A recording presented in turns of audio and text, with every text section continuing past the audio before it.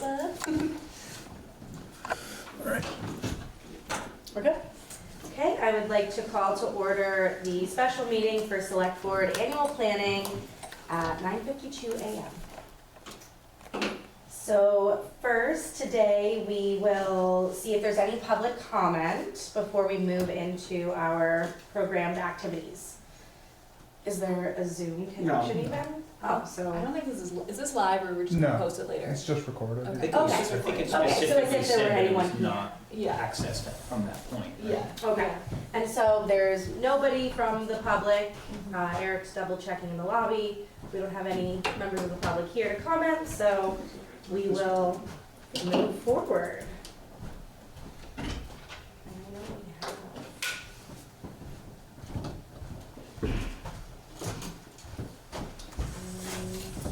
Agenda, so Eric, do you want me to just kind of pass it over to one of you two? How would you like?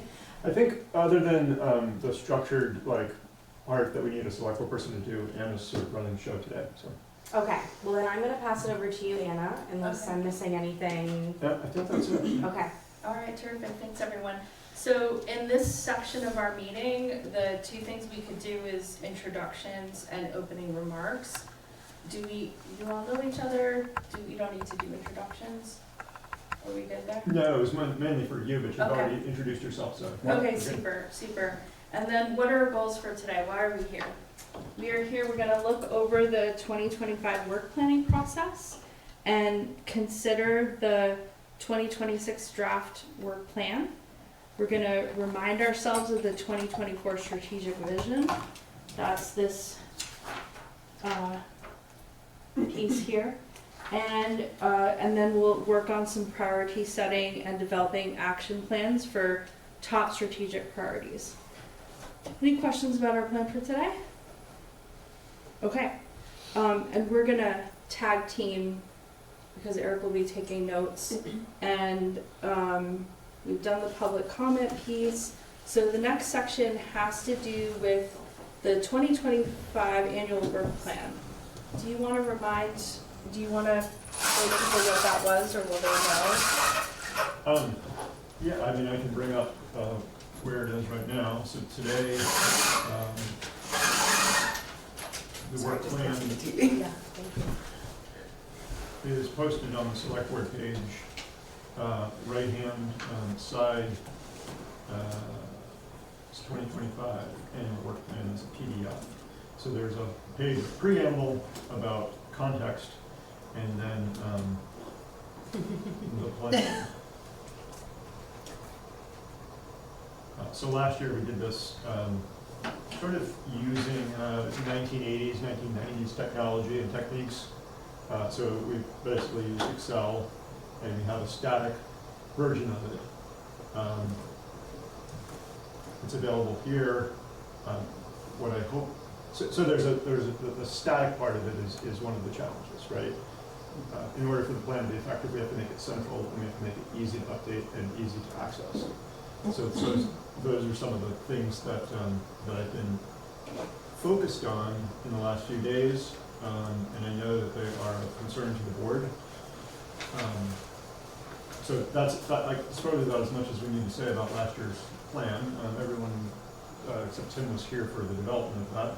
I think this is also an opportunity for the board members to, so one of the ideas was embedding links to documents in the plan, or supplementary information, and also just sort of keeping it up to date. Those are the two items that I noted as in areas of process improvement that we could do. If there are other suggestions, that's part of what we want to talk about now. If you want to think about it in the concept of start, stop, keep, you know, what went well that we want to carry forward, what do we want to stop? Tim? I just want to make a couple of comments. One was that, in coming onto the board, the strategic vision document, I think is fine, but I honestly, it's kind of like when you work for a corporation and they have sort of these vision and mission statements, and they're not necessarily even connecting with practices or what, I don't know, so to me, that document is fine, but number one, I feel like it's crazy broad.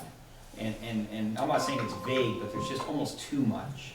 So I do see a value at some point, I'm not suggesting that for today, that we really visit that closer and try and distill it down. I don't know if you remember the George Carlin where he took the 10 Commandments and worked them down to one, but something of that nature where you take the essence of what you really think this town should be doing and working on, and kind of, there's a lot there, and all of it is fine, but I just feel like it doesn't help guide, you know, the work, if you will. So that's one kind of critique and thought.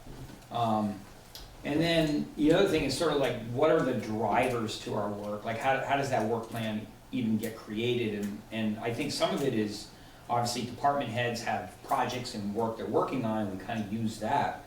But I think we need to maybe get better at, I'm not saying for us to create the work, but maybe be get more up to speed on what our vision for the community, and then kind of trying to get ahead of that. So it's like, not just pipes and sidewalks, but it's like other things that are gonna take this community and kind of move it. And that's hard to get to, right? But I think it is our work to really form that vision. I mean, I feel like I've seen that at the school as well. At the school, if you don't have vision leadership for what it really should be, then you're just doing day-to-day administrative nuts and bolts kind of stuff all the time. So that's all. Yeah, prior to last year that we had the strategic vision, and then at the opposite end of the spectrum, an agenda. And the town manager has, has a vision and a view of all the projects that are coming and so forth, and as the agenda setting team. But one of the challenges I think for new board members was just visibility and just seeing how do we make that connection. So the annual work plan, at least in part, is attempting to connect from, is attempting to create that middle ground. I think of it in terms of manufacturing, in terms of like, you've got sales and marketing people and product development on one end, and then on the other end, you've got the shop floor that's doing the day-to-day work orders, and then somewhere in the middle, there's a system that's making, orders turn into widgets. And that's sort of the aim with what we've been doing with annual work plan, is sort of fill that middle ground. That's kind of why I sometimes use that phrase, assembly line. There's an assembly line in which staff puts their product, it's not quite finished until the select board acts on it, but they put the prototypes or what have you on the assembly line for select board review and approval. So it's in that same ballpark that I think of it. But yeah, I see what you're saying about having the people who are going to be approving it know maybe a broader idea of what's going to be put on the assembly line coming up. Yeah. Yeah, one piece for, I guess, like improvement, or that I'd like to add to the process, is some of us, I guess, internally using it more regularly. Like at one point, I think we talked about maybe this would eventually develop into like a quarterly review of like looking back, because I feel like last year was such a great process to create it, and it was, provided some clarity on what I could expect to be upcoming. But if you don't think to go back and check it on your own, it's, hard. I feel like it kind of becomes out of sight, out of mind. And I like the idea of, as a board, or maybe as part of John's distribution of information, that like quarterly or something, someone is kind of checking in, reminding like, here's where we're at in annual work planning, or compare this to where we landed with our work planning document.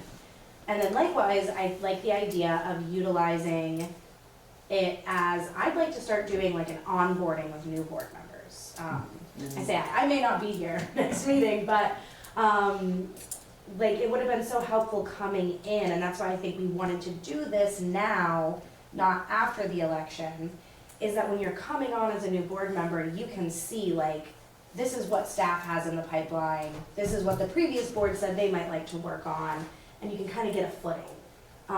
So yeah, I think just, continuing to reference people to this document and reference ourselves to the document throughout the year. Your comment about making it sort of central to the process and a regular use, regular updates and so on is I'm very receptive to that idea, of course. So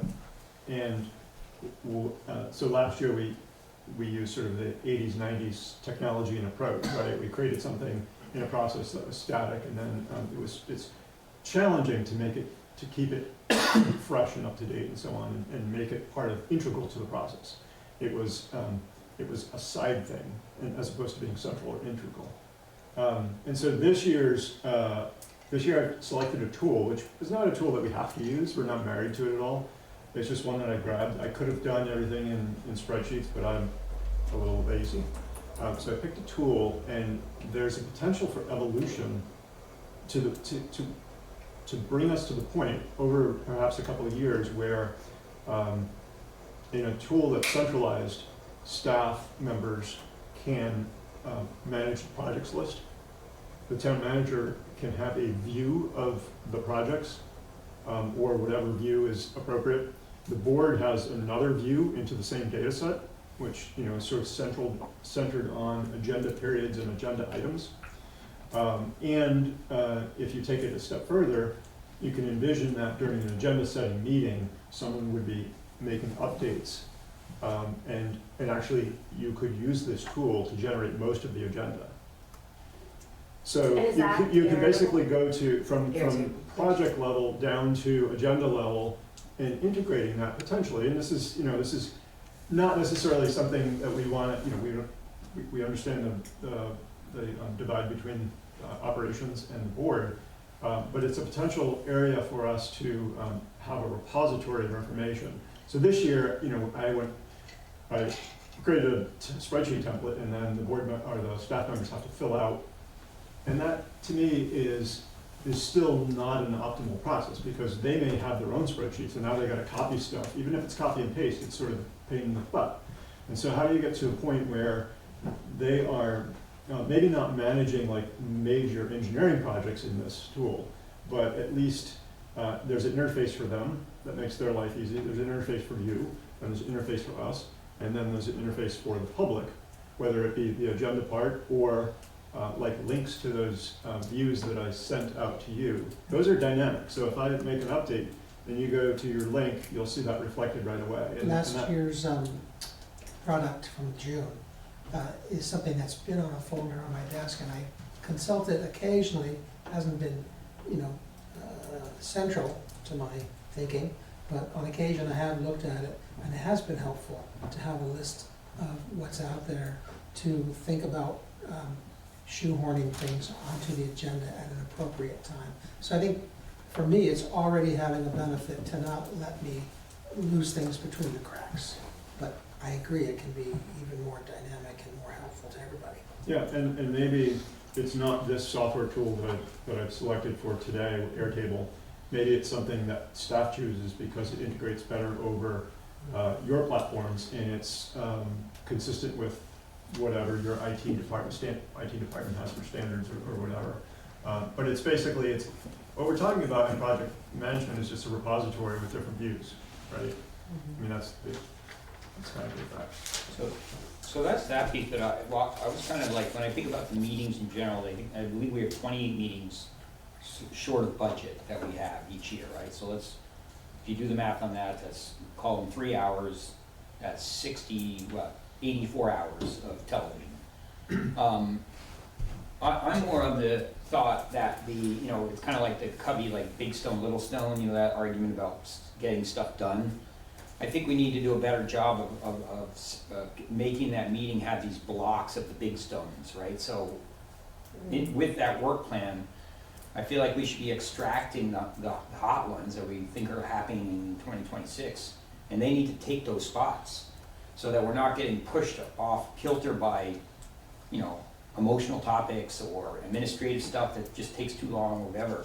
And somehow we block out the year better where we're really getting on those topics. People know when they're happening, and we can dive deeper. Now, I like your document management stuff. That's a great idea, but it's more like, what are we doing in our meetings and our meeting work that is leading to capturing this stuff and making it happen kind of thing. And I know we don't always know that, right? Because will Fairview Terrace happen this year? I don't know.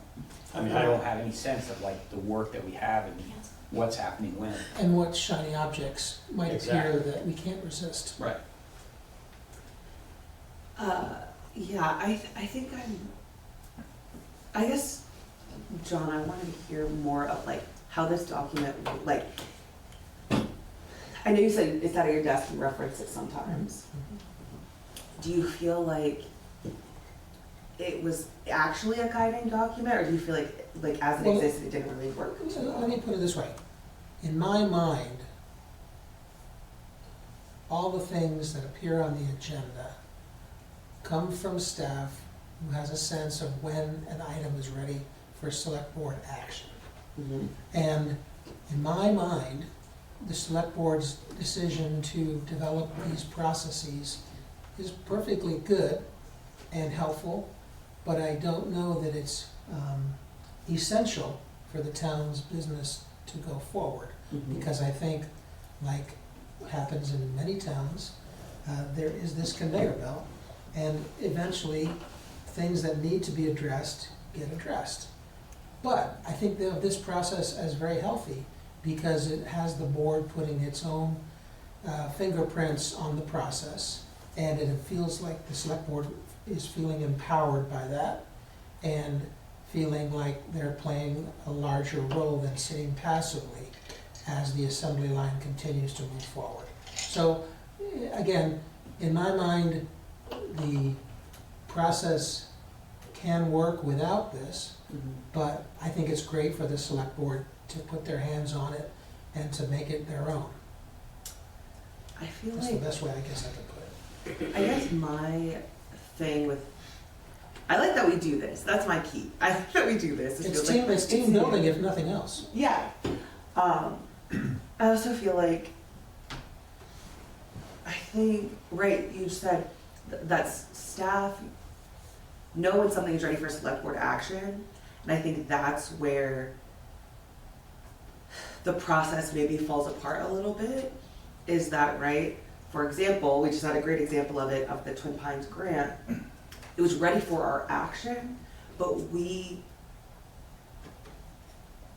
had more thoughts and There's more processing to happen. yes, there was more processing that needed to happen. Which And was so- not needed last year, Yes. because it wasn't hot. It Mhm. became hot, Mhm. which then involved the select board Yes. Well, I mean, deciding that there was more discussion to be had. more I think process. there was more outreach that happened to get community input and involvement, which is a good thing. No, I'm not saying it's a bad Last thing. year, no one I'm just knew saying, what last year it was a happened. pretty much straightforward thing. Oh, there's free money, let's get it, we want housing. Well, because, like many items on the agenda, the community isn't necessarily paying attention, so it can come and go, and no one notices, which I think is what happened last year. Right. This year, the word got out. I think you're touching on something really important though for me, and that is like, let's just say we trust and rely on that the process is good before it gets to our table. And candidly, I don't think that's always the case. I think that it's our obligation to make sure that the community's been heard around a particular issue when that's pertinent. And I think that there are occasions in the past at Hartford where that's not the case. Decisions were made what, some people describe as in a vacuum. So I feel like we as a select board almost need like a little checklist that says, hey, and I'm not picking on Lori per se, but I'm saying, hey, Lori Hirschfield, have you done X, Y, and Z? That's happened and that is now in front of us. Because I think that if we're not demanding that community engagement and outreach, then there are occasions where it doesn't happen, and then it kind of blows up. So I think we need to be better about almost demanding some type of community engagement outreach process, not to bog it down, but at least get that pulse before we necessarily act on something major in this town. I think I like this, right? I believe in community engagement, that's my big thing. But I would say I would hesitate to put that on staff. I think if we're gonna do more community engagement around an issue, then the select board needs to take that on in some way. You are the vision folks. We are simply the implementation. I think they should be doing the work though, I do. I think it should be pushed back when there's projects that are happening, that's a component that they're doing. I don't want to take that on as a select board person, I don't. Let's see if what we had in front of us would serve that need. Just take like a couple of seconds to. So this is just one view of, I sent you a view of agenda items grouped by meeting period. And this year I did meeting periods by month, essentially. But then I also created a meeting period called budget, and another one called unassigned, because I didn't know where those went. And so the question is, how did I come up with dropping things in given meeting periods? And the answer is, we solicited the basic information from staff in terms of like what your project timeline is, and how many agenda items, blocks of agenda time do you think you need, and when. And so reading some of that text narrative, which I may have gotten wrong, but this is quite dynamic and we can update it. But reading that, I figured, okay, for this given project, we're gonna have X number of meetings. And some staff on some projects were very explicit, like we need 2 meetings, and in one case, we even had dates for them. Those are listed as scheduled, but sometimes it was more high level, like we think this is gonna happen during the summer, and then there's another block of time we need in the fall. So that gives us visibility, so you can scroll over in this list and say, okay, ambulance replacement, probably not a huge controversial topic. Level 3 charger update, not too much going on there, but let's say, just hypothetically, bike and pedestrian and bike master plan review. Now, if you get the sense that that's going to, like, boy, we need some community involvement, or there's a particular hotspot in town, or whatever the fact is, now at least we know, based on information we've received from planning development, that's kind of where that's going to land. Maybe it'll shift a month ahead, maybe a month back. It's going to depend, but at least we know that's coming. And if it raises flags for us as a board member, then we need to, I think, be proactive in terms of saying, okay, this is an area where either the board needs to take on some exercise, or the board needs to ask the town manager to organize something, or whatever the case is. I think it's going to be scenario specific, but that's the intent. And so, so the question that I have is, what you see in front of you, does that help solve the problem? And if not, where's the gap?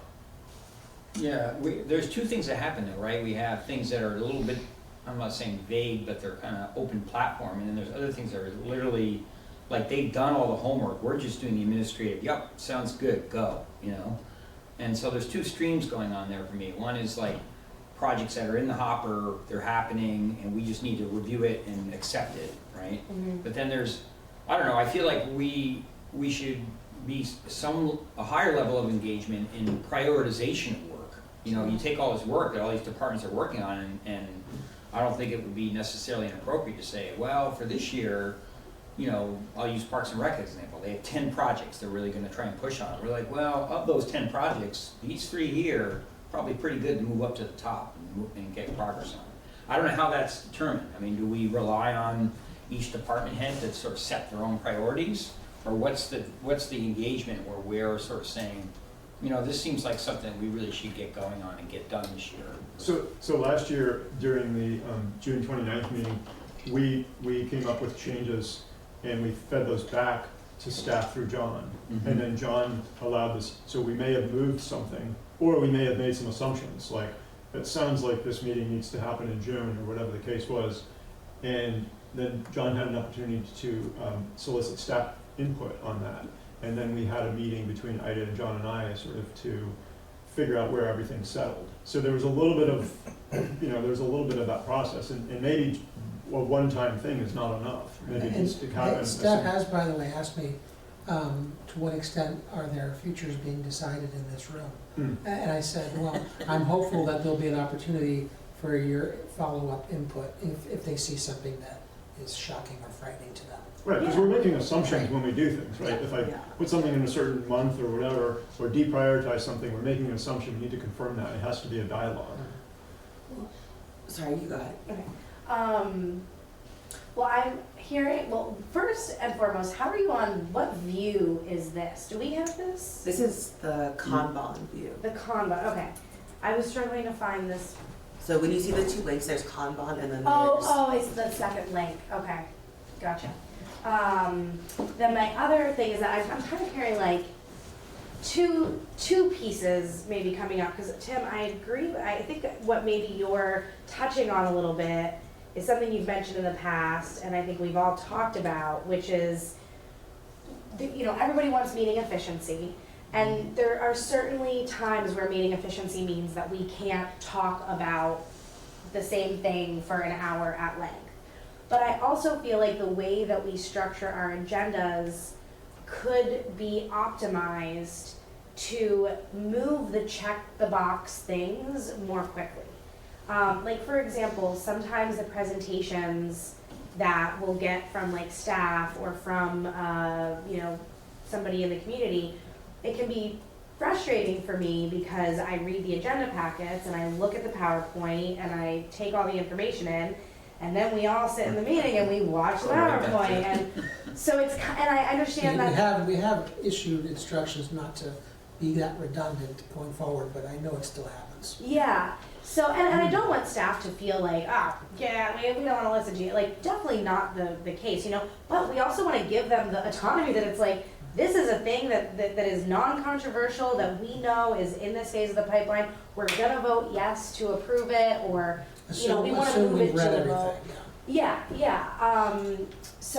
are there ways, and I like the way that you said, like, about extracting, like, creating blocks in the agenda, which we kind of have a little bit, and then using this to inform, like, the larger blocks, and then how do we make the things that are smaller, medium-sized blocks take up a proportionate amount of time so that we can talk about the hard things? Yeah. I mean, I think a lot of it comes down to facilitation, and I think a chair could say like, okay, so, just prep the whole room for the amount of time that's being set. It's like, okay, the next agenda item is X. We've allocated 15 minutes for this. Like, look, Lori, Scott, whoever, like, please present for 10 minutes. I'm gonna keep an eye on the time. At 5 minutes, I'm gonna give you a wave. So that should be time to like get to wrapping up, and then we'll have 5 to 7 minutes for discussion, and then hopefully, just sort of like really say it really clearly, like in the meeting, how much time we've allocated for it, and then like look at the clock as it's happening, be like, okay, we're halfway through, But is it too radical to make that 5 minutes? If we know, like, if it's like buying a part for the water I know, it seems- treatment facility that. I think some of the presentations, I think we've said in the past, like staff, I don't know exactly what your instructions are to staff. Assume we've read it. Assume we've read And move right it, to it, move right But we along. could get more specific. We could say 5-minute presentation, please, and we're gonna time it, And, I don't want Maria to speak. Yeah. No, I think I like the idea of, this, mentally preparing everyone for what we're going into, but also I hate to cut off, good discussion, so, I would like us to be, flexible in that, right? Because, the discussion we just had, becomes fruitful, and then 20 minutes is no longer enough to fully give it the attention that it needs. But I also do think that maybe, we're talking about buying some salt. Come on, we read the agenda packet. We need salt. 5 minutes. I mean, I think it's good for the public to hear what the staff have to say, but a 5-minute quick little, or even a quick run through of the presentation, and then we dive deeper if there's questions, and we go back to that slide or whatever. But I also feel like with this, I like this I setup. love this format, but Yeah, me I too. think it's excellent. I think it's a great tool. It's just a matter of if this was on Post-it notes and this was on a whole wall, These maybe are we'd be Post-it notes, manipulating they are. them. Oh, look. This is why I like this view. So the grouping view that I gave you, sorry to interrupt, the grouping view I gave you gives you a summary of agenda time blocks, and I haven't figured out how to get those onto this view, but the reason I initially was attracted to this is that, in an agenda setting meeting, one could just basically move that over. Right, we haven't done it yet, or it's done. And just, right, and then, like I said, it's a dynamic link, and so the board now sees the essence of what decisions might have just filtered down or whatever, and it could be coming from staff, it could be whatever the case may be, but this is quite dynamic, and that's, I think, is gonna move us out of this 80s and 90s and into maybe the aughts. Yeah. Well, and I just want to, so Don't pick I on also me right think now. with this format, and we're making assumptions. I want staff to feel like, all right, this is what we want to hear about, but I feel like if they can interact with this of oh, actually, we're not talking about that till late, have the autonomy to, and I want to hear what the rest of the board thinks about that, but I feel like staff should have the autonomy to feel like they can move these things around and we're not deciding what they're going to be talking about. These are just things that we know are in the pipeline. And so we've kind of fit them in where we could, and that. And sometimes they've said for themselves when Yes. they, yeah. Yeah. And then also though, like, I feel like this would be helpful, right? If Lori knows that, or, let me stop talking about what just happened. If staff know that, like, right, there's a due date for something, they can put that here, and then we know it's coming up, and then if there's a draft, maybe they could, you know, upload it then and we can review it 2 months ahead of time. I mean, like, there's no deadline on that, but right, once they know it's upcoming, then we at least have it in our heads, we at least have maybe some background information on it, because right, the one that, with that grant application, we had the one from last year, so it could have been like, you know, if you want to reference what this is about, this is the one that we submitted last year, this will be coming up, we don't have it, we haven't completed it yet though. So at least we kind of have like that, no, like, right, like, it's just a little bit Well, we would have built a of difference, preparation in our minds, just like if we want to set up the meeting of, hey, we're gonna be talking about this for 5 minutes, moving on for discussion, we should, in our heads, have that, okay, I know 2 months from now, we're gonna be having this big topic issue, I wanna do my research, I wanna be out in the community talking with people about it, because staff have kind of given us that, like, yeah, just that insight that, like, this is coming up very soon, or soonish. So we can, in this particular platform, we can attach notes or other things at a project level, at an agenda item level, at a meeting level. And we can also automate through triggers. So we could have this system send out an email to the entire board if something of a certain nature. This is still 1990s technology. Don't get too excited. But if we had we set some criteria that said if you do something to, you know, if you change the most recent or most upcoming meeting period, then distribute a notification to the board, and they can go click on the link and know that, you know, something had not changed, or whatever the case may be. And we can also have built in at the project level dependencies and prerequisites. And I didn't flesh all that out, but there's opportunity for tasks, dependencies, prerequisites, and decisions. So we can put decision points in there that sort of are highlighted and help direct the workflow. Again, I see this as sort of incremental. I mean, I started work on this in the middle of the week, and information was flowing in up until Friday at 1 o'clock, and so, or even later. So this is an evolutionary process. A meeting or two ago, and I know Mike would often ask this, like, well, what decision do we need to make tonight, kind of thing, you know, like, we get these topics, and I just think we need to do a better sort of shakedown of, you know, and I don't know whether this has ever happened in a public meeting, but my idea is, like, if you had 5 what I call click-throughs, and I'm not trying to assume that the board, you know, says, oh, that's a click-through and we don't want to hear from anybody, but it just seems like there are certain things that, when you look at the agenda, you're like, oh, well, Scott Cooney wants a shed. Like, how much time are we going to spend on that? Versus, like, go, Scott, buy your shed, you know?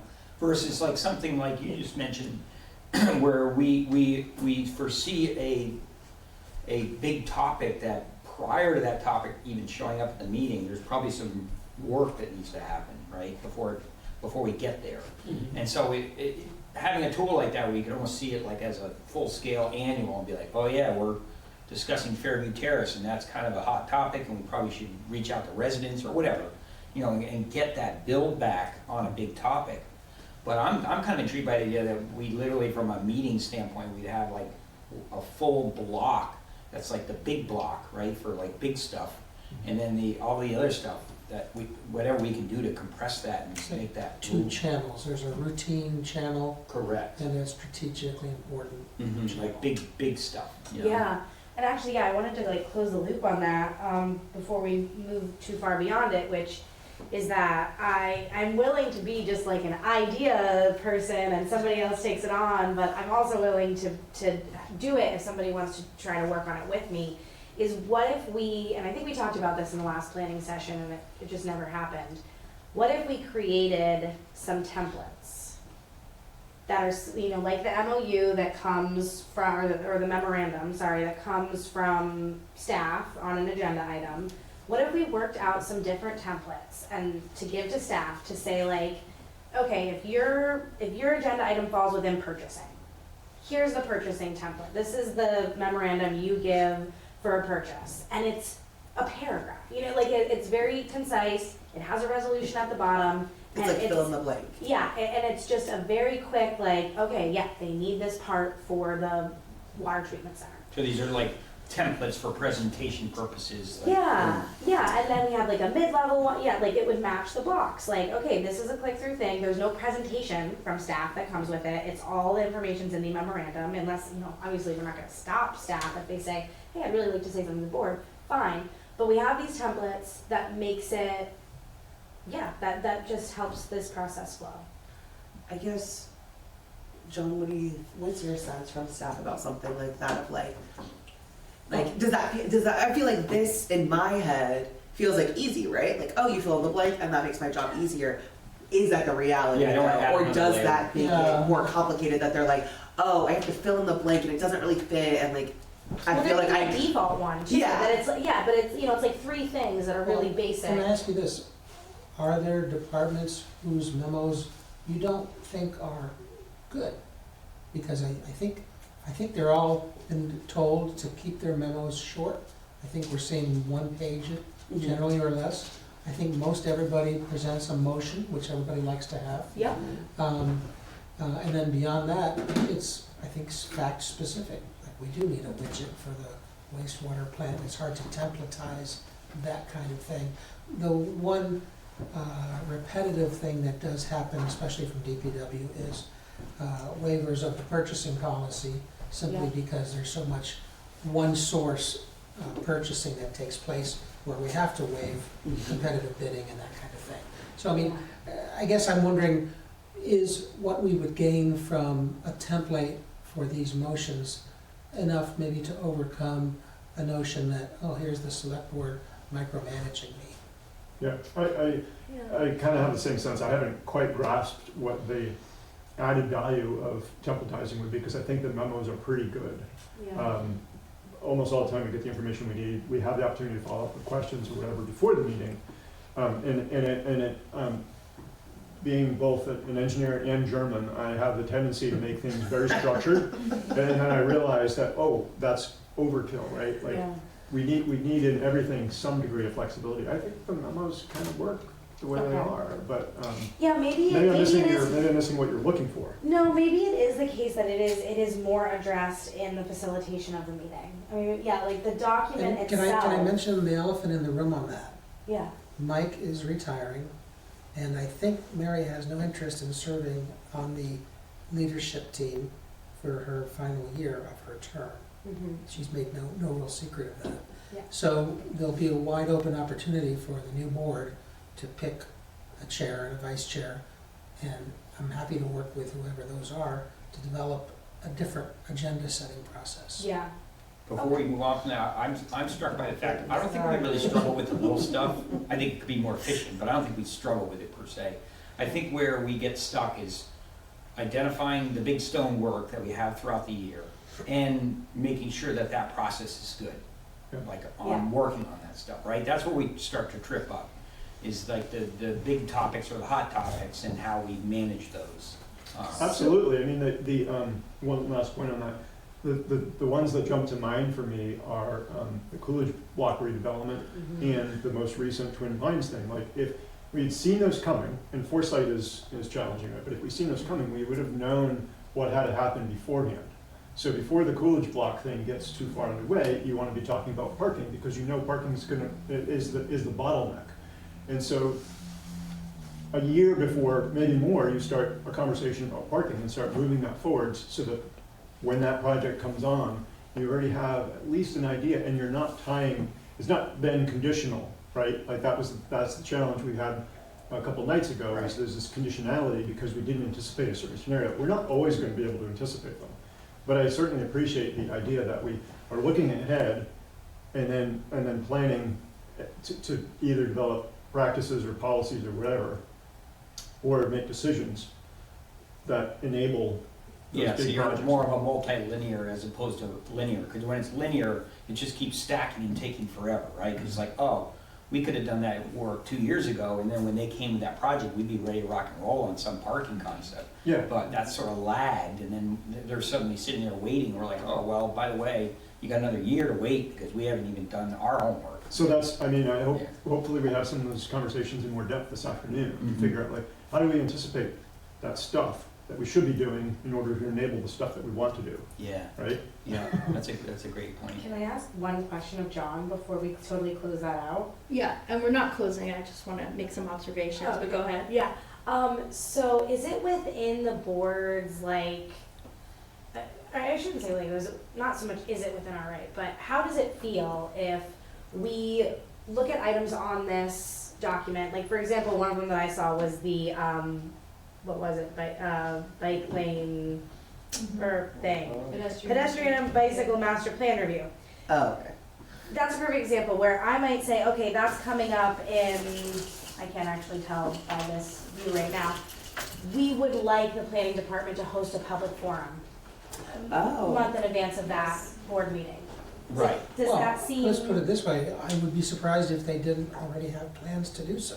Because that's the kind of thing where typically they do reach out to the community. Yeah. think It's like a checkbox. I think the problem with that is, and it's no reflection of them whatsoever, is that the attendance and the participation rates on many of those things is pathetically Yeah. I agree. So I don't know What are whether, you gonna do about it? Well, we have if- JD. I feel like if we as a select board, like it This was is a our little more idea. dynamic engagement, where like, we're having it in a gym, maybe there's another I don't know, like there's other ways to draw people into conversations. If it's on a Monday night at 8 and people are, I don't know, like they're, part of it's. Maybe if we have it at the filling station with some orders again, we got a good turnout for that, so I don't know. Taxes are going up 30% because of this. That'll bring people out. Yeah. Taxes are doubling this year, come and talk about Just it. always the threat of money will always draw JK. people in. Gotcha! We started this section thinking about the 2025 work planning process, and it sounds like a lot of the discussion has been primarily on process, not so much content of the thing. So of the process, people were talking about what are the big rocks, what are the priorities, what's the essence of things that we want to be focusing on. There's a community engagement component, which, by the way, there's so many approaches to that, right? And it's not one size fits all, right? And naming it. And then this template idea. Now, if there's already a memo, maybe it's a shift on the template, as in, what's the big picture? Like, what size rock is this? What's the status? Is it ready for check off, take off, or does it need more discussion? How much community engagement occurred? So not so much telling somebody how to do it, but more, was there any? To what extent? Who needs it? And then do we need to discuss further? Is any pre-work need to happen? So maybe And it's that's for those big strategic issues, not for buying a widget. exactly, yeah. And so Or salt. and Right. the image that actually comes to my mind is, at the grocery store where there's the 10 items or less line, right, versus the big cart, Yeah. right? So maybe there's some kind We do of, that to some degree with the consent agenda. We have certain items that are not even worthy of much discussion at all. We got to approve the minutes, we got to approve payroll, for example, and that's done in a group motion in less than 5 minutes every meeting. So maybe there's a way to, if you wanted to have 2 tiers on that agenda for other items, big topics, small topics. I've tried to identify big versus small with the amount of time I allot. And sometimes it's aspirational. I certainly was hoping for a half an hour discussion of Twin Pines after the public hearing was over, but that was unrealistic. Oh, it's your fault we were there till 11. I don't know. with I those could have time, put 2 hours on it and they still wouldn't have seen it. with those time things, I'll tell you a secret. As a facilitator who runs literally thousands of meetings, one trick could be that you have the time check and you have a timekeeper, so it doesn't actually matter who's chairing the meeting, but somebody who's watching time and just raises their hand and says, oh, we're at time. Do we want to keep going? We do have want that. to make space for this because this is a much bigger conversation than we anticipated? Or do we want to scooch it to a little bit later so we can get through some of When I these? first started, I quick part. didn't want times on the agenda because I think it's making unrealistic promises to people. Oh, I'm And- saying and these something things- else. These things take what they take. Sure. But I could have put 2.5, 3 hours on this discussion of Twin Pines, and what if only 45 minutes of people had wanted to speak? Then that's unrealistically overestimating. the I'm amount of time. 100% with you on that. Absolutely, I agree. In fact, sometimes I don't put times on my agenda. I have internal times. My goal is what time are we getting out of here? And then things go fast and slow. Mhm. And so I don't necessarily, now you might have to have, my point is more a time check Mhm. of like, oh, because for some things they can just go on and on and on. And we all, some people need time checks, some people don't, right? If you think about like if you're in a mental health appointment and magically they know how to end those right on time, right? Some of us would have them go all day long, right? So Right, it's we're gonna have that- to stop for today. No, I wanna keep going. Exactly, right? So how to like close the arc.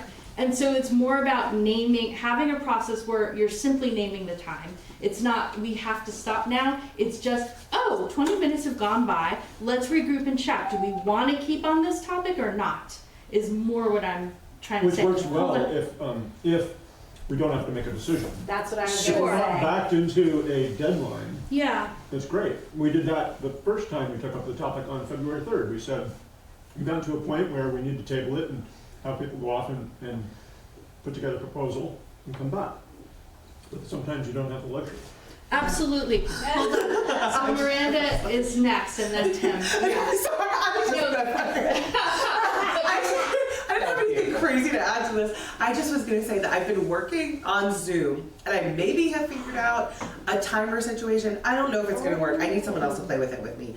But I'm hoping that we can show a timer on the screen and then we can see how much overtime we've gone. So it So, like, counts down. Yeah, it counts down and then it counts up. And so even if we've just, and we can always reset it. If we say, actually, we're gonna take 10 more minutes on this, we reset the timer. And when the 10 minutes are up, it's just like a visual Yes. Sure. cue for us to say like, oh God, we've been, I mean, with So the that's- high thing, we would have wanted this You time to know, go That's, up and that's up and good, as is an assertive chair. Well, Yeah.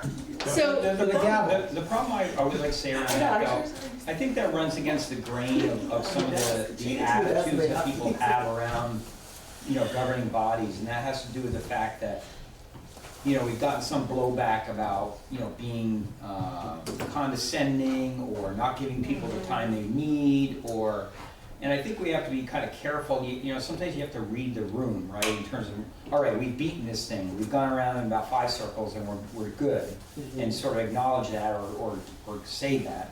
But there's other times for me where we have clipped people off inappropriately, and I'm very uncomfortable with that because I feel like we got to find a balance between sort of like giving people the time and honoring that time, because we're not. I always said with the Twin Pines thing, what would have really dramatically changed what happened is if we had a outreach community engagement discussion prior, right? Because then we would have gotten in there and it would have been an administrative click-through as opposed to like a blow-up. Well, but we had to have a public We hearing. had the public hearing. That was a mandatory requirement. Okay, of that's that. what it's Yeah. considered effectively. So we're gonna pause that. So clearly, everyone cares about community voice, community engagement, right? That's a big priority. So sorting out how that's actually gonna look in the meeting specifically and all the prep behind it. And then there's other things at a conference, right? When I'm on a panel, these are you see I got color coding here, 5-minute warning, 1-minute warning, 30 seconds, stop. You notice how this one's orange? I usually don't have to go past that, but sometimes we need to end and that's in red, right? Now, it depends very much on the person, right? It depends very much on what they're used to. When I'm running a meeting, the extroverts, I know I can interrupt them because they're gonna keep going no matter what happens. An And they're used to introvert, being interrupted. exactly, right, exactly. But an introvert, somebody who you realize, they don't come here much. They haven't said, maybe give them a little bit more leeway because you're working, everyone is so different, each individual is so different. And some people have a hard time speaking up, right? It's a big deal for them. For other people, it's nothing. And so this is also where you want to be responsive, you want to have flex, and flexibility is also what I'm hearing that you want to be talking about. So it sounds like this approach that you've designed people are on board with it, they really like it. Any concerns, issues, or no-goes with this? Well, my only concern is implementation of this. Is there gonna be an owner of this? I hope it's not me, because I'm technophobic, but is it gonna be a select board document? And is maybe the select board agenda setting team gonna be working off of that? Because that would be good for me to know. I can make a proposal, and most everything I say is in the form of a proposal. I don't like to make decrees. So, yes, that was my thought, was one of the members of the agenda setting, one of the board members of the agenda setting team would take sort of ownership of this. Mhm. And it's relatively easy. I can show anyone Yeah. in 15 minutes some of the basics of how to manage this. And again, if we want to move to a spreadsheet or something more familiar, that's fine too. This thing is great. And that will be sort of like, that would be a short-term response to your question. Longer term, this is a multi-user system. So again, there can be input from department heads, from town manager, and board members, and output to everyone, including the public, right? So there's multiple, you can set up different permission levels that says, department heads can edit the projects table, or a section of the projects table, or whatever, things like that. So, but that's, to me, that's a little bit farther down as we move out of the 90s and into the aughts or beyond the aughts, in terms of like, how do we collaborate in a tool like this, or a tool of the, if we want to continue on this path, a tool of the department's, IT department's choosing. Did I answer your question? You did, thank you. Okay. Could we also, I think the only other thing that I would want to see added onto this is like a 15-minute time slot every quarter, like Ashley mentioned, of Yeah. like checking in with this. That would be the one thing I would add to the Kanban, if it's not there.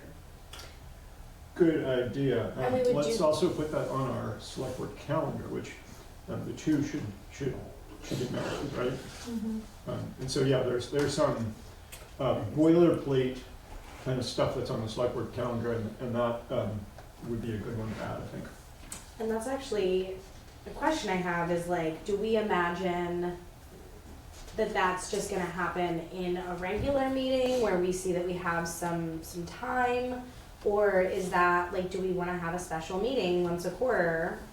I don't know. Not trying to upset anybody, to just do kind of like a check-in and an update and create a priority list of like, okay, looking at the next quarter out, what items do we need to like cue in staff?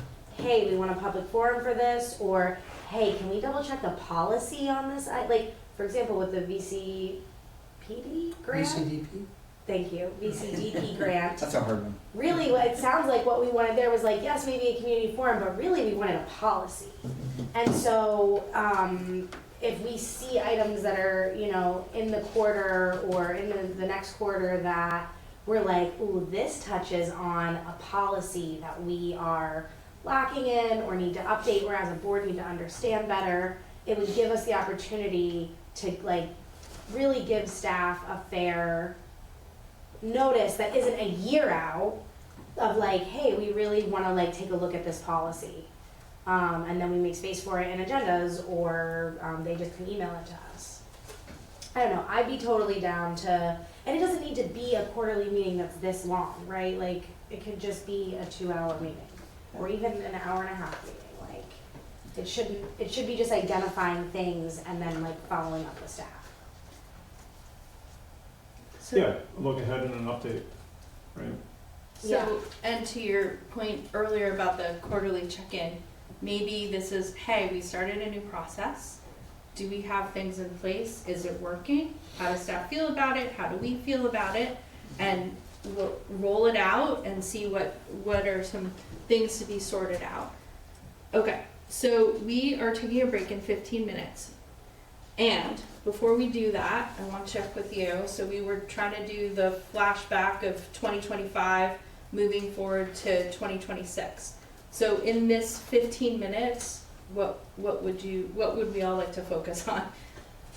Great question. So there's a lot in the documents that I shared with you. The bulk of it comes from staff, and the bulk of it is it's either they're very explicit about where things should be slotted in the meeting periods, or I took a really good guess and we can get feedback on that. So I don't feel like we need to go through every single one of those.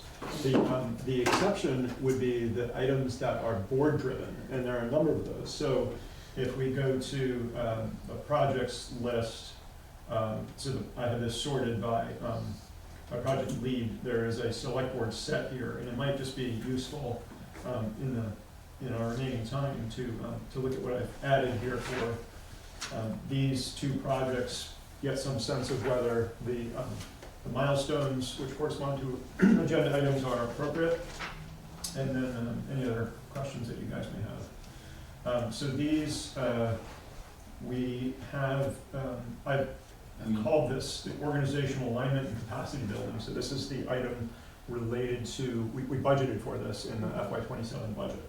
And I think there's work in progress already. Do you want an update on that, or is that not appropriate for this? What I want to do, I guess, is at least at the macro level, is just is define, or is make sure the definition that I have for milestones is appropriate, and then talk a little bit about the timing of those milestones, and leave it at maybe leave it at that. Can So you remind me which of the 3 documents we're looking at, Eric? I'm sorry. I'm under projects. It sits on both of them. It's item 66 and 67 Yeah, okay, I got in it. the Okay, big, yeah. in the big one. All the way at the bottom. Eric's is a little different from ours, because he's got like the editor access. Yeah, I mean, that makes, you're saying Eric just does this description sound correct? Right, so related to this, I created these agenda items. So this is a project view of the agenda items. So there's one to many or many to many relationships between these things. So this is one project with multiple, and the milestones I have are RFP review, select proposal and award contract, some sort of progress check-in, and then receive deliverables, which would be the final report. So I've identified 4 potential milestones with some best guesses as to how much board time that would take. And I have those. So can I ask you a question on a calendar standpoint? Because obviously a lot of these, we have these sort of like, for example, heading into a budget cycle. So are we spacing that out in a way where it's going to be completed by a budget cycle? I mean, I'm going to call that November 1 for the sake of an argument. Right? Yes, that's the goal, is to space them out so that we have the decision, we have the deliverable pre-budget, so that we're lined up to make decisions, right? I am trying to give you a better view of where all of these stand. I think maybe to do that is in the other view, agenda items. Let's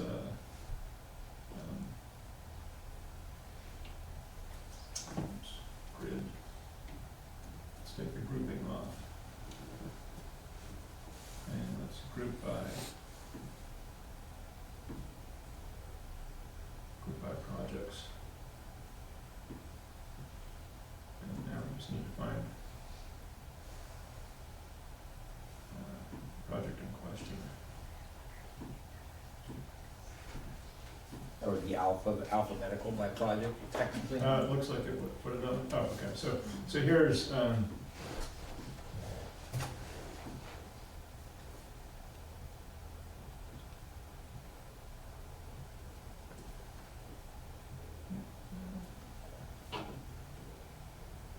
And your long-term vision is that we would be stuffing supporting documents within this, right? Kind of cool, because you could start, you would be populated with, for example, the RFP or whatever.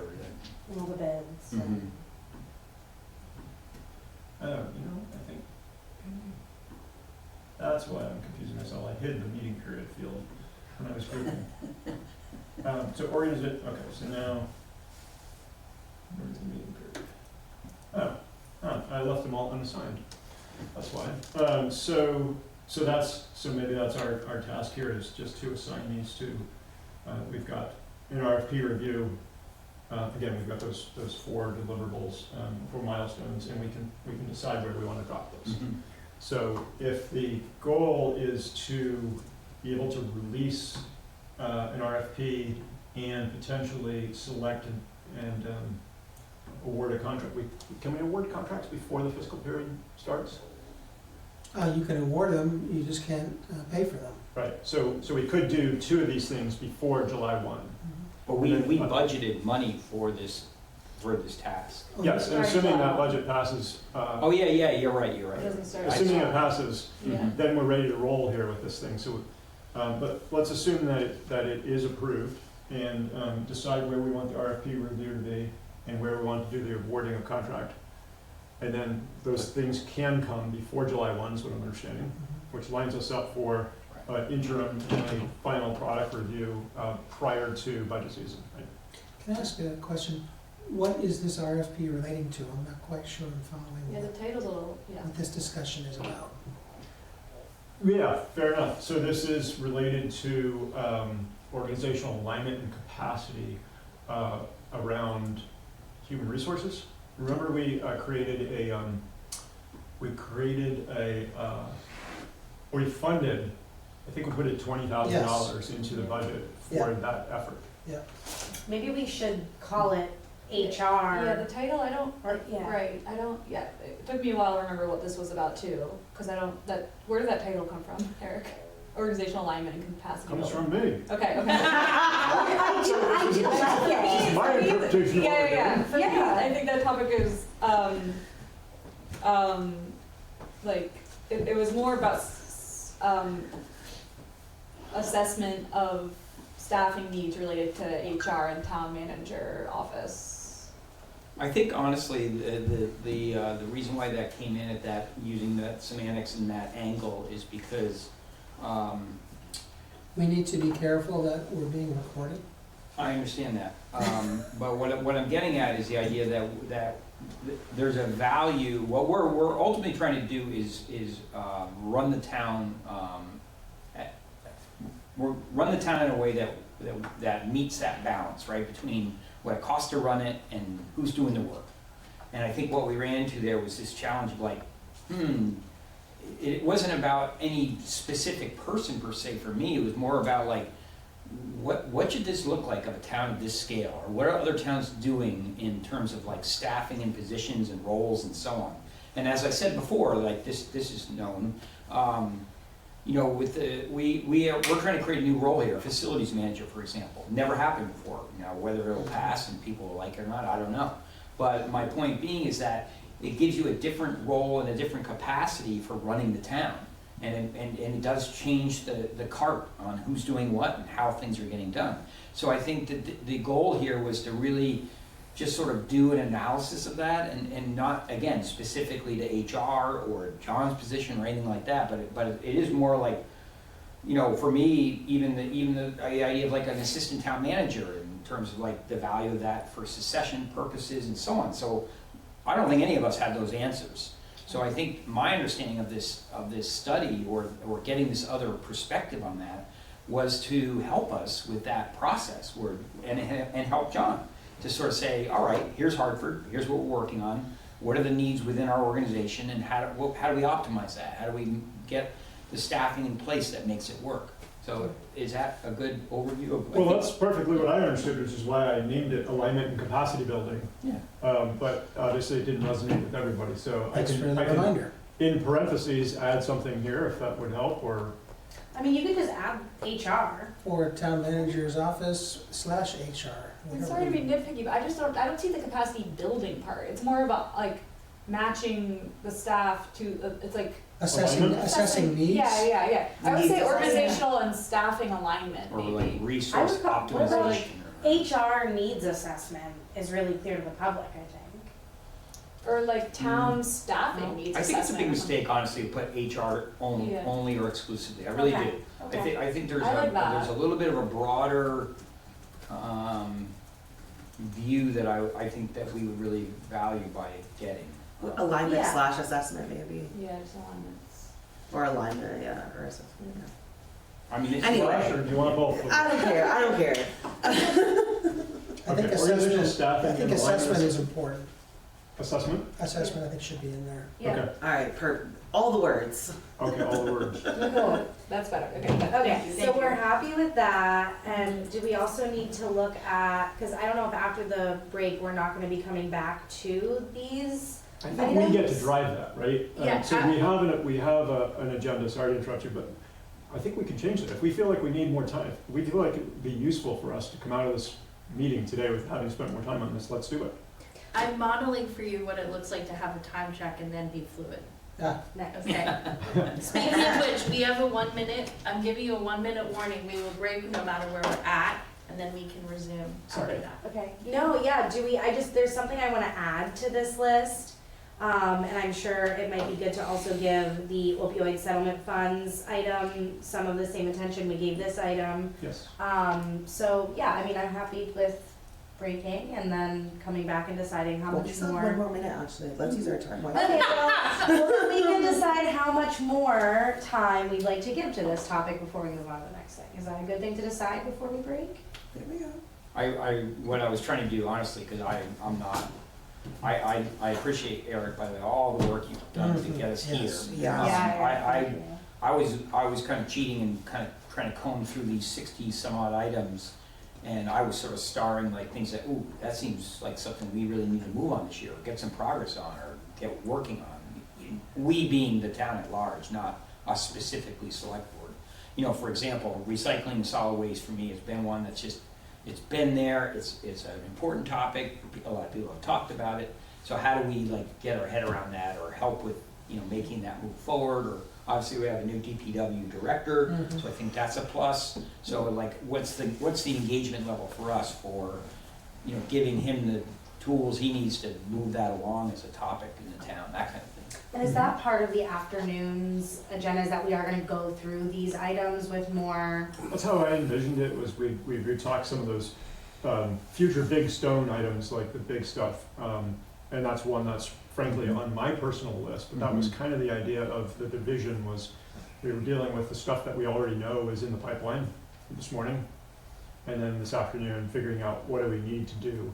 If we identify solid waste as a priority, what are the things that the board needs to do or ask staff to do to sort of set up for success, whether it's for FY28 or or next year, or so on and so forth. Like, that's how I envision the afternoon being, but you know, I'm ready to roll with it.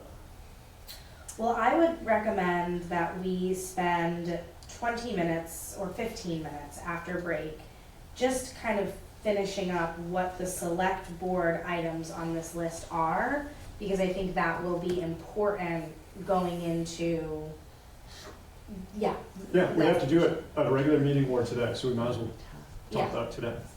Do people like that idea? 15, what do you think, 15, 20? You tell me. 15. 15 minutes. I have one item that I think will be hot topic, quick to add to a list. Won't be a quick thing to accomplish, but it'll be a quick thing to add to a list. I think 15 is optimistic, but I'm down with it. Yeah, I do Okay. too. Okay. I'm thinking 20. Okay, let's do 20. Half hour. Let's do 20 minutes and try to see where we land in 20. Anna, do you have a That's what thought should be. on what we just talked about, a process that could work for that? Is it like, literally like grab it and, I'm very like graphic visual learner, so I'm just thinking like, how do you comb through this in a way where, you know, there's like participation, we're like, okay, Yeah, do that's some a type great. of ranking thing, or, you know. Yeah, there's lots of things we could do. So we'll start with that idea of which one is select board specific and then move down from there. All right, take 10, everybody. Take 10. 10, thank you. How did you figure out this On staffing, alignment, and assessment, and I think what we want to do, if I understood correctly, was maybe take some of these unassigned meeting periods and change them over to actual meeting periods, take our best guess at where these things might land. So sequentially, RFP review would mean RFPs have been released, or no, RFP is ready to go out the door. So do you, or does anyone have a sense of where, before the RFP goes out the door, we would, as a board, review it in public session? Is this the RFP that Mary and Tim have Correct. written about? Okay. So I'll give you an update on that. I have met with Mary. she can't be here to defend herself, but she wrote a beautiful document around this topic. Seriously, like the language and what it touched on was, I thought brilliant, honestly. There are some missing elements to that, obviously the timeline. We were trying to work our way back from the budget cycle so that if we wanted this work to be done November 1, right? That was kind of my. That's when we want it to like start, or when we No, want it to be we want the wrapping up? results of whatever this consultant research looks like to be kind of like substantially completed by budget cycle. Okay, right, So obviously you have to work your way back on that and be reasonable. And okay, obviously that's kind of somewhat dependent on the scope of work and you know, what it takes. And I don't think it's a daunting goal. I think, I want to say it's like I was trying to get the timeline set up in terms of the calendar. And if you work your way back from the report, if you will, of the consultant, we'll call it, showing up on our desk by November 1, you can kind of work your way back from that. And I think we were kind of targeting, I believe, a reward date of April 1. Maybe that's too aggressive, or so like April 1 or April 15 or something. And honestly, I was kind of laying this out with our meetings in Yeah. terms of benchmarks. So I think there's 2 meetings in April, and I think the reward of that contract was sort of targeted for that time. I don't know how that works, again, if the budget is July 1 funding, but I expect you could still reward something, and yet, right, did we Yes. determine that was the case? Yes. Okay. So I don't have those dates in front of me because I didn't bring the notes, but I think I think that what I would suggest is that we present not only the RFP scope, but also the timeline and so on, which would be part of that, at a meeting soon. You know, maybe one of our March meetings, or so we can kind of get on it, look at it, chew on it, and get the thing moving. So, and again, I think the document captured a lot of what we've talked about. I think it's a great, I think it's a good process. So that's kind of, I don't know if that helps, but. yeah. Let me see if I've understood what you said. So I changed the title of the one that's highlighted here to RFP and timeline review, and I dropped that for the moment into April. Mm-hmm. And I've taken the received deliverables and dropped that into November for now. And the other 2 are unassigned until we have the timeline review. Mm-hmm. So, Yeah, I mean, it'll show up with that RFP, but the idea is, there's a tremendous value to having this information in front of the next board, in the interest of when John and you guys are working through the budget. I say you guys for no reason, but that there's really a good understanding of some of the staffing challenges or resources and so on, and it would really help. I mean, that's the idea, right? That it's a helpful tool to help guide that process. absolutely. I'm inclined to move this deliverables back into October because remind me, John, you have the staff compiling information in September, Right, and then really it lands Usually binders get submitted to we the give you board. like the first collated draft in early to mid-October. Yeah, so But it's if I can speak to that, like, that you're talking about the department heads and that work, right? And I would argue this is somewhat John's work. So like, you know, I'm not saying he has his, but the flexibility on that is sort of like, it's sort of sitting on John's table ultimately, not like Scott Hausler or Lori or whatever, right? So. I'm the department head. Yeah, so he's kind of the overseer of this component, that is to say, like, how we structure the, you know, executive admin team, or whatever we want to call that, Mhm. right? Does that make sense? Yeah. Yeah, I think it's, from my perspective, it's just about all these information sources coming together, Mm-hmm. and they've all got to come together in October to be ready for discussions in November, December. So that's why I was inclined to change this to October. I think that's fair, yeah, if you want to. So what are you talking about in terms of having the select board approve an RFP in what, March to April? And then it'll make an award in May to June, which gives them 3-4 months to do the work? That seems like It's- a reasonable timeline. It's doable, which is, again, it depends on sort of that, whether that, I mean, you're gonna find out about that through the RFP process, right? Right. 'Cause a consultant might come in and say, you guys, you're not gonna, I'm not gonna be able to deliver that quality or depth of work in that time frame. I need 6 months or whatever, like, and I'm just hoping we don't, you know, it'd be really nice to have that all work and line up properly. Yeah, so we'll leave the other dates open for now in the unassigned bin. We kind of know where we want the end date to be, and we kind of know where we want the start date to be. It's a $20,000 project, so it's not gonna last 8 months. Or if it does, it's, you know, someone working extremely part-time, so. Well, it also could just be that they have lead time. That's true. But, so I wonder if we have April for approving the RFP, I mean, March 31st is basically April, but is that something we anticipate that we could have available at our March 31st meeting to review the RFP? I would expect yes. Yeah, I think that's if you, what you're gonna find with me, if you put pressure on me, I will deliver. But Yeah, if you I think don't, it'd be, I won't. yeah, I March think we should. 31st, your deadline. Get it done. All right, Cool. I've just opened up to you, okay? I've just added it to the agenda for March 31st. Awesome, thank you, John. do we want to move on to, are we ready to move on to opioid settlement funds? I have a question, Yeah. which is related to the strategic vision, which we will be talking about as well. Is there a role for putting tags on these things as tied to any of the topics here? Or do you want to table that for That's later? kind of interesting. What do I mean by that? So, cause like on Airtable, you can do tags, right? So do you wanna have a tag, like, there's tag for strong and stable local economy, right? Do you, So what's it speaking to is what you're getting at? yeah, or maybe is each thing hitting all of them and maybe you don't need that, right? But if like environmental sustainability, like there was a question about trash earlier, or right, recycling, so is that related to this theme? Do you want to have a process where you're thinking through, we've got these 6 labels that you can see on the Kanban board as well? I think that validates the work for sure, right, or strengthens it, if you will. Right. But I guess the first thing, it feels like I want to endorse that document.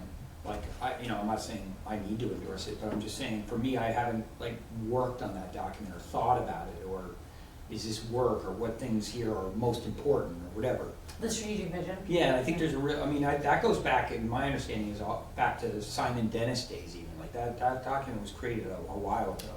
So I think we need to visit it, massage it, work on it more often than we probably do.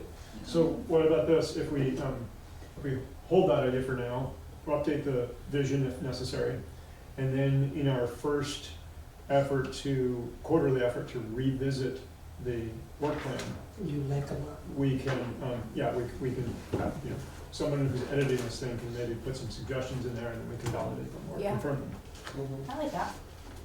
Yeah, that's a good idea.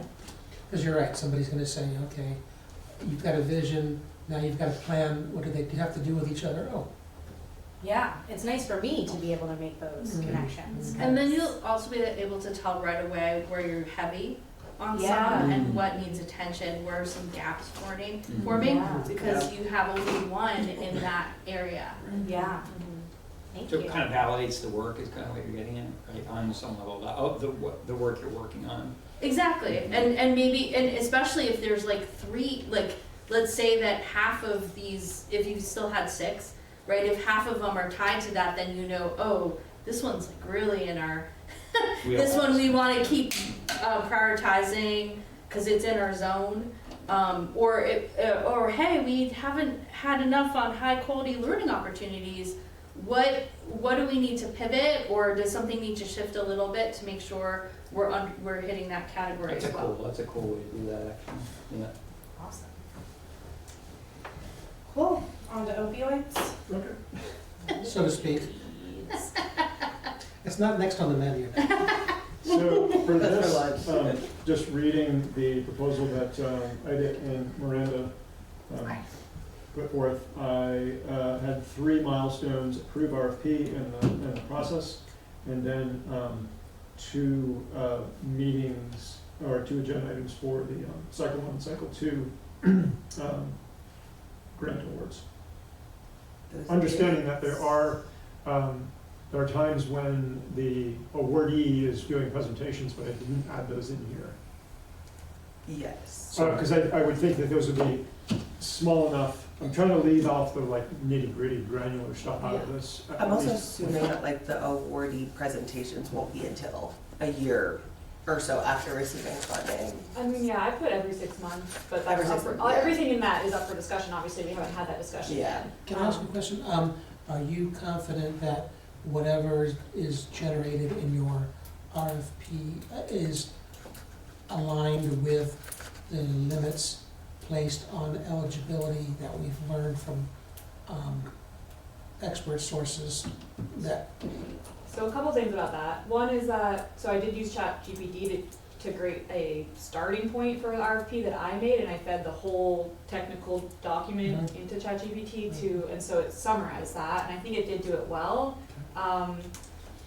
And the other thing that lit a sort of like spark for me was that article that Vermont Public did where they researched what other towns are doing. Like a lot of those, like, first of all, there's no reporting back. I mean, I want to be in alignment with what we need to do legally, 100%. And it seems like there's no reporting back to the state in terms of what we're doing with these funds. And other towns are doing really interpreting it very broadly in terms of how they're using their funds. I mean, and key example from that article is Dominic Clouds up in St. Albans. Like, they use the funds to like clean up a park. So, you know, we could check with him. Did anyone? okay, all I can tell you is in the past, Yeah. Gail has been kind of a gatekeeper who kind of tells us what's eligible and what's not, but absent Gail, and the law firm with whom we have had some communication about eligibility, if you feel comfortable that the select board is aware of what will pass muster, if anyone challenges it, then that's perfectly fine to me. I mean, I wouldn't want us to be the final. I would love when we come. If we feel like we want to approve a project, I would love to run that by a legal person as well. I If think, that's yeah. okay. Yeah. I think that's even, you know, if you take it on the accounting side, you'd have like a, you know, would it pass muster even in an audit, right? Yeah. And part of that is the disbursement of funds and those types of things, but I see it as like, if you have a fairly rigid, or we'll say bumper guard scope of like what's eligible for this money, Yeah. and then we have the protocols in place for dispersing that money, then it sounds great. But given that, again, the precedent that our towns are setting is very loose interpretation. So I think that's great, maybe Yeah. just that one passing sentence to be added if it's not already there, so subject to legal review. Yeah. I agree. I guess I should probably just meet with the two of you to talk about like some of my questions or concerns. I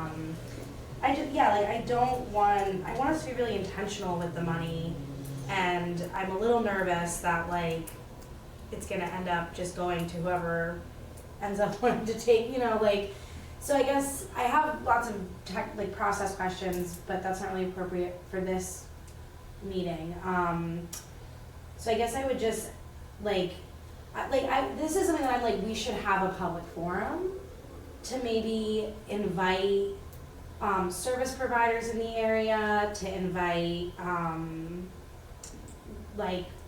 affected community, and to maybe I'd like to see more publicity about this before we get to a decision-making point, because a lot of people are really upset about the funds that were already spent, the $5,500 to bring a person There is an here. update about that too. We still haven't spent it. They haven't Just- spent it, and she yeah. doesn't want to use it for that reason anymore. Emily reached out to me cool. and said we'd rather put together a more substantial proposal, basically, and relinquish our $5,000 and put it towards a bigger idea.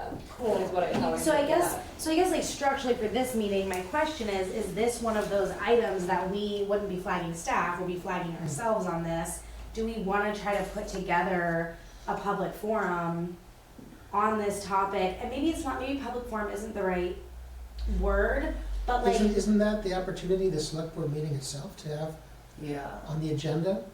Or like, We're what do gonna you be discussing it, what do you come on out. envision the public forum to look like? I Other guess- than us saying this is the RFP and you can reach out to X select board members for questions. I guess- Deeper questions about your specific project. Well, I guess my biggest concern is that, like, who has this information, right? Like, we have sent it out. I mean, we can give it to JD to Publicity, yeah. publicize We should it. definitely publicize Put it in when it's on yeah. Valley News, put it on the listserv, Yeah. make a poster, I don't know.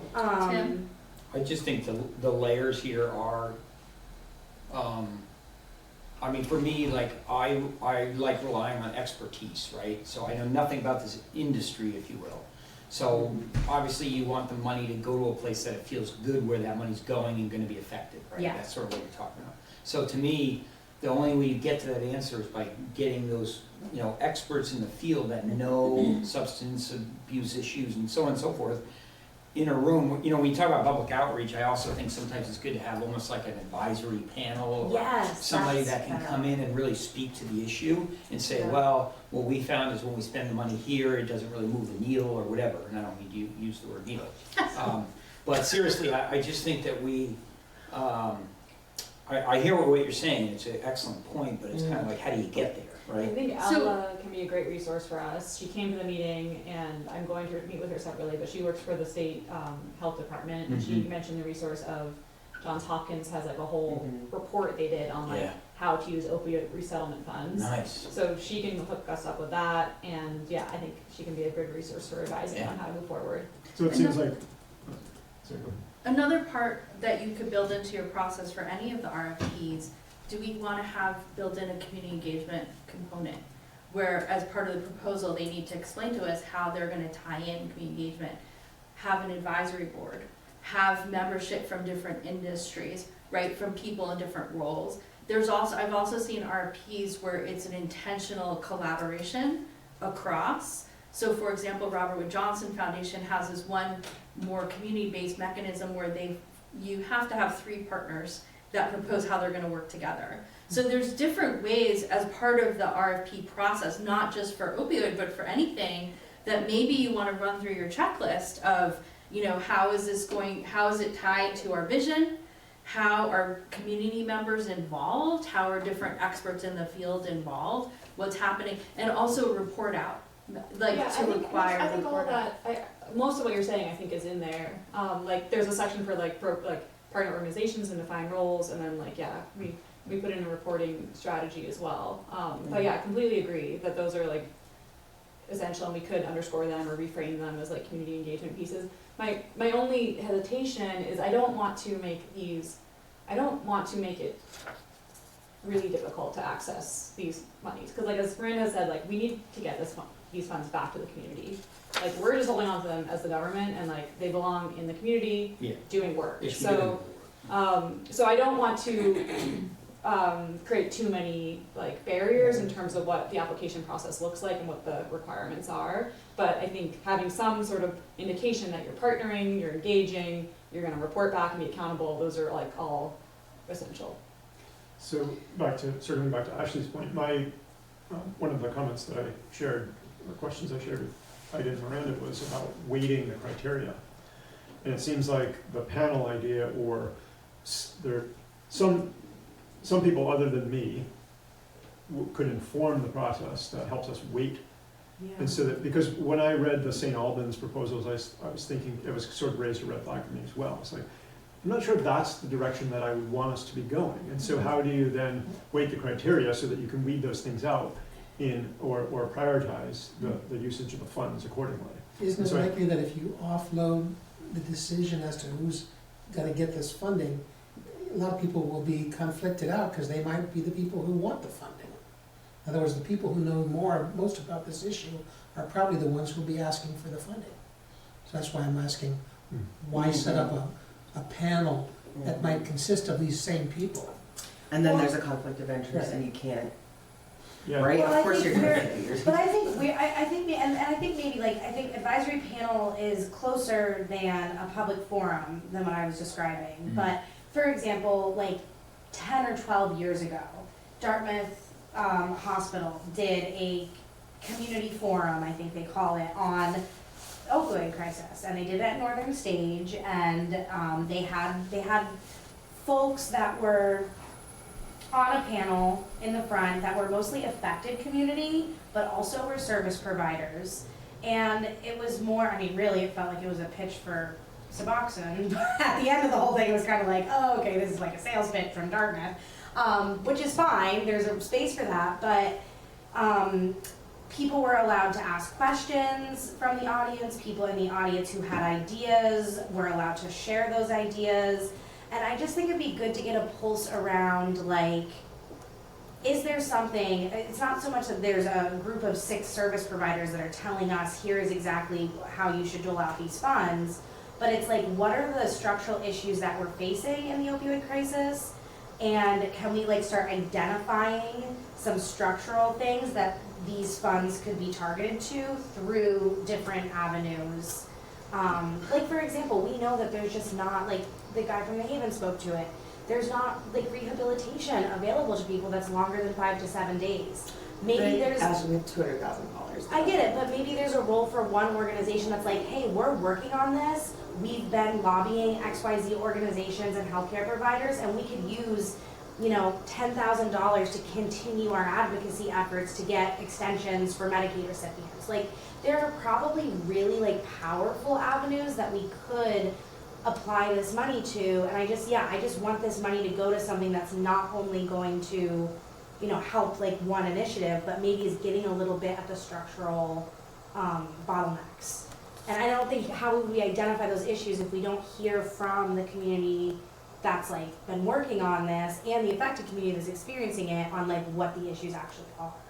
I love what we're talking about, but I feel like, honestly, this may be don't take this, but like, I love this discussion, but I feel like it belongs maybe back in our meetings when we're chewing, you know what I mean? Like, for today, I feel like we need to do a little more of the bird's eye work and not the specific topic work, but like. No, it does sound like clearly there's such, again, the meeting started with this concern about community engagement, and here we are again, right, really tying into community, and how much did that come in?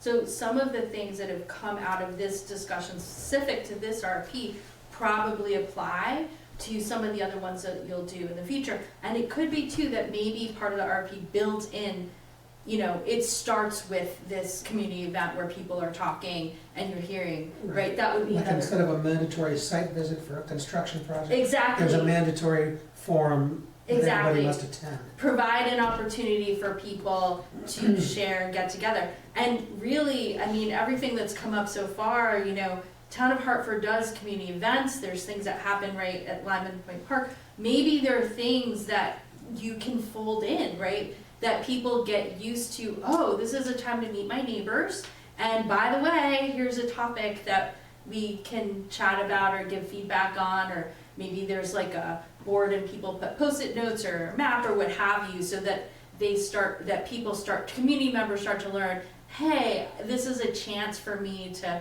lend my voice. Okay. So maybe we're just putting an, and I guess how are we going to flag the items that we know we want to tie to a community engagement activity? In this system, is there a way to do that, or what's other folks' ideas on like best process for when we do want to? Yeah. You can Or label add a it. row. I mean, I like what Eric was um, touching on, this kind of idea of a template that kind of weighs these things, like, okay, when an RFP comes in front of us, what level of community engagement are they suggesting? And you come down through those items, and you kind of say, they're rocking it, like they're hitting all the points that we like to see for Hartford.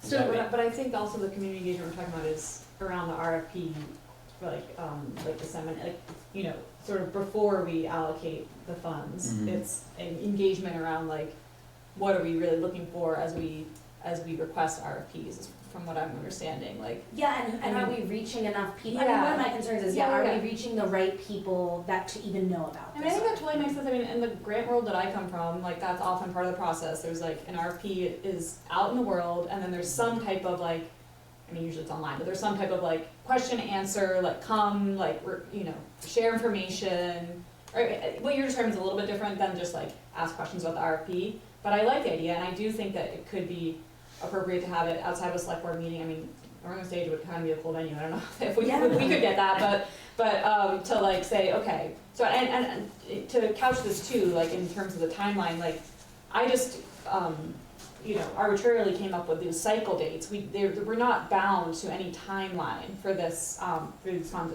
disbursement. So we Do don't they have to go away hold, at some we don't have to say like No. by June, No, we're gonna, the money's in the bank. the money does not go away. So, we could slow it down and say, all right, at an upcoming meeting, we're going to discuss the RFP and plan and start to, look forward to a community forum event. Once we sort of have a draft RFP that we're all comfortable with, say, all right, everyone, key players, come and discuss our RFP and share your ideas. What does it bring up for you? What ideas do you have? What have you been working on?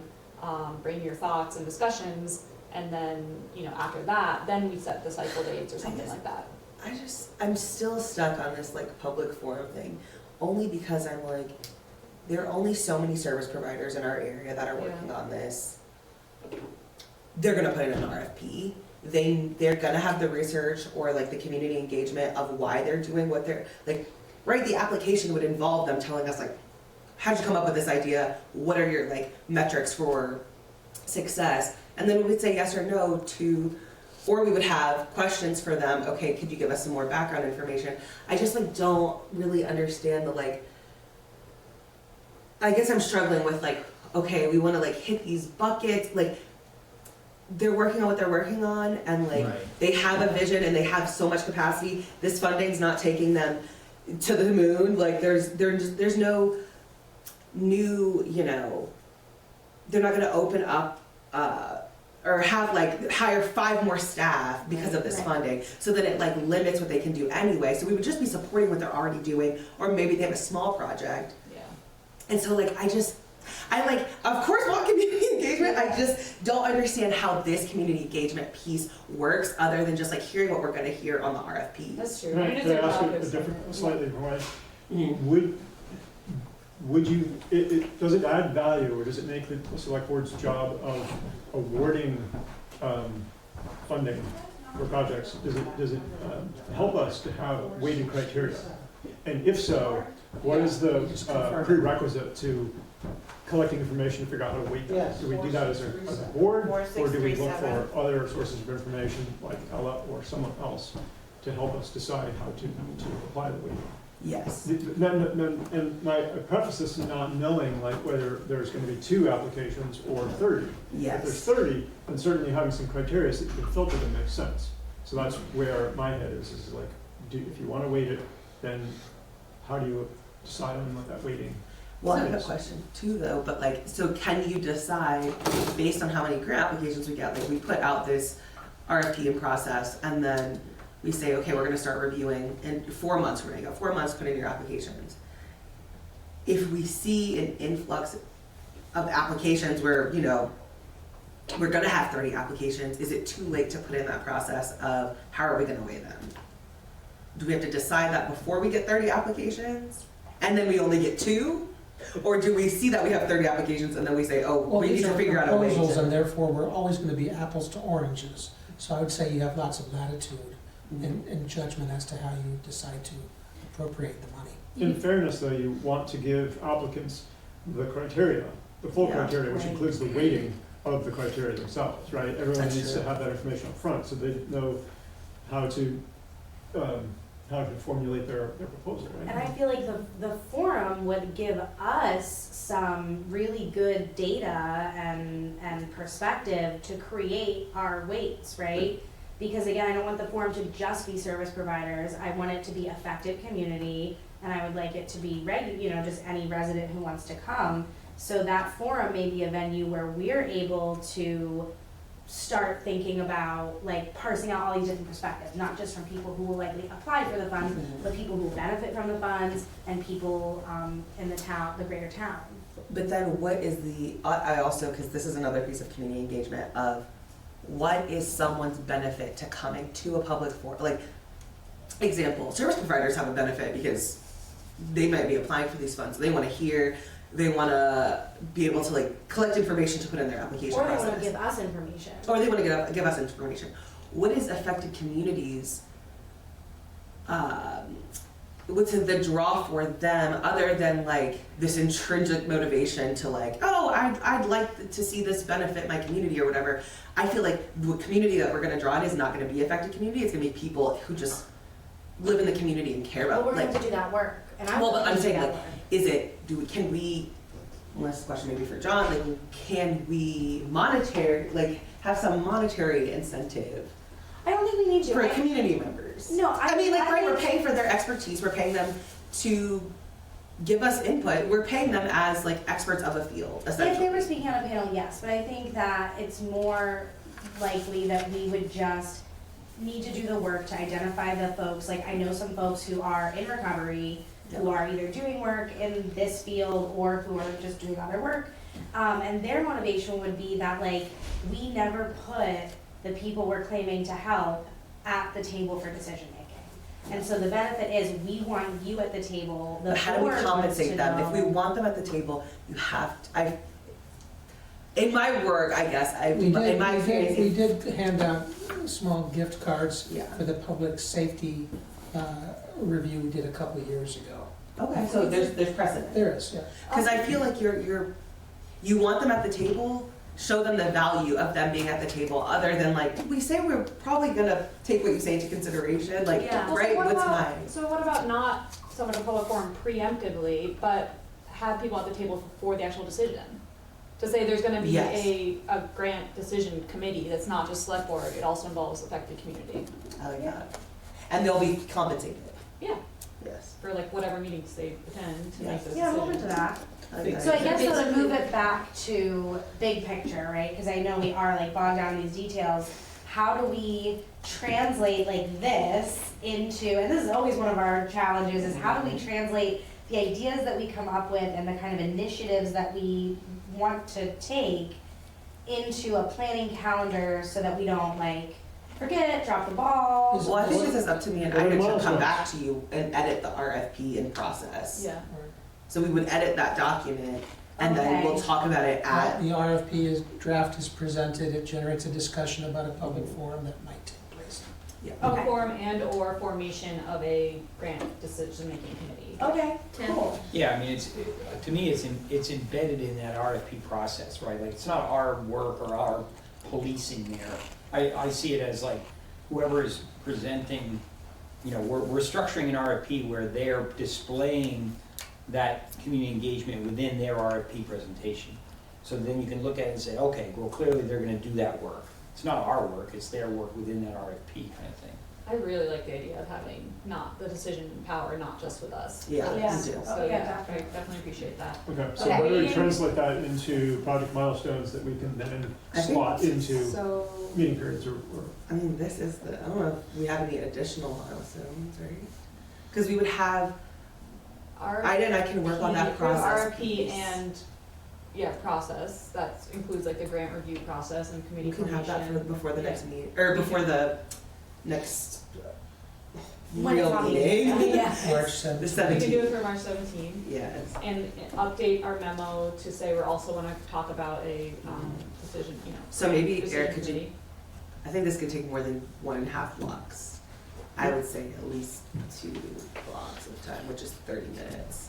Wait, the block is 30 minutes? The block is 15, so I said we should have. 15? What are we, corporate lawyers? Yeah. Tim, you're always talking about efficiency. Yeah. Eric said efficient. Daunting. Yeah.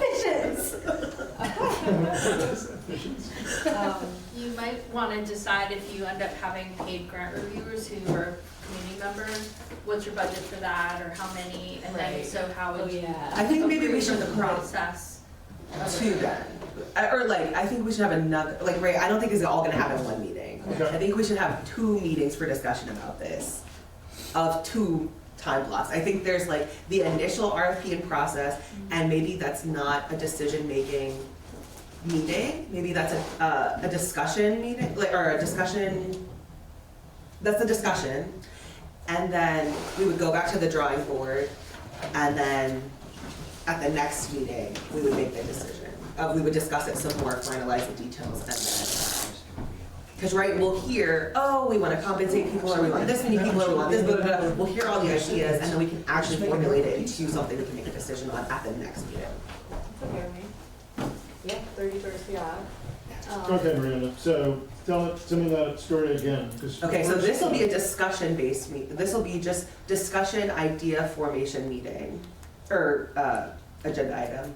So just replace all this with discussion. It's Yes, like yes. development. Just- Approve with discuss. Yeah. Yeah, Just replace approve. Got it. Yeah.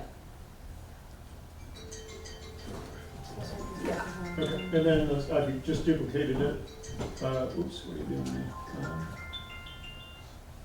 And then we'll approve, yeah, that's perfect. Yes, hi. Okay, and the approval, so should we drop it into April or?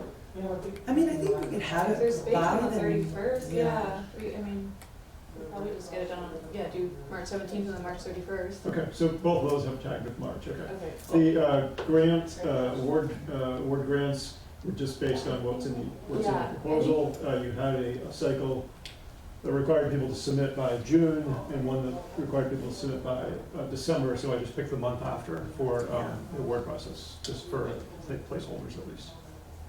Yeah, and then we'll update that if the RFP process tells us something Longer, different. Yeah. If you think of other things that you want to sort of remind us of this discussion, so we don't have to do this again, let me know, and I'll just drop them into here, right? So we have all of this detail behind each agenda item, or we can, this is also a project, which, so we have it as a project, and we have all of this detail. This is stuff I just copied out of the RFP, or the agenda item. So there's multiple layers at which we can put these notes so that we remind ourselves, what did we think we were gonna do? Right. And I don't know if we can see all of this stuff. It is, go to the same place I showed you. Oh, it has to be the other one? The Wait. list form. I mean, I don't, maybe So you for can right get there. now, you have the weighting criteria, pre-meeting or not.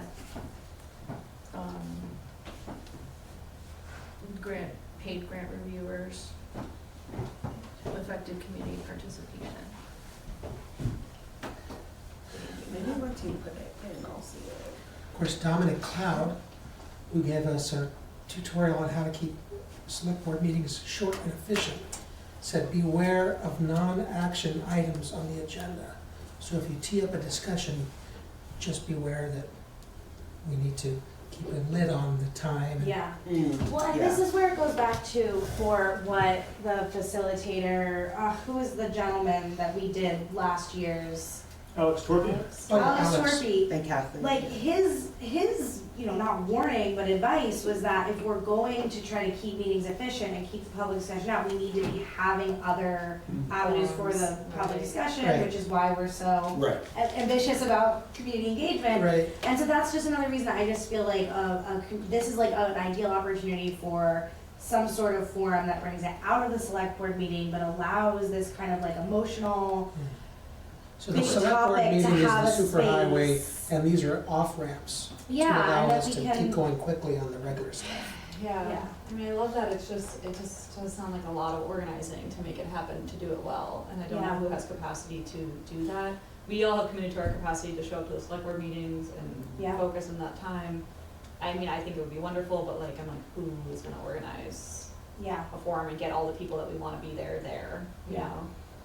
So in some municipalities, I've noticed that they're pretty good about delegating down to their committees and commissions on some of these things. And so this particular topic may not fit cleanly in one or the other, but it's just food for thought of like, Yeah. I think we have sometimes different levels of relationships with the committees and commissions, and we shouldn't be micromanaging them, but I think they serve the board in an advisory capacity or in other capacities, and I think we should give ourselves, like a reminder that, hey, maybe we outsource some of these things and ask them to do it, or how they, with some like suggestions maybe. Yeah, it does make me think, this is a bigger topic, but a conversation that I had with Katie, our community nurse, she was sort of expressing like, what is my structure? I report to Scott, I'm not exactly, like, I wish I had more around me, and where I was like, do we need like a public health commission?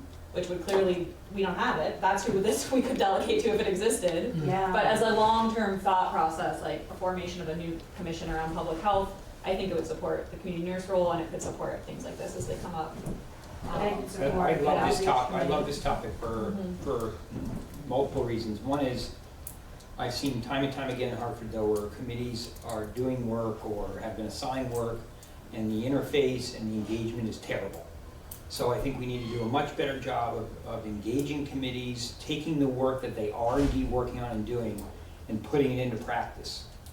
Because I have seen multiple times where a committee will say, hey, we worked on this is what we came up with, and boom, it either dies, or, and then maybe that's fine, but to me, you lose a lot of enthusiasm in the community when someone works on a committee and they do all that work and they're engaged in doing the work, and then they come and it's kind of like it dies on the vine. Yes, Yeah. exactly. We don't do a great job of I mean, we have our liaisons, but it's not to the level that it needs to be. Yeah, The efforts need to be aligned at the vision and strategy level. And then people will feel like what they're doing is real. And has impact, right? And I think in many cases it's just there's a natural alignment, but it's not, there are cases where, yeah. So I think we will not get a lot of work done without committees and getting that level of engagement, but it's sort of how does that interface back to the board and actually happens in practice. So maybe we could put just a little earmark for the conversation at the next board meeting about, kind of getting a vibe check from, this could fall within H-Corey, it could fall within housing and homelessness, it could fall within Resilient Hartford. Is there an interest from any of those committees to help put together a public forum? I'm the liaison to 2 of those 3 committees, you're the liaison to the 3rd, are you H-Corey? Yeah, but I don't know that this falls under H-Corey's, but. I mean, some stuff gets Exactly. stale too though over Right? time. It's racial right? equity. I mean, It's committees H-Corey. get stale, they Yeah, just do are it. they really? I mean, I'm trying to hone in. I mean, they might be open to it, but I'm just trying to hone in on Yeah. what the purpose is. And of maybe it. Which you it is have important that a that's the community purpose. engagement committee that has representation from multiple kinds of affected communities. And they're the ones who are saying, hey, for this topic, make sure you're talking to certain people, Yeah. right? So that's what they focus on is, how do we attack community engagement? How do we involve that for whatever the topic is that's coming up? And they're not necessarily doing the work either, but it could be the handoff, right? That they could provide advice on who to hand off. So before we break for lunch, and we'll have a half-hour break for lunch, so how many things are on this board that would make a priority for select board for today for us to start tackling? Are there certain things that we want to make sure we cover next, right after we come back from lunch? So the screen that I have right now is just a list of projects. The only 2 that I've identified that are board-driven are the 2 that we've spoken about. Can I add one? But this is also an opportunity to expand that, right? Because there are ones that you have in your mind that, and there's sort of a blurry line between the afternoon session and what we do here next. So we can always circle back to this.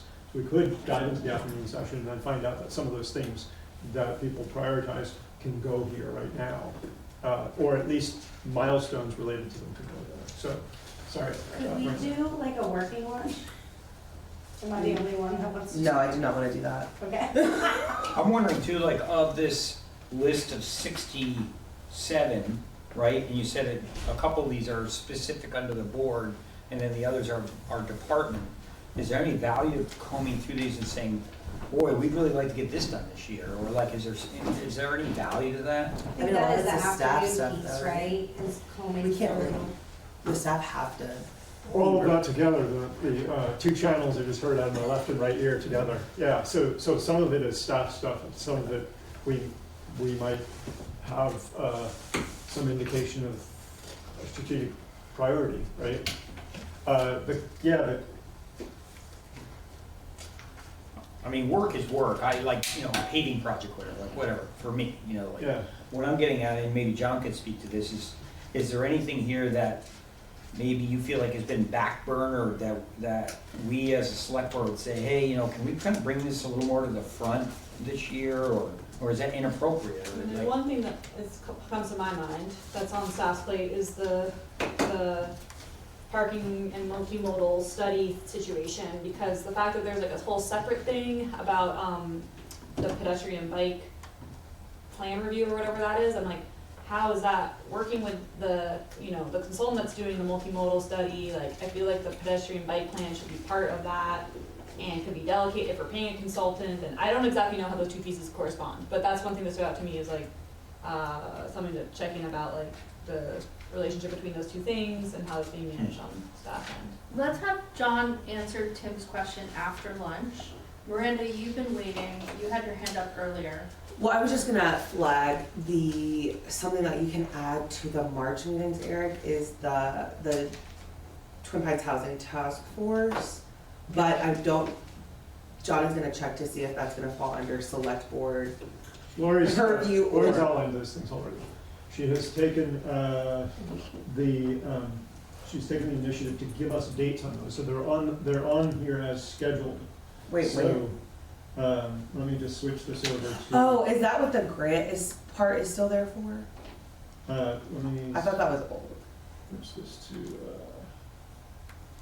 group by meeting period. And so, I've just labeled them part 1, part 2, and part 3. So she's given Okay. us dates on these. She's given us 3 times that there will be agenda items relative to that discussion we had last Tuesday. Wait, when? This one is, have a date in here for this.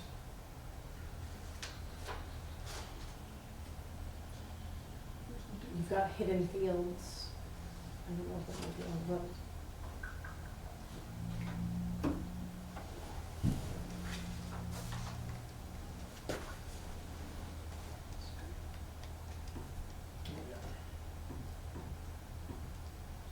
There, isn't it that meeting period, March 2026, or am I misreading that?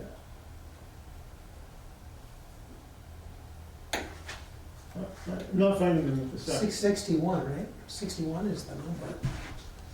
Yeah, there are dates in the next few, I'll find them at lunch break. But there are 3 meetings scheduled on that topic, Miranda, if that answers your question. Alright, Okay. let's take a half-hour break for lunch. When we come back, we'll hear from John about Tim's question about priorities or things that we wanna make sure are bubbling up to the top, big rocks with staff. Parties? Did you say parties? What did I say? Priorities? Oh, priorities, I'm sorry. What I'm getting, I thought you said parties that are. let me back up a little bit, and that what I was trying to ascertain is it appropriate for us to look at these 65 items that are on here and say, hey, this seems like one that we'd really like to see, bubble to the top or move forward. Or jettison. Maybe that's not appropriate. I've got one on that I've got list. one I'd love to jettison. Okay. Oh, Yeah. can't So, wait to hear. When we come back from lunch, we'll figure out what we're prioritizing. We'll also prioritize what else we want to accomplish for the rest of the day. Cool. Okay? See you in half an hour. My announcement about food is as action. So before the break, there was a question about the VCDP grant. The meetings that come up in the next few months on that, and the dates that Lori had suggested to us are, so I just labeled them part 1, part 2, part 3, because I wasn't sure what content or what objective was related to each.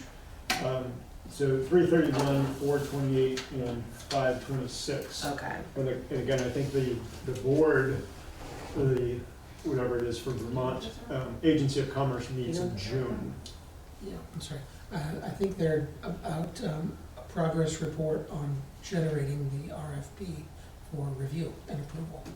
Wait, RFP? Yes, for the multimodal study. So she's got. Oh, this is not for, no, we're talking about 444 sites. Oh, I thought you were talking about,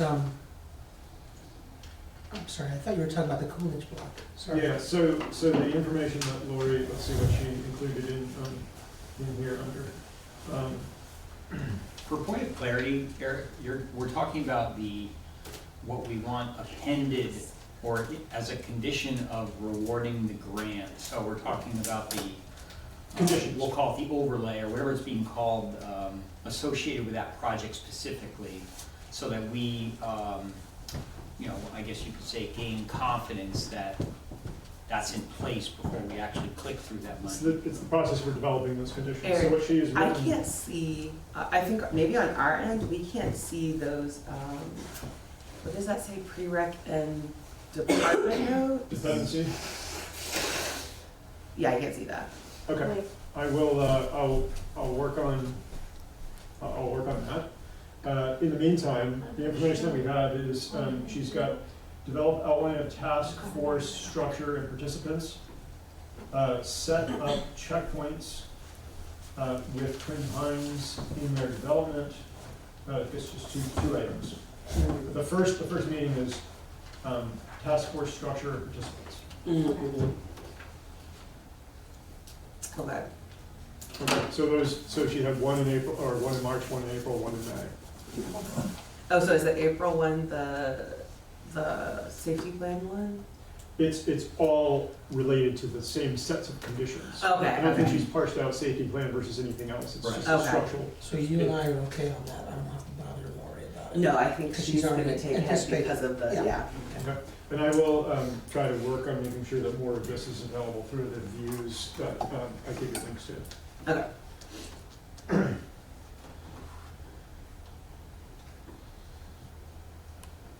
There's a hidden fields thing, and I can't remember if on the view, I whether you can clicked expose it. the hidden fields, or whether I have to do that on my end, to I make them clicked visible. the hidden field one, and the only thing that was hidden was the project lead, and then it showed me that. Okay, so I don't wanna, get bogged down in that stuff, because, that won't serve us well today.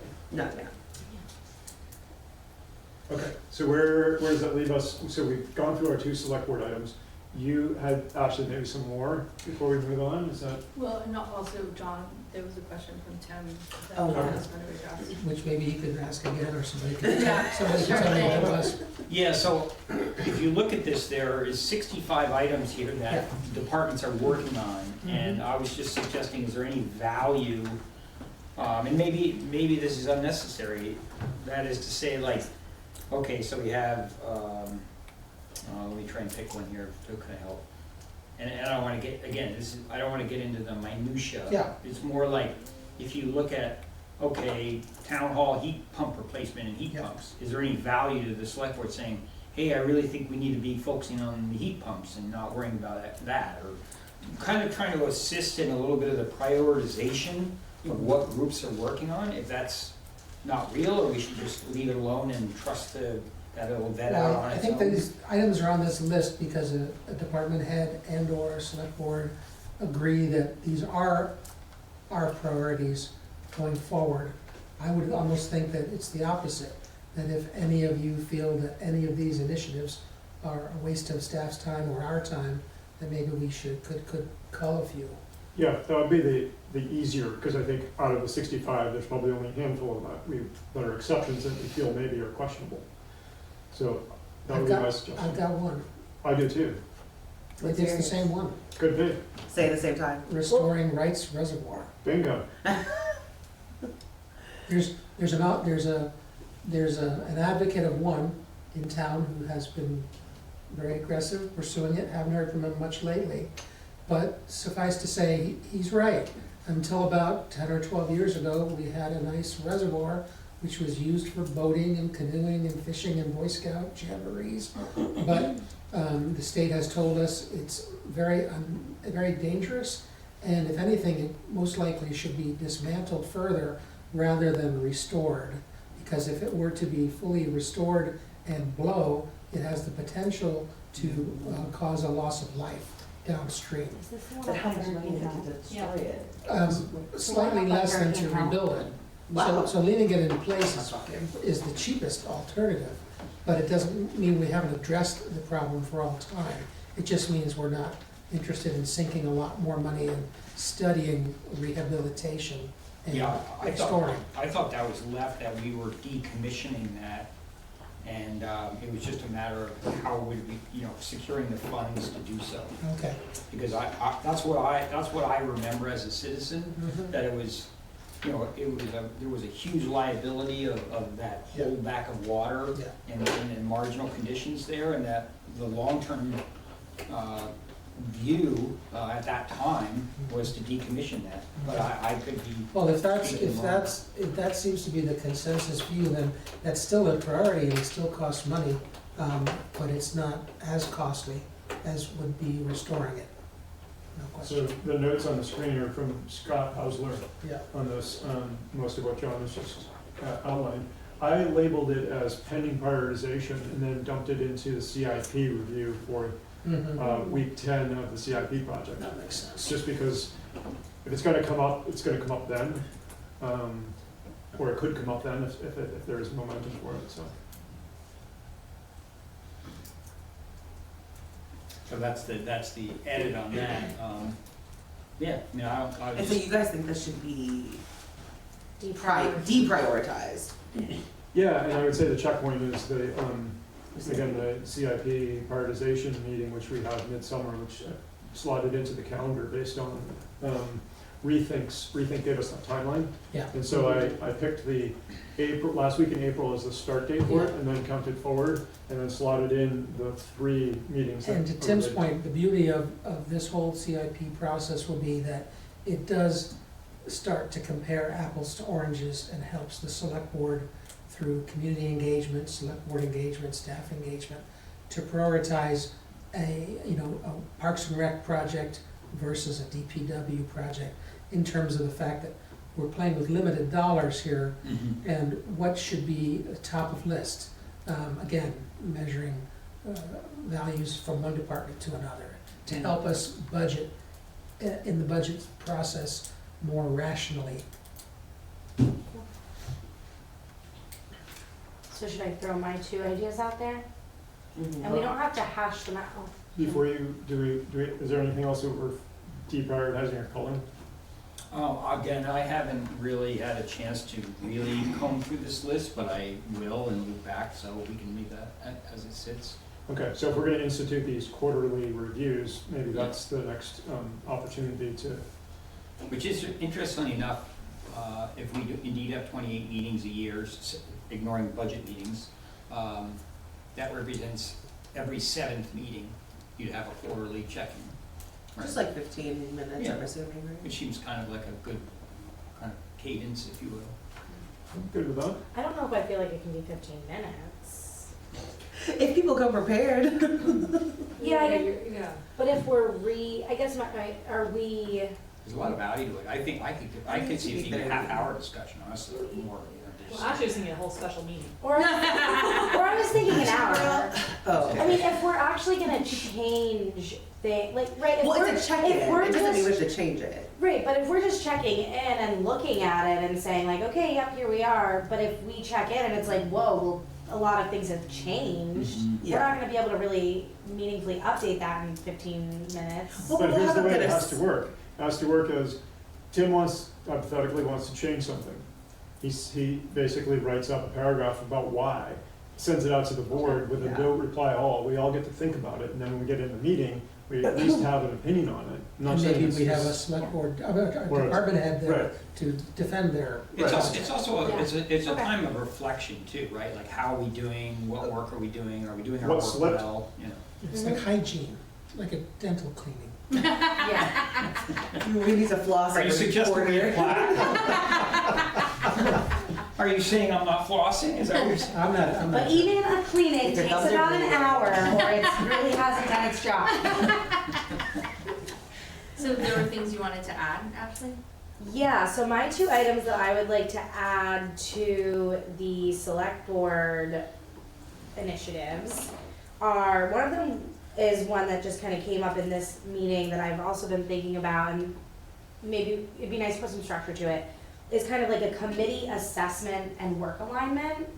I'd like to, for us as a board, to really take some time to look at what are the projects in the pipeline and what are the community engagement things we'd like to see there, and what committee could maybe take that on, or also maybe it's not even community engagement, what are things that we just would like to task committees with doing, assuming they're willing, right? I'm not saying like wanna be oppressive. Request of. Yeah, committees. request of committees, and are there other committees that we feel that we need to form, like a public safety committee?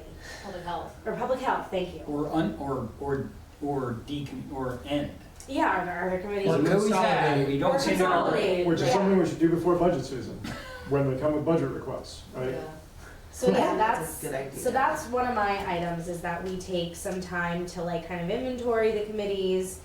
Maybe I could try, I shouldn't volunteer myself to do things, but in an ideal world, myself and maybe another one of you could like maybe consolidate some like, I know we get annual reports from each committee already, so maybe just going and getting that last annual report, but just like a little blurb of like, this is what the committee is tasked with doing, and this is what they've done in the last year. This has been some of their big accomplishments. We're doing like a Or- committee audit, right? Basically. Yeah, Or could we ask each committee, right, we're all a liaison for, every committee has a liaison. yeah, Could we make a list of questions of like just top high level things to get an assessment of each committee to then, look at all of those kind of like, I don't know, big picture topics to maybe then consolidate or dismantle. I feel like one of the questions could be like, do you guys even have a full committee? Because like, that's a big, H. Corey's having a damn tough time finding John, don't bring quorums. it up, don't bring it up. It's a big point. But not to pick on H Corp per se, but the other concept here for me really is like, maybe committees have a lifespan, or maybe they really should be ad hoc or whatever. There's gotta be this refresher and editing and pruning, because you're just gonna end up with like these stale committees that are not necessarily delivering good work or helping, with needs in the community. So I think we need to really be kind of put some good scrutiny to that, to say like, and I could name one, but I'm not going to, because that would be political suicide, but there's probably committees that we could get rid of and be fine, like our community would still be And fine. most of the committees are not that. Most of the committees are super active, doing a ton, having Yeah. people, like, Mhm. but could be better integrated into the That's the select board other piece, vision, yeah. for sure. Some realignment too, Yeah. I've been thinking a lot about with resilience. It really started around post-Hurricane Irene. It was very flood and natural disaster focused. Yeah. But if you look at what happened in Minneapolis, the response, the ICE response, was, people said, like, this was easier for us because we already had call lists, or we already had signal chat groups set up because of the George Floyd protests. Yeah. And so we were able to hit the ground and organize. And whatever that organization looks like doesn't matter, and whatever it's opposed to doesn't matter. It's the fact that it could happen because there was neighborhood and community level stuff. To me, that's part of resilience. And so it's like, where are we going with each of these, right? Some sort of realignment, I Yeah, think, that's would a be good. great. And how do we, do we possibly integrate that in with the report that they're coming? So each Yeah. committee and commission comes to us with a report. Maybe in advance of that, the board is developing some ideas about, maybe that's not the right place to engage, I don't know. It just seems like we've got all these appointments set up already. We don't want to put a chair on the spot necessarily and like challenge what they're doing, but we need a place for a narrative, I think. Because the people that serve on these are going to have ideas as well.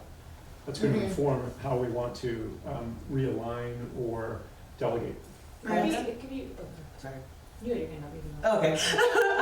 I also think if we put this on the docket of like, right, we're going to do some like committee consolidation, realignment, assess it, whatever we call it, I will say we might get turnout and people might join committees because, right, if the discussion is, which I'm using this as an example because, yeah, you mentioned it, H. Corey is having a hell of a time getting a quorum. Every other meeting is canceled because we can't get a quorum because there are so few people on the committee. If people, like, if that is an agenda item that like, hey, we're gonna be talking about this and this is one of the committees that can't get a quorum, maybe people all of a sudden are like, hold on, let me apply because I don't wanna see this go away, and that shows the community support Yeah. and redrives, right, those committees. Yeah. Because, yeah, we posted on the listserv, I know like a lot of posted on the listserv like every couple of weeks or so, like, these are the committees that need people, but like, it doesn't seem to be drumming up applications. So I wonder if like, kind of like a little bit of, not necessarily pressure, but almost like a spotlight. Yeah, spotlight, yeah. Ida? Yeah. Ida, Oh. then Ashley. Thank you. I was just gonna say, in terms of a slightly stronger role for a liaison as well, could be as the scheduled report to the select board is coming up for that committee, the liaison can make sure to check in with that, you know, with that committee a few weeks, a month in advance to say, okay, so this time, you know, I wanna work with you to make sure that the select board's requests are being met in terms of what this report looks like, and that might include, you know, justification, you know, sort of like a little bit of like a what are you offering the town in this moment, like what is your role, how are you filling that? Yeah. That would also allow us to take what feels like a very big task and break it up into smaller pieces. We're dealing with each one as it comes forward. Each one as it comes forward, I think that makes sense. And so then the consolidation happens, or reassessment happens a year from now, essentially. Because I think every committee, once a month, we have a committee update. It could be like on a rolling basis, like as that committee updates comes, it's like, consolidation. Like last year, when we started to have these periodic annual updates from committees, we generated an email to all of those committees saying, keep it short, here's what we'd like to hear about, what have you been up to lately. We could do a modified invitation for the next cycle, saying, the select board and I have discussed this matter, we could benefit if you were to hit these other topics. How would you change your charter if you were asked to do so? Or, you know, what role is it that you fulfill today that you didn't before? However you think you can suss out that additional feedback from them. So, Yeah, and the thing that I was gonna say is that this is also a good opportunity to ask committees what they need from us or from the town that they're not getting. And like maybe it's really running an advertising campaign to fill the seats. Maybe it's, you know, I doubt it's monetary because we do have an avenue to ask for funds, but maybe it is, you know? So yeah, I'd like to hear from them, like, I get the sense that we might have some committees that they actually have the people and they just kind of feel a little lost. Like, yeah, we're struggling with like what to come up with to do, and it might be a perfect fit for one of our initiatives or things that we'd like to see happening. Yeah. Tim? I think though that I would step back further from that, because I think that what I've done sometimes is sort of in my mind say, let's pretend no committees exist and you're building it from scratch in the community and you're looking at the needs and challenges of the community, and were you to completely overhaul and redesign it, what would it look like? And I think that's a refreshing exercise, because to me, the staleness, like, I don't want to like promote it falsely or like prop it up when it doesn't need to be propped up. It needs to die, right, or whatever.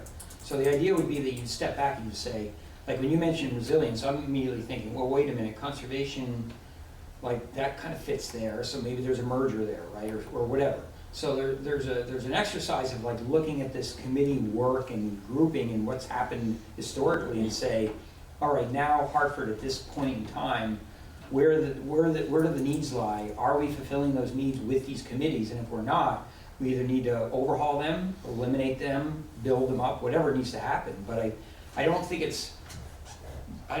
we should be just accepting them as they are. I think we should be doing deeper work of saying, what does this community need? And are committees serving that purpose for us? And then tie back to your strategic vision. Is it tie back? Correct. Is it still current with our vision? And is the vision still current, right? Right. So, you know. And there was something that came up earlier, which was a concern to make sure that we're uplifting the work that's been done, right? That committees have done work, are they being heard? Is it being considered? So that is also tied to that idea of lifting up. And so it could be as part of these report outs from committee, it's the needs, like Ashley's talking about, right? What do we need? What have we accomplished that Miranda's talking about? And then timelines, do we sunset, do we continue, do we consolidate, right? So there could be some key areas that the committees bring up on a cadence to be determined. And what I want to speak, just to follow up on that, is in Hartford, what I've seen historically is ad hocs can often work, right? Ad hocs have a specific task, they have deliverables that they need to accomplish, they have a timeline, they get the work done, and then they're done. And I think that sometimes works much better as a model for like deliverables and getting stuff to move forward, you know? And would this item that we're talking about also in, like, is this a good place to put formation of ad hoc, like, we know we want to do an ad hoc committee for, solid waste, right? Maybe we want it to be a standing commission. Some of us would. Maybe we have to pursue Tim's suggestion and start with the blank slate, and maybe that's a separate half-day workshop. And what would that look like? The question is, If we have no committees and we were just starting from scratch in this community, where would we populate groups to work on specific issues? who would we want included and involved in that discussion? I mean, potentially a person that would be interesting is Alex, honestly, because he's kind of like been on kind of in your shoes in that Yeah. work of like, you know, what's it look like at large and what works and doesn't. I mean, I always like to look also at like high functioning communities. How are they getting work done? Like, are they using committees? Are they using ad hoc stuff more, or doing, you know? So I think that would be an interesting process in that too. So today, we started with reviewing the 2025 work planning process. We've started considering the 2025 draft work plan, a little bit of it, since there's a lot there, which is awesome. We wanted to touch on the 2024 strategic vision. We want to be doing some priority setting and developing action plans for top strategic priorities and figuring out what are the big rocks, what do we really want to make sure we're focusing on, as well as uplifting. And one thing I added to my notes too is what support does staff need, right? Like, I'm hearing that Selectboard is all about community engagement and supporting community, what does community need, as well as staff is amazing, and how can we figure out the way that staff can be optimized so that they feel like they're being supported as well. So with all that in mind, we're planning to end at 2:40 p.m. today. So we have plenty of time. 3:40? Three, you're right.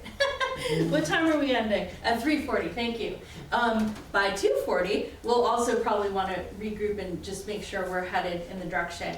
We won't get to everything today, but at this point in time, what is the order of operations and how you want it, right? So we've got the vision, strategic vision, as well as working out details here, and action plans, priority setting. What are people feeling?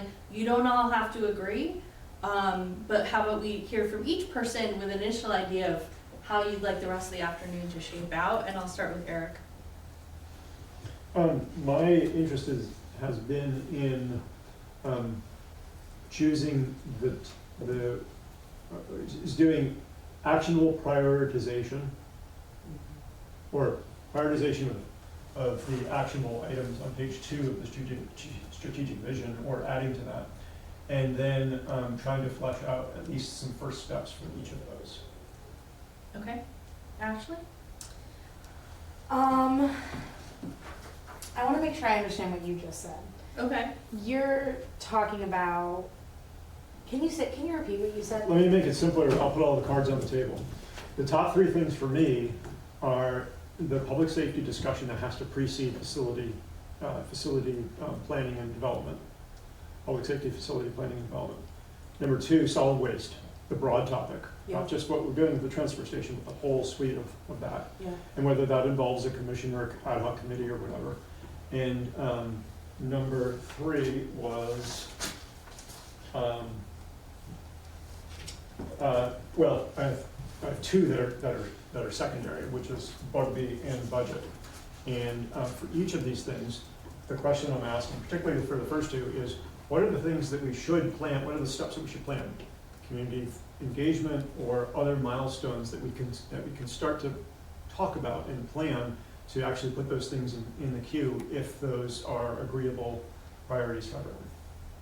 So that is all mainly focused in talking about items that maybe are not yet written but will be written in this select board priority That section discussion of the might work. end up with meetings being added to this list. Okay. Things that we need to do this year, even though the end goal may not be achieved this year. Okay. So yes, I echo that. I like that. And I also liked the idea of, well, I guess we kind of did it. We took off the non-priority items that we saw of the stuff that came from staff. So yeah, I guess I'm just gonna echo what Eric says. I have one that I'd like to add as well, but yeah, I think planning for how we're going to achieve the things that are select board initiatives.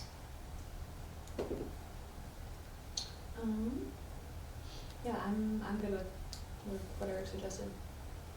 I don't have anything to add.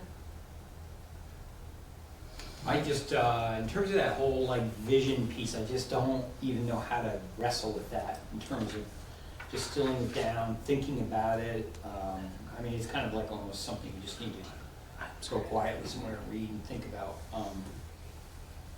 And, you know, it's interesting because the question you had up there, what support does the staff need? It's kind of funny for me because I've always sort of felt that's a little bit of a thing where I see the select board role being, hey, John, we want to be competitive in the job market and have good staff in place and give them what they need to be successful.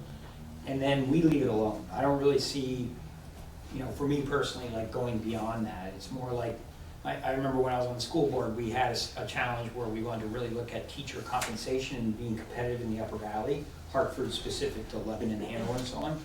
So we gave kind of like guidelines and parameters for other people to do that work, right? We said, okay, we want to be competitive. Please take a look out there, see how far off we are, what we need to do to change our pay scales, what we need to do to change our benefits.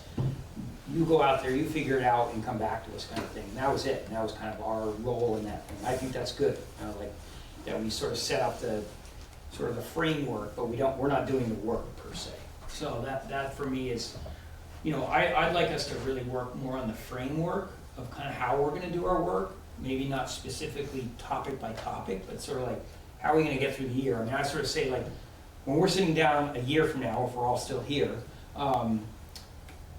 What's going to feel good in terms of what we've moved along and gotten progress in the community? I mean, I wrote down for me rental housing overlay, solid waste, committee assessments, community engagement. So those are the four that I just kind of like bulleted as stuff we've touched on today. Can you reiterate those, please? Pardon me? Can you go through that list? Yes, I had rental housing overlay, and again, that's mine. That's kind of something that I've been pretty passionate about. It seems like it keeps cropping up as it kind of is a follow-up to the 444, is that the right address? Yep. It's sort of a follow-up to that, right? We clearly have a follow-up to that, noting that there's a benefit in the community of having some better overlay there. I have no clue what that would look like. Mm-hmm. Solid waste, which we've touched on a lot, which includes recycling and so on. Yep. The committee assessment stuff, which I love. I think an audit of that and a review of that would be very powerful. And then the community engagement thing that we've been touching on, which is to say, like, what does community engagement look like? And, you know, I remember one time you kind of said surveys kind of don't work, but I sort of feel like maybe if we got into a pattern where we had 5 or 6 issues that we knew we were going to touch on and we went out with surveys and people got used to it, it would just give us another measuring tool to say, hey, you know, we asked everybody about this and 70% of the people said, boom, and then it really helps guide our work a little bit if we could get a little more of that active engagement on that level even. So just those are what I had for. So. But I don't know how we get that all nested into a 2-hour session, but we'll give it a shot. I think I like the idea of looking at our top priorities, but I also kind of want to, looking at our top priorities based on some of what we already have, but then also like what our top priorities are that are maybe, I don't know, intrinsically motivated or something, like, things that are like not listed here and maybe don't go on an agenda, but like, what are our priorities? Maybe using the strategic vision, I don't know, these didn't really resonate with me like that much. As far as like what comes up as like from the inside. So an example? Huh?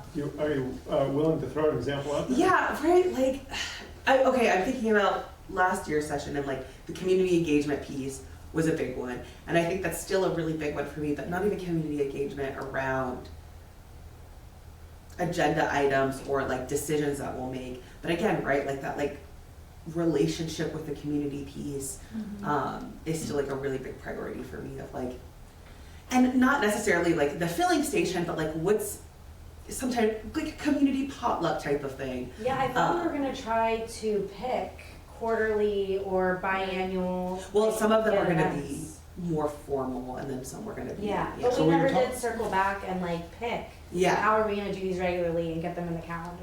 Yeah. Let's keep in mind, the planning department has just launched a support for village neighborhood structures kind of program, where they're visiting with each of the 5 villages, one after the other.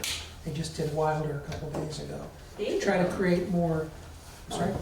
Wait, a couple of days ago, you said? Yeah, How does the planning department advertise their About public what? I events? saw it happening over here in room 1. No, That was the reason not I'm the question. surprised is because I attended the Wilder one, but it was like a couple of months ago. No, there was one a couple of days ago. In Wilder? No, it wasn't in Wilder, it was inviting a community group Oh, okay. on the 18th of February. Oh, okay. Wednesday night. I think Yeah. Miranda, though, honestly, is touching on something really important, and that is, you know, how do we build those interfaces, right? Like, it's more like what it looks like. Does it look like going to the Hartford, going to libraries, or like, that's one component of it, but I think we have to think about where are those interfaces happening? What are the input points that we're grabbing, so that when we are making decisions or coming up with, that we've gathered enough ground data that we're making sound decisions.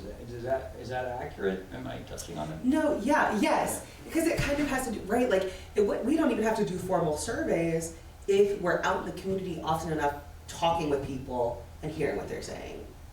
Like, it doesn't even have to be. I think that's true and not true, because the minority can drive, Well, that's you know, true, like, yeah. there are situations. But also, that who's gonna clearly seem answer a like- survey? So I it's, thought, I mean, yeah, since we brought it up again, I do have more thoughts on the survey topic if we wanna talk but about like, this. right, like, that's one Yeah. of the things where it's like, it's not here, it's not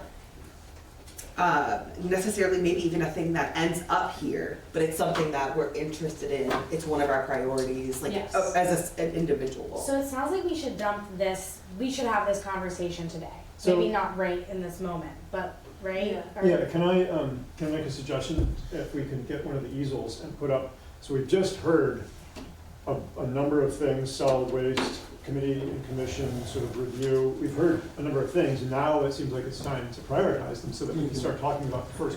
Rather than doing a deep dive on, one of the topics is engagement, right? So let's figure out whether that rises to the top and then work from there. Hold on. Is that fair? Yes, and we haven't heard from John yet. Everyone's going around. No, I didn't have any particular items to throw out as burning priorities. I think we've captured most of them in these 65 or 66. One way to, I think, show support for staff is not to overburden staff. So to the extent that you let these very good professionals do their work and not try to micromanage it, that's a big plus for everybody. Yeah, yeah, right, I think, Eric, that's your intention with this document, right, is to kind of just be like, this is what's on the horizon, so we can have a big picture, but not necessarily telling them, And then you're on the docket on May meeting, so you better have something prepared well, they for identified us. these priorities Yeah. themselves at the Yeah. department, so. Right, and We can't have any again, last year's process was once we had slotted everything into meeting periods, we gave it back to them Yeah. and said, is this what you think you said? Mhm. Or did we hear you correctly? And then there's another, and that has to happen now, at least quarterly, Okay. if not more, because if we integrate this into, updates into the agenda setting process. So, yeah, it's not in any way intended to like direct their work. It's intended to figure out Right, what's coming our way and have the board be ready to receive it. and I didn't suggest that was happening, I'm just saying that's the Yeah. best way to support your staff. No, I hear you. We've come a long way, I would say, in that regard. And I just want to touch on something here around, just even us being here today and chewing on these things and wrestling with them, if you will. I think that's very powerful for, I'm hoping that the work we do today, because we don't know what percentage of people will even see this or be engaged with it, but I honestly think at the next meeting that we have, I think there's a huge value to articulating this work so that residents can see, hey, these are things that are real for us, that we're working through, wrestling with, and so on. And it creates a level of engagement, hopefully, that'll be real, right? Do you understand what I'm saying? Yes. Yeah, on a Sunday, right? You're investing your Sunday time. You could be doing anything else, and you're here because you really care about the community and thinking so much about community engagement. Yeah, Yeah. awesome. We're So- gonna spend that. Before we write stuff down, I want to rephrase the question I said earlier, because Tim, you said something earlier that reminded me. When we leave this space today, what is one thing that you're like, yes, I want to make sure we hit on that? So you may have already said it, but I just want to reiterate that, yeah? So when you're walking out, what is the one thing that you're going to be like, I'm so glad we spent an hour talking about that thing? Or 10 minutes or 5 minutes, whatever it is. Ashley? Of course I gotta go first. Well, we can pass and, I guess just some of these initiatives that have come up yeah, and putting a plan in place to know that they're coming up again and that we'll be developing them further. okay, so naming initiatives that we either touch upon now or that there's a list so you know to go Yeah. back to them. Yeah. Okay, great, Being Okay. methodical about our plan going forward, exactly. okay, For me, it's just about team building, having this team together, working together, regardless of what we're discussing. awesome. Which it seems like we've accomplished, so you're good. Miranda? Honestly, whatever else we get done, I feel like we are like heading in the right direction, so I don't really have anything else to add. I mean, honestly, if we called this meeting right now and walked away, I would be like, I think we did a good job. So whatever else we get done is like the cherry on top. It's almost like you've been in the Elon Musk self-driving car, but now you're taking the wheel more, which is great, which is great. What? I don't driving car, that's the bonus. I don't want to drive. No. You're taking control of your own destiny. No, which if is the great. car wants to drive me, I'm gonna let it. Girl, you're lying. No, I would never let a self-driving car drive me or anything. No. Never mind. Tim? We know we get it. I think you're better for it. I kind of start with the idea that I really like Eric creating structure for us for the year and kind of mapping that out. Kind of that mapping exercise, I think is very valuable to look at the year from a bird's eye thing and say, okay, what are the parts and pieces, how are we gonna get, make the year work? I kind of come back a little bit for me on, and this isn't putting pressure on the next chair, but just meeting efficiency and design.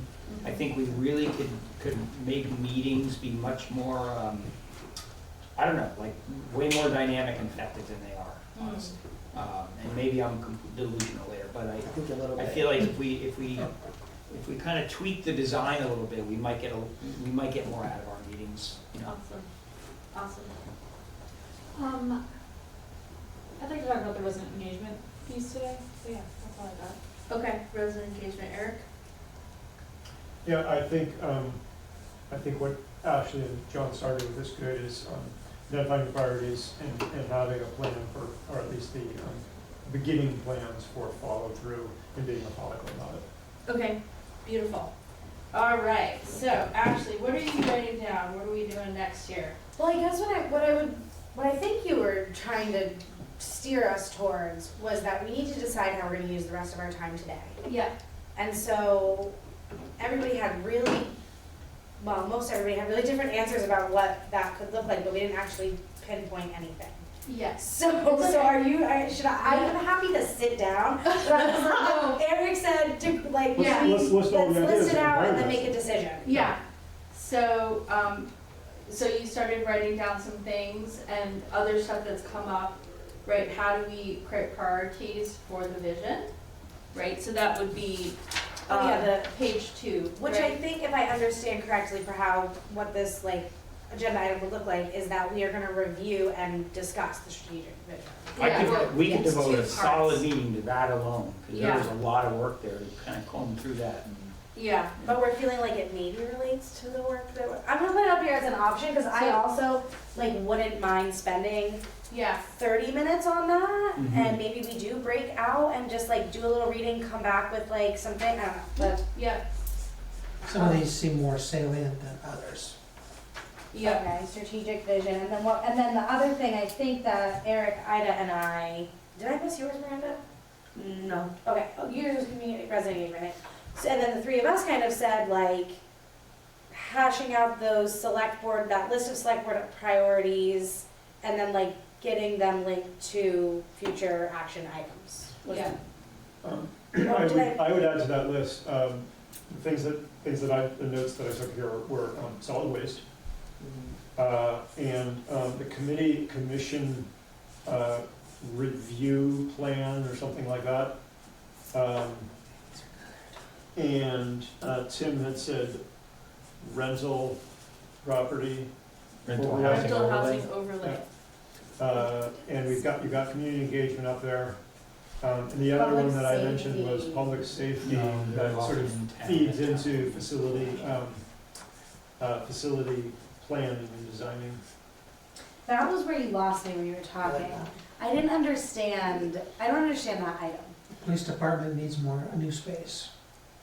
Right. The police department needs more Okay. space. The first part of the process, as I understand it, is to figure out what is the functionality that the community wants in terms of public safety. Yeah. And so Okay. what Now I I'm using that understand. as the third branch of public safety kind of thing, and then that helps you shape what the facility looks like, and either in short term or long term.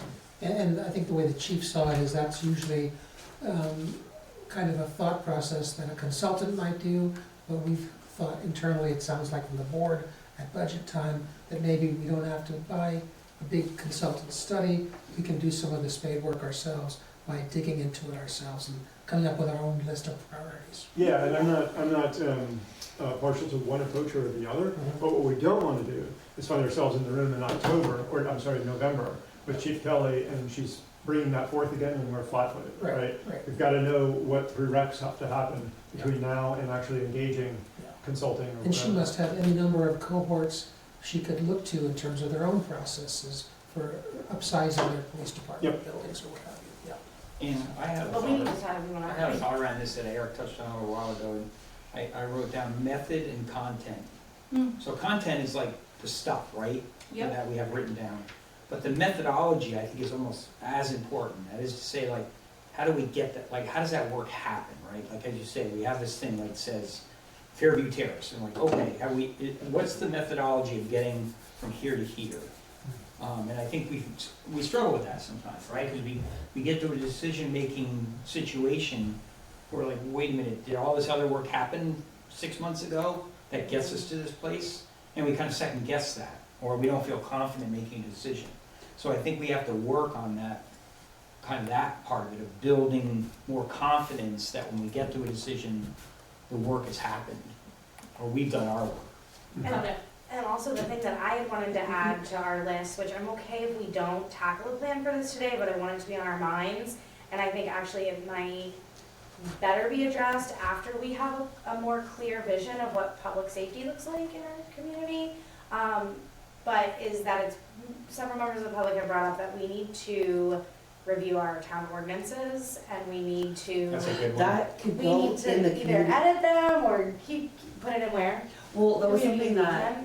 I had talked with John about it a little bit, that H. Corey was wanting to look at all of the ordinances once they're digitized, break them out by what committee would have the most insight to said ordinances, have them review them, put them in a packet for the select board to Yeah, I think review. that's a I great love that. So that can really fit into the committee thing. Yeah, what's the update on the digitation? That's been like 95% done as of several months ago. I think we were waiting on planning department so that we wouldn't have to do a piecemeal presentation of all of the digitized ordinances, but I can get you an update. We love that. Oh yeah, could we maybe put, that could be a agenda topic, right? Because they'll present that. Well, too. could definitely expect that there'll be a rollout, for sure. Okay. That's a great, I'm glad you brought that up. Yeah. So another one that was on my list was Bugby, but before you put it up there, there's going to be a CIP process, right? And it could well be folded into that.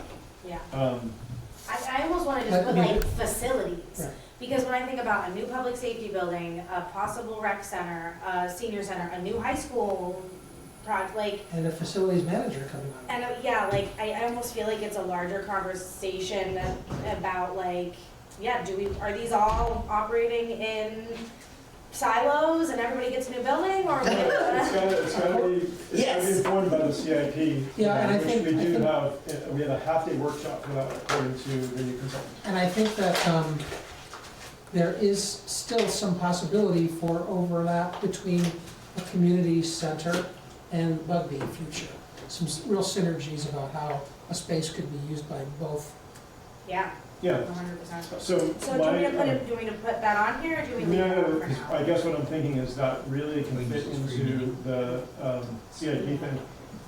The public safety part, to me, there has to be conversations that precede the facility part of it. Yes. So that they're separate from the build out of a facility, like Yeah. all that stuff. So for that one, I would leave up there, but the Bugby, I Okay, think, yes, would go okay, into cool. the CIP stuff. Another thing that came up was survey topic. I bet you mentioned survey. That's up there in That's the, part of the resident engagement. Okay. Yeah. Okay, super. And then another one, how to build the interfaces. Build the interfaces. I didn't know how to write Tim's. That well, was yeah, Tim. because that was like basically how she was saying, you know, that has to do with the community engagement piece, like how, you know, what's that look like? It's And that's it's up kind there. of falls here, I think, right, Mhm. style of these Yeah, I mean, forums. it's just that design of that resident engagement, because there's multiple platforms, how you design that. We talked about going out quarterly to each village and sitting there and listening kind of thing, but that, you know, we did one of those or two of those, I guess. We did two of Technically, them. two filling So stations. actually, that's part of resident engagement then? Yeah. Okay, and is that, But no, they- like, do you they wanna still make that have the third six bullet, times like more interfaces, for or extending is that? of Yeah, or just like other method, for other renovation of the building or relocation. strategies or something of that nature. Yeah, strategies and tactics, right? Mhm. We should split that out from Yeah. content or topic or Correct. anything. Alright, I propose that we spend at least a few minutes on vision, and we're gonna stretch. So what I'd invite you to do is grab a color marker, come round, and you get one dot. Pick one thing. You can do vision plus one other thing, just to help us understand priorities, okay? Mhm. So walk up and vote for one thing, and know that we're gonna do vision next, and then that'll be our next thing. Right. Can I propose actually, do people feel like the vision piece? I'm just worried that we're gonna get lost in the sauce here. 5 minutes. But I have a Okay. question for the group. Okay. Yeah, we don't have to, it'll be a time-bound situation. So we're Thank you. just pointing to the dot, the thing we must talk about. Yes, exactly, which is the, what decision needs to be made at this meeting, right? In the spirit of that, of that concept.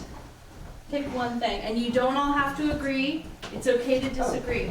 We know all about disagreement. I'll pick Thanks, it. John. Okay. I know that I was really torn about putting that there. And then we get one done. I know. Wait, we're gonna talk about Tim, this. she already said we're doing that no matter what. Yeah, So we if should you pick vote something for different. vision, then you can pick a It has to happen first. Oh, well. No, go for something else. Take one more Okay, thing. fine, You fine, get two. fine. I did it! Alright, I'm gonna use the bathroom actually while they're dotting their i's and crossing their t's. The interesting thing is, there's some of these are meta topics and some of them are not. That's okay. So it's actually strategically, that's a way of looking at it. It's what it would not. So what do we feel like we need to put in here? Just doing this, I know it's boring, but just don't. That's right. I You know what, I can need talk to about look that at one all day. Yeah, well. Meeting agenda. That's because I want to go home by 9, okay? It's not, it's a selfish reason. Yeah, maybe. I just feel like other things can be, well, like, right, if I really care about resident engagement and like Pardon me? scheduling these things. I'll get that on the agenda. Right, you know that's gonna happen. Okay. Super. Pretty cool. All right. Also, I'm hoping that this meeting itself helps with our meeting agenda design. Right. Okay, we have our, It's true! You don't think this is gonna work? Look at this wonderful. Look at this.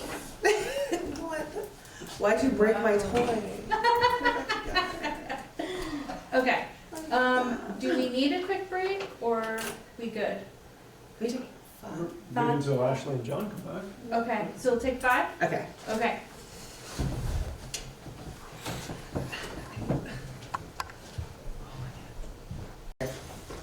A minute plus talking about this concept of strategic vision. And I also want to call back a couple things, which is, John earlier, before we got started, reminded us of 5 villages, 3 rivers, 1 town.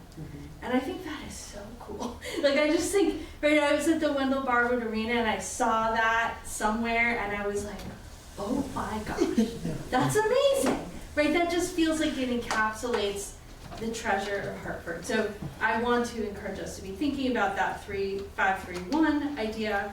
And then in the phrasing of the vision that currently exists, there's some words in here. Engaged in a welcoming community, which is super consistent with everything that's come up today, right? It is the thread that has tied all the concepts that we have visited. Town unity, same thing, right? That's another word. So on the second page at the bottom, it says we have town unity and village pride, right? So engaged, welcoming community, town unity, village pride, 5 villages, 3 rivers, 1 town. Okay, Can you tell me where that is? which one? The 5-3-1? Yeah, Or the which part? well, you said the engage welcome community, and then you lost me on where that other stuff is sitting. Here. Village pride. Engage in a welcoming community here in the top, Mhm. yeah.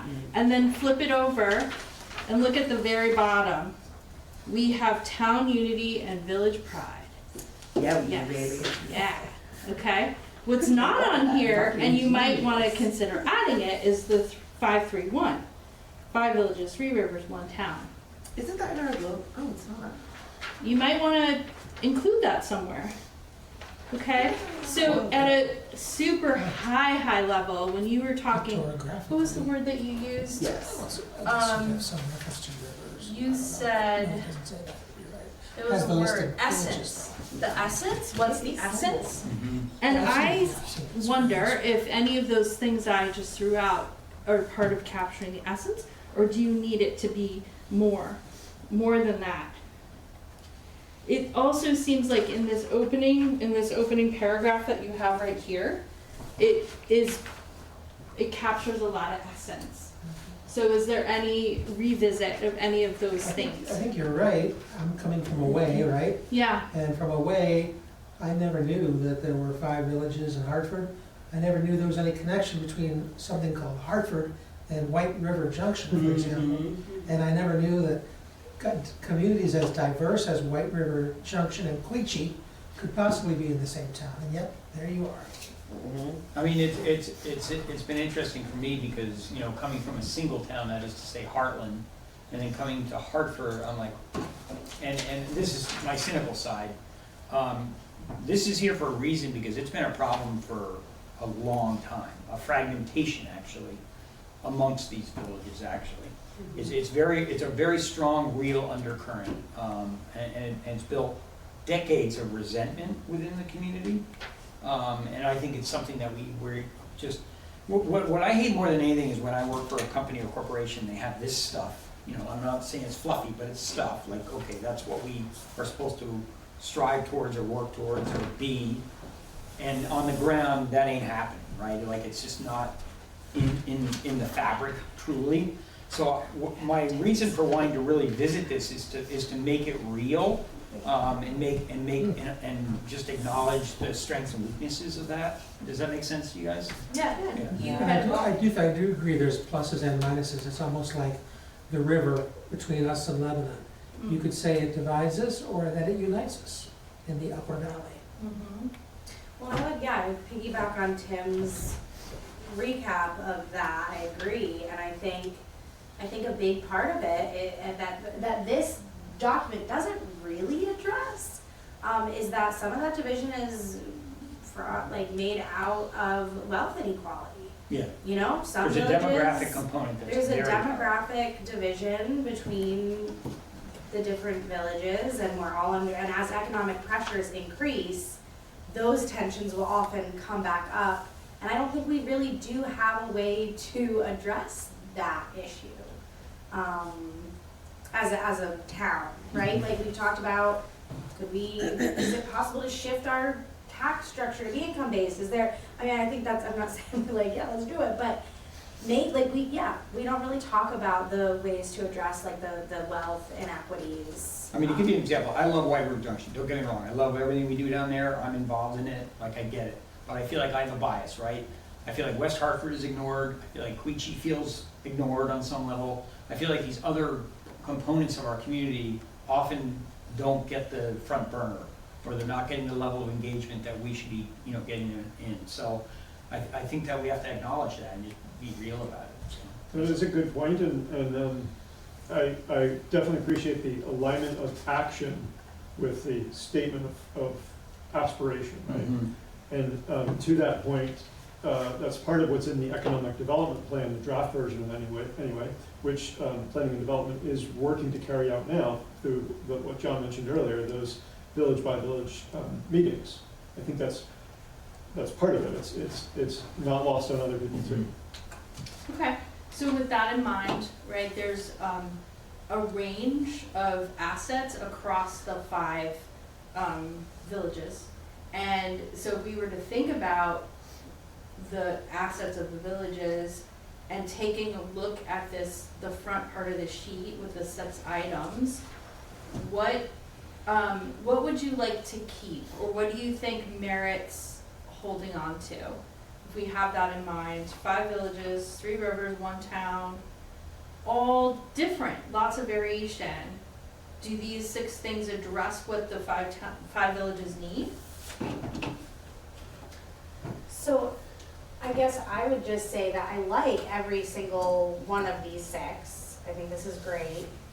But where you get to like, it feels like there's a lot of, I can look at most of these and think about an initiative or a committee or a practice that we have that is a piece of that, except for equitable opportunities. And that's the one where like this feels like it's important, but it also feels like it's virtue signaling, because there's not actually a single like thing that I can on the top of my head be like, oh yeah, we're. I'm just noticing the typo in the phrase opportunities. What? That it's Yeah, singular? it is spelled wrong. Oh, I would say, right, affordable tax rates, we actively are, every year the select board is trying to do that. yeah. Affordable housing, we have Twin Pines Housing who's working on that. We don't really have any others, but each Corey is working on some of like the racial and ethnic like equity and inclusion. I don't know about low cost services though. But like, okay, the last sentence, total cost of living is within reach through a balance of affordable housing, low cost services, and affordable tax rates. We talk about them, but I don't think that we have anything in motion that would actually. Well, we're also meaningfully change participating in the anything. 802 homes program. Yeah, that's true. So can I? Yeah, just bringing light to that So one. we said we were gonna spend 5 minutes on this, but I'm sorry. someone else said, no, you don't need to apologize, it's just a checkpoint. Like, Yeah. someone else said this could be a day-long workshop or a half-day workshop, or whatever. And I agree. Yeah. So we ought to figure out what it is in the next few minutes that we want to achieve out of this, or do we just want to schedule a meeting to do a deeper dive on it? Because I don't know if it serves us well to sort of skim the surface and then not have like, Yeah. we're gonna either do nothing about it or really go deep on it. Yeah. Like, to me, those are the alternatives. Postpone it. I kind of agree with that. I do, and I also like what you brought up before about once we've distilled this down or worked on it, or we still feel good about it, kind of matching this up with our work, right? So we would say like, all right, this current thing we're working on is touching on item 1, 4, and 7, or whatever that looks like, right? So I think that's a really valuable exercise once we get there. But I was trying to do the little my George Carlin thing I was telling you about, like say, well, doesn't equitable opportunities and high quality learning opportunities kind of go together? Doesn't environmental sustainability and resilience kind of go together? So you can kind of do a little bit more of a simplification or a distilling down of the kernel. I'm also thinking like, you know, let's pretend we were doing a marketing campaign branding thing for Hartford. You know, you'd be working on, you know, both your brand, your slogan and all that stuff. I feel like some of this is kind of that too, right? You're trying to say like, all right, what's the essence of what we're about? I like that word essence, by the way, that's a good word. So, I don't know, but I agree with you. I think we need, this needs to be a workshop, you know, this specific topic.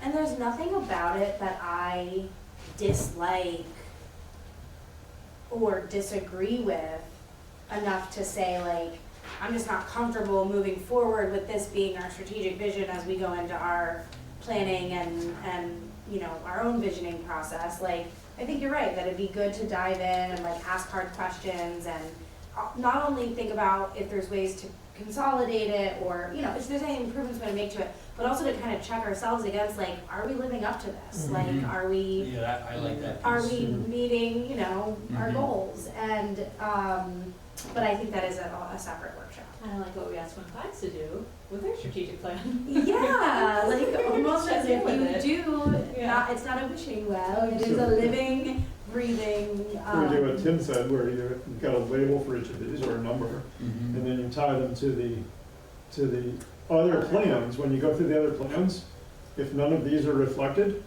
then you've got gaps, right? It's sort of a gap analysis kind of. and I guess stuff. that the only process issue there is if Tim feels like any of these 6 kind of like headings are just not, if you don't want it to be those 6 headings, that's where we can't really just like kind of circle back to this and use Yeah, it. it was more like a commitment thing. Again, like the current company I'm working with, we have mission and value statements, but in practice, I often find us missing them.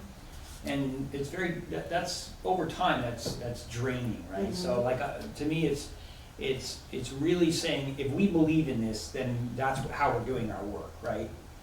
And as you say, like, to the extent we're dealing with this affordability thing, which comes up a lot, you know, if we're not doing that, then why is it on here? So. The 3, to your point about some of these possibly being subsets of others, the 3 words equitable, resilient, and sustainable that up here on this page could be a starting place as well, because I think most of them will fit under those 3 buckets: equitable, resilient, sustainable. Yep. Okay, so that's our time on vision, and so it sounds like the due out from this is that you'll set aside time to dive in to vision and specific. So we're good? Do you feel good about that? Okay, great. So we covered that on the list. Looks like the next topic would be public safety needs / facility. Yeah, are we prepared to talk about that next? Okay. I'm gonna, here, I'll just take these off. Okay. Well, let's set the table for that. What is it that we hope to accomplish in this initial conversation? We have 2 things that are gonna meet at some point. We're gonna have, arguably with the past budget, we will be hiring a new facilities manager or person, whatever the term is.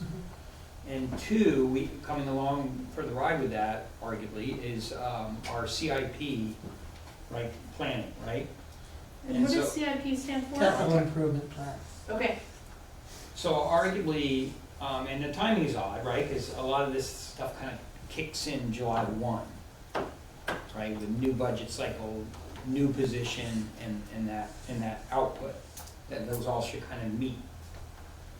And I think, you know, my memory is that in our most recent budget cycle, we had 2, what am I gonna call them? Proposed studies, one for Bugby and one for the new police station. And it was around $100,000 of stuff. And we sort of backburnered it because the argument was that with the CIP being done and with hopefully a full-fledged facilities person, that we could perhaps, you know, get those launched, you know, differently or more effectively or so whatever. And I could be wrong, anybody can correct me if I'm wrong about this, but, so that's kind of what went on there. So it's sort of a timing thing of like how this stuff all comes together coherently. Well, I think that Eric had a good point, which is that before we can really have the facility conversation, we need to think about if, as a board and based on public feedback and the problems that we're facing in the public safety realm, is what does our public safety department look like in 5 years? And part of that conversation was, we had talked a little bit about the model at Amherst, Massachusetts. Well, I guess back up. We have a outreach committee that is run by the police department that was kind of started out with a mission to engage concerned residents to address some of the public safety issues, especially around housing, substance abuse issues, and mental illness, even some of just ordinance stuff, right? Like who's parking in the parking rides, encampments, things like that. And we created, HPD created this committee, and it hasn't really been able to live up to the goals that it set out, for a myriad of reasons. And so I think it's part of our conversation is, do we want to just keep that committee as it is and try to support it, or try to like give them the tools that maybe could try to bring some life back into it, or do we want to start looking at like other models of how we might engage residents and kind of like deploy their volunteerism and ideas and concerns in the community? Question, John, how does that committee exactly work? Because it's not a committee the way that other committees are. No, it wasn't Committees. authorized or created by an act of the select board. It's not a committee. It's a coalition. Thank These you. are their own words. Yes, There's an thank you. outreach division, and then there's a public safety coalition. Coalition, Okay. okay. And the outreach division is one part of the public safety coalition. The other two legs of the stool, as I understood it, were the service providers and the public. John can correct me if I'm wrong, but. That sounds good to me. Can we say that, explain that? So there's, in HPD has an outreach division. That's a separate entity that's under staff, right? That's a staff organization, part of the staff organization. There's a public safety coalition, which is, in theory, was a three-legged stool. One being supported by the outreach division, two are the service providers in town, like the Haven and so on. And the third is the public at large. Oh wait, what's the name of this what is the formal name of this coalition? This is actually the. Well, I think we Is should it the clarify. Public Safety Coalition? No, Community safety? Community, I think we should clarify the evolution of this, because we had this group, and again, I'm gonna get the title wrong, right? But it no more, one knows what it is. I know, No, I think but- because the participants don't call it, everyone calls it the outreach committee. Okay. That's like the layman term that This everybody probably uses. began with a community safety study that was grant funded, that was an effort to assess community views on public safety. Mhm. And they Mostly met coalition. several times, they had Thank paid you. volunteers to offer input, and ultimately they created a study that was then presented to the select board.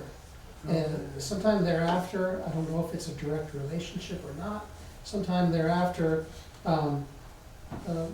Greg Sheldon decided to reorganize the police department into three divisions. Detectives, patrol, and outreach. Outreach at first only had the one lieutenant, Carl Ebbighausen, who has since been replaced by Will Fernari, along with Will, as a uniformed officer. There's Amy Wunderlich, who is the crime data analyst, who works closely with Will and the chief on the community safety or public safety coalition. Yes, I agree, the public safety coalition has never had great turnout, and it's diminished over time and gotten to the point where if it hasn't been disbanded, it is all but disbanded, due to lack of interest or lack of positive movement forward. can I add to that? Please. The add to that for me would be that I felt, because I attended 2 or 3 of those meetings, and I felt like under no reflection of anyone in particular, that both the scope and the effectiveness of that gathering was waning. So I would argue that it's now evolved into this, they call it the round table, there's a group that, Yes, it's the. Situation the tables situation table. are Well, not but part that's of a that. separate. I understand, but what I'm getting at is that did somewhat evolve from this to answer this idea that you would take multiple groups or interests or people involved in situations and solve them on the street kind of thing. That was kind of a morph from Hartford, which was the more private version of the community coalition. The private part having to do with police interacting with other police agencies and with service-providing organizations. And then that morphed into the situation table, which I do hear good reports about Right. in terms of Yeah. focusing on pressing matters, pressing situations, pressing populations, diving deep across departments and agencies and working together to get good outcomes one by one. Yeah, I've heard really good feedback from that. And what were these 3 legs that you believe this? My understanding, and so I attended a meeting back in May, that was well attended, and then I took a time off in the summer, and I started attending again October, November, and up until January. My understanding is that it was really the combination of the outreach division, the public at large, and service providers. We should maybe circle back to the reason for your initial inquiry, actually, so that we don't make sure we don't get sidetracked down into, I think or what maybe this is yeah. central to the topic, but let's just make sure of that. Yeah, so I guess it is tough because I think it's hard for us to decide what we want to accomplish because for the day, because we don't really, this is the first time that we're really able to like suss this out as a group. So maybe the first thing we want to accomplish is just like having a firm understanding of what currently exists for this issue, which we just kind of did. And then maybe the second thing that we want to do is talk about what body would maybe determine some other options and implement some other options. What other options For what? So I guess one of the thoughts that I've had is, do we want our public safety coalition to exist as part of the police department? Or do we want a public safety coalition to exist as its own entity or under a different department? Like, those are just 2 options. I've got a question. If it turns out to consist of 5 negative complainers, I'm not sure I want them at the center of anything important. Well, I think, yeah, I think that I think part of the issue is that we had a lot more than 5 negative complainers when this initiative started, and we lost them because it wasn't effective. Okay, I feel like what I feel like the question is, right, is what do we want the future of public safety in Hartford to be? Could this be one of our public forums like we had at Enquichi? Yep. Yep. That place is called, If we Gucci keep Club? thank you. Right, do we? Don't be embarrassed, you didn't know the name. It's all That's right. my first time going. I was like, I don't know, what is that, Sounds the like golf Gucci. course? I don't know. One syllable. Yeah, and But like, is that right? Like, is it just a community forum where we invite people to talk about public safety? Because that would answer the question, who do we want public safety to fall under? Is it the police department? Do we want the police department to expand? So do we have them, right? Are we going to put them in a bigger facility because we feel like we're going to need in the next 5 to 10 years, more police, they need more space. What community health nurse, the community health nurse could be a big part of that conversation. Right, you're integrating a health component. Like, honestly, when I've done projects where you try and create a building, you want those input points because it impacts the design of the building, right? Like, you're gonna have different elements that would go into that. Would it have meeting space? How many police officers? Blah, blah, blah. Maybe it has a clinic, as you said, or whatever. So I think you're right. You have to have those just conversations before you design a building. Well, I would say it begins with getting after this next election, getting our most recent select board member entrant, Tim Farrell, and 1 or 2 new select board members, a tour of the public safety complex. Oh, yeah. Because I think those of us who have toured it or been there numerous times know that everybody's rubbing their elbows against the walls. Yeah, And then maybe but I don't There's think- some obvious space constraints that they're dealing with. Yeah. But yes, it should be informed by what the function will be. Right, yeah, I don't think that anybody disagrees that we need a new public safety setup, facility setup, whether it's a new building or, yeah, whatever. But yeah, Eric got like, and maybe I got ahead of myself by focusing on like I guess in my mind I was thinking structurally like perhaps the Public Safety Coalition could become a vehicle that helps us shape the way that we think about public safety, but maybe that's putting the cart before the horse, and maybe we need to think about our vision for public safety and then make decisions about like where a public safety coalition would be most productive. But that was, yeah, kind of where my mind was going, was like, is this the low-hanging fruit where we as a board could look at this structure of this thing that is like kind of a pain point for us right now, and take some action steps to get it flourishing, and then that helps to also inform the bigger picture. I see a real concern with morale at the police department if they perceive that they're on the hot seat and the select board is gonna start making important decisions about their future, at least without them being central participants, of course. Well, I guess like, but the conversation that I think is like not necessarily around, I think, right, as we imagine the future today, police will continue, our police department would continue to exist at least in the next 10 years. Like, right, like there is, like, right, like there is, Yeah. there's no immediate disbanding of this entity. But what other ways can the community support kind of safety without policing, because it has, I don't know, this is just a fact, it's been proven that policing doesn't necessarily solve some of the big problems in the community. So what are ways that the community can contribute to solving those problems and support the police, right? There are problems for the police as well, but they can focus on other things rather than like maybe some of the things that the community could be involved in. Amen, and that's exactly why they have this outreach division, Yes. to not have everything become a law enforcement issue. Mm-hmm. So, clarification, with the Public Safety Coalition, that's not under HPD, right? It is. It is? Mhm. Okay, cause it sounded like there was outreach division, which is part of the police department, and then public safety. No, it's under. It's under. It is, It's under yeah, it's a, outreach. yeah. Okay, great. So, I'd like to make a proposal.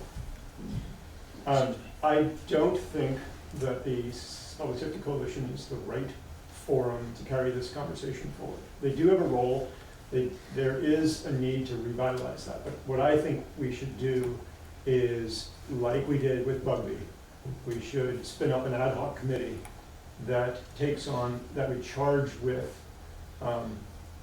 so the difference being, it's not a coalition doesn't have any accountability, it doesn't follow the meeting law. We should have an ad hoc committee that, at the risk of creating more committees, because God knows everyone loves those, but Right. we need a body to carry this forward, and it needs to be authorized by the select board, in my opinion. It obviously needs to have staff members on it, specifically HPD staff. And Facilities. the goal should be to understand the functionality that's required, and this is not the full picture, but we should charge them with some things like, figure out what the functionality is, and then come back to the board with a proposal for the next steps in the facility development phase, which might be outsourced to a So consultant. we're talking about a building, we're not talking about the role of police and. Now, I said functionality. No, they go together. Functionality Yeah, is, yeah. what Trying to does make sure I the, understand. what does the public Yeah. need in terms of community safety Okay. and want in community safety? What does that look like? And then what does the facility to support those needs look like? You're trying to couple what I used to call, like, we used to do space programming, is what it was called, where you would take the needs whatever they are, and kind of match them up with what that design would look like, right? So if indeed, you know, if indeed, like, we wanted to blend in some other needs of the community within that building, we might have a nurse office or clinic or whatever, like, so it just, you wanna end up with a better product on the other end that's meeting the needs of the community. Not just a police station per se, Right. but a community asset that's gonna serve some other functions. Yeah.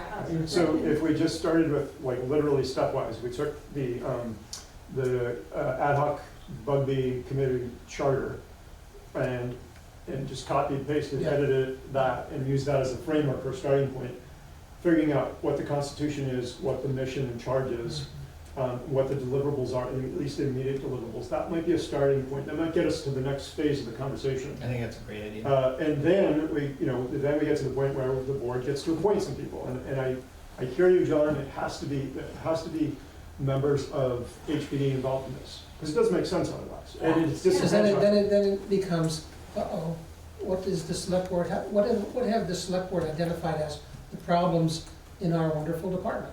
Right. And what Well, are they picking up? first of all, I will say, everybody should be able to have a self-awareness that every department has weaknesses, and I get it.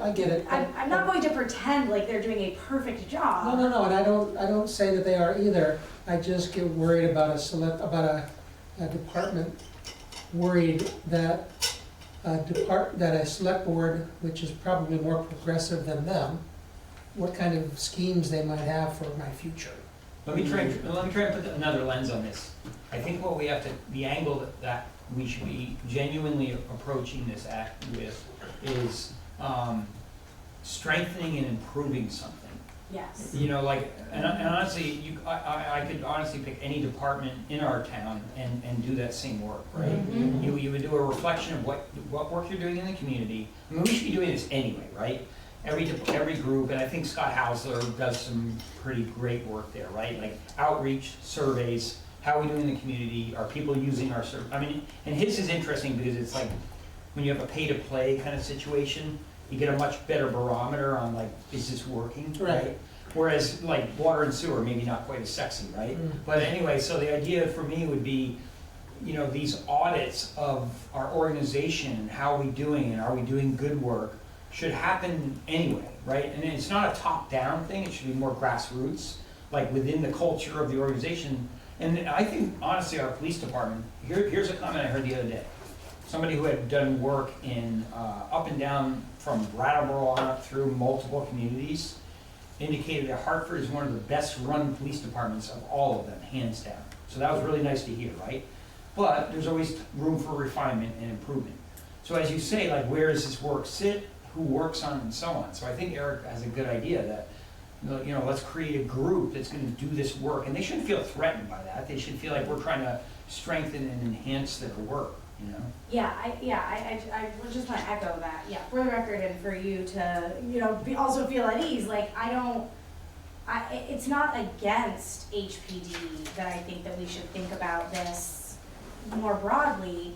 It's in support of HPD in that they've taken on this thing that is so much bigger than what they really should have to take on, right? We're dropping a bunch of problems into the laps of police, and it's stressful. It's a new frontier for everybody. Yeah, it's a new frontier, and they shouldn't be in a silo to deal with it because they don't have the tools or the resources that they need to deal with it.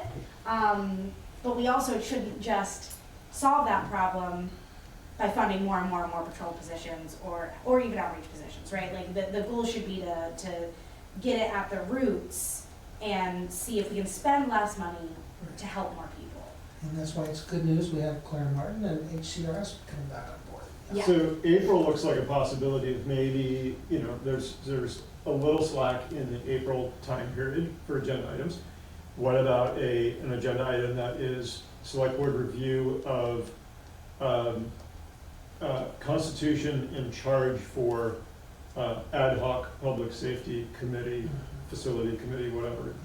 Some mix of words like that. Are we tying it to the facility? I guess I just want to be clear on. You want to know what the deliverables are. Yeah, does the deliverable include? I guess the other thing is I don't wanna attract people who are just really gung-ho about a new facility. I wanna make sure it's clear that we're trying to attract people who have an education and a stake in public health. So yeah, how are we, do we wanna marry the two, or do we wanna have the, Well, I think if we don't wanna have the police department worried, I think putting facility in the headline would be important. It's a life cycle. The life cycle goes from defining the functionality or needs all the way to actually delivering and putting the last dab of paint on the building. That's and the committee's charge would go up and through the point of a construction contractor has been awarded a contract to build this building. okay. In my opinion, I don't know, it could be over scope, but. Well, when this works well, I've seen it work well, where this need, as it's generated and vetted out, meets a very creative, capable architect group or whatever, and they create a facility that works, right? Like, that's kind of what you want to And I have. think, Tim, the point of us doing this work internally at the outset is to get the biggest bang from the buck of hiring a consultant, not to have them take us soup to nuts, but to give them a big download of community Correct. information that they can make most use of.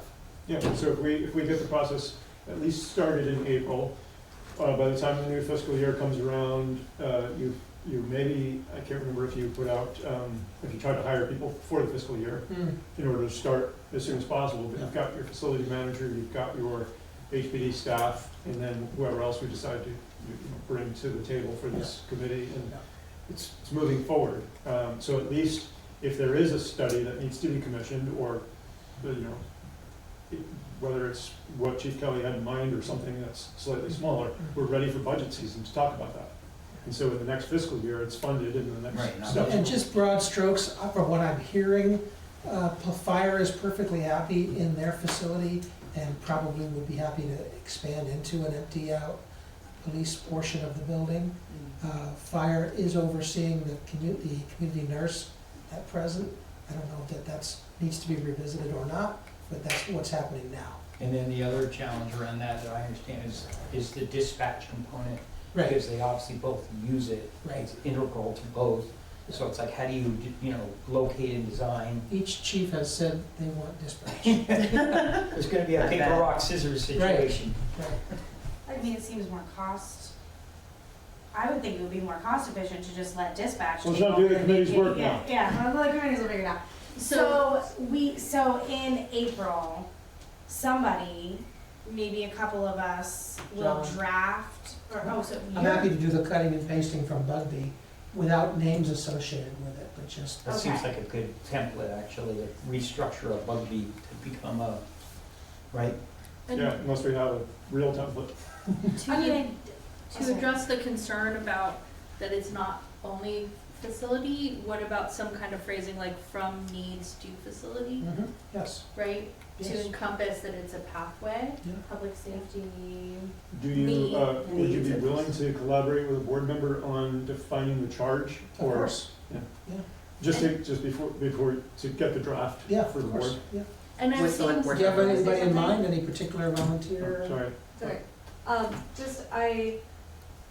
Part of this, I'm not exactly sure where this should come in, but, I do wanna sort of like set the tone of like the level of visioning that I think Ashley and I are hoping can come out of this, which is that there are other towns that have very successful models of 3 branches of public safety: police, fire, and a community outreach branch that is not embedded in police.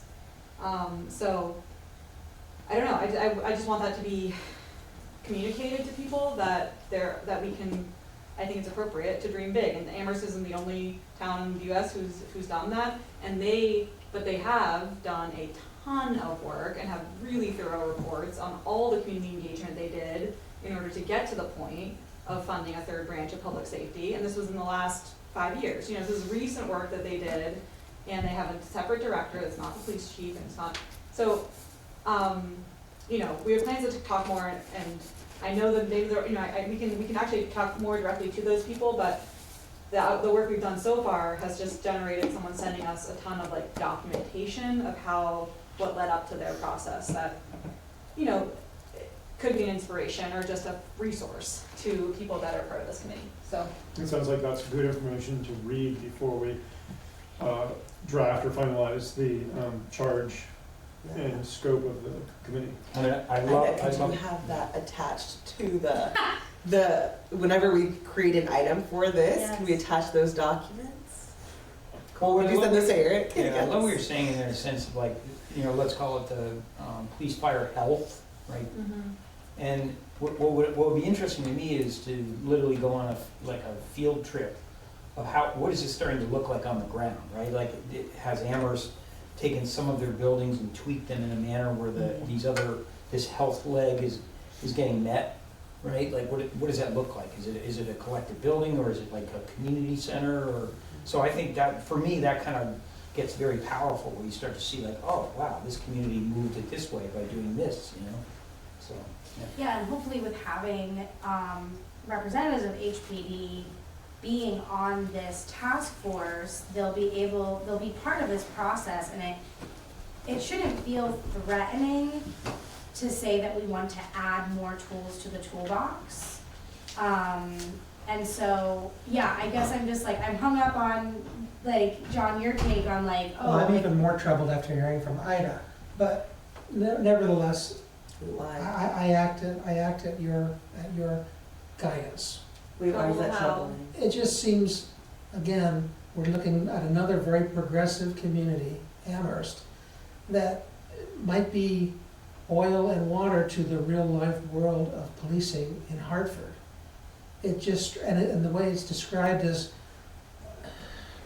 it almost sounds like a thoroughgoing reorganization of the conventional police model. And I think there's no way to avoid that feeling threatening to people incumbent in their positions now. Well, but it would just be like, right, I think I was just suggesting that as like a jumping off point, as something we can look at, not that we have to copy it.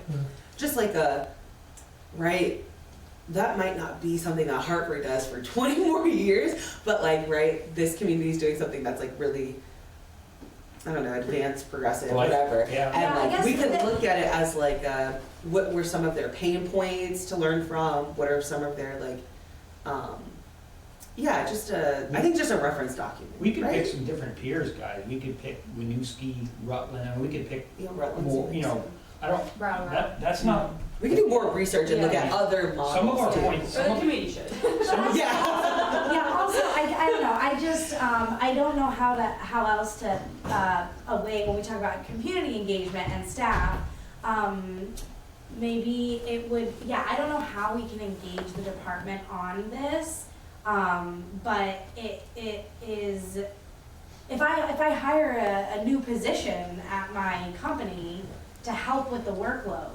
I don't see that as a threat. I see that as, oh, great, we've got a huge workload, there's tons of work to go Oh, around. that's what Connie was asking for, 2 more officers, and the Right. board said, no, thank you. But I'm not giving the existing employee more hours. I'm hiring at, right, I'm creating a new position, and we're all one town. So I guess to me, I don't like the idea that there would be this defensive idea that if it's not within this department, then it's like a threat to my job versus, oh, cool, we're trying to tackle Well, I this. think inherent in anything that goes beyond the facilities need is gonna be viewed as a select board critique of the way the police department does its work. Well, I that's hope why that the you can committee work with does them, John, to express that, yeah, that's a really unfair way to paint it. Okay, well, that's how it hits me, and I can only anticipate that it might hit some of the members of the police department in the same way. And with all due respect, like, we were elected to I get it. represent the residents of this town, I get it. and they repeatedly elect progressive folks. Yeah, we are also a very progressive it. community. Yeah. No, I get it, but Yeah. maybe the members of the police department aren't so much. I think hang on, let me give you a thought. So we have to, May I give a thought? Then we have the committee too, right? Yeah, we gotta work together. Yeah, It's we not, We it's have not to have animosity. members of HPD sitting on the committee. No, I get that. Okay, no, I'm just, Yeah, we want their buy-in. yes, we Yeah. absolutely Yeah. want Tim? them to like what what the committee is working on. I- They want, I do we too, want. I do too. Yeah, That yeah. would be great. I think Yeah. I think, I've only been in Hartford for 18 years, which isn't that long. But I have to tell you something very much I think is accurate. When I came to this town, we had a couple incidents in this town that were ugly. They represented all the worst of what policing can be, from a handling of a situation, so on and so forth. What that department has done in the time that I've been here to move that ball away from traditional policing to outreach, different practices, different approaches in the community is profound. And I think, I have to say, we have to continue to do that work. And I honestly don't think for the most part in the culture of our police force, unless I'm misreading them, they would see this as a threat. I think they see this as a growth and an enhancement to the work that they're trying to do on the street, because they're frustrated. They don't want to keep arresting people in court and all that crap. They want a different strategy for dealing with community issues. So I really feel that, you know, we have to kind of like, I don't even think we should be putting a label on it, you know, progressive versus traditional or conservative or whatever. I think we really need to just keep an eye on the idea of what do we need in this community and how are we serving it? And it doesn't need to let's not put a label on it. Yeah. Well, I'll add to, I do see John's point, because things that the select board or select board members have not gotten the buy-in from HPD on items before, and they were defensive about that, understandably so, thinking about like the mask ordinance that was proposed, right? I hope that this would be different in that, like, we are going to work with you and not like, we're gonna tell you what to do and like, because you're doing something wrong. This is like, we all know that the Public Safety Coalition is something that just needs to be reworked, and we wanna rework it with you. And we also know that you need a new facilities, and we wanna develop that to like the best of to meet the town's needs too, not just the police department's needs, but like the whole town. I'm sure. I do want to bring it back to a question John had. We gotta wrap Who's this going to up. be the liaison on, or the select board's touch point person with John? Ida, you can. You want to do it? No, Oh. no. Are we landed on the idea that we want to spool up an ad hoc committee, that it might be informed by other communities, a range of communities, and that we should engage HPD in the process of reviewing the draft of the charge as well, right? Not only having a seat at the table on the committee, but reviewing the charge and the scope and the extent of it, and having input into the development of the definition of this committee. Yep. And if we're good on that, then let's choose someone to work with John on starting getting language on paper, and then let's move on, because it's Anybody? 2:34. I'll do it. Yep, thank you. There's two other things, including the 5 villages. Do we want to have representation from the 5 villages, or at least acknowledging the needs of the different villages in any conversation, not just this one, but any conversation? That should be a part A of the. reminder about that. I love that. Yeah. Honestly, You know, we don't do that enough. Remember, wasn't the select board at some point village-based with a couple of at-larges? No, there was discussion when the charter was developed of going more over to a Brattleboro model, which is to say there don't literally be reps. Like the board, the structure of the board would actually, you'd have representatives, so there'd be, 2 from Wilder, 2 from, which I was intrigued by that concept of like, you're getting representation of West Hartford in governance. Wait, what village do you live in? But I like the idea. Technically, Hartford. Okay. And you live in Wow. Wilder. And then the other, baby. Hartford. Uptown White Wait, River. Twitchy. And then the other Thank you. consideration, West Hartford. as part of the discussion, is that there's police departments that have these wonderful community rooms where there's CPR class or community meetings, and so is that also part of the conversation? We have that. We Is have it that at the community public hub? safety complex, and if they Okay. moved out, we'd have to find some way. Okay, yeah, so is that the kind It's of a thing? weak space. That's the work of the committee. I don't think we What is the even know about functionality this. required? We Look don't at do that. We did something. So the next one on the list is meeting agenda design, which actually we touched upon in this very thorough conversation that we just had. including, so meeting agenda design.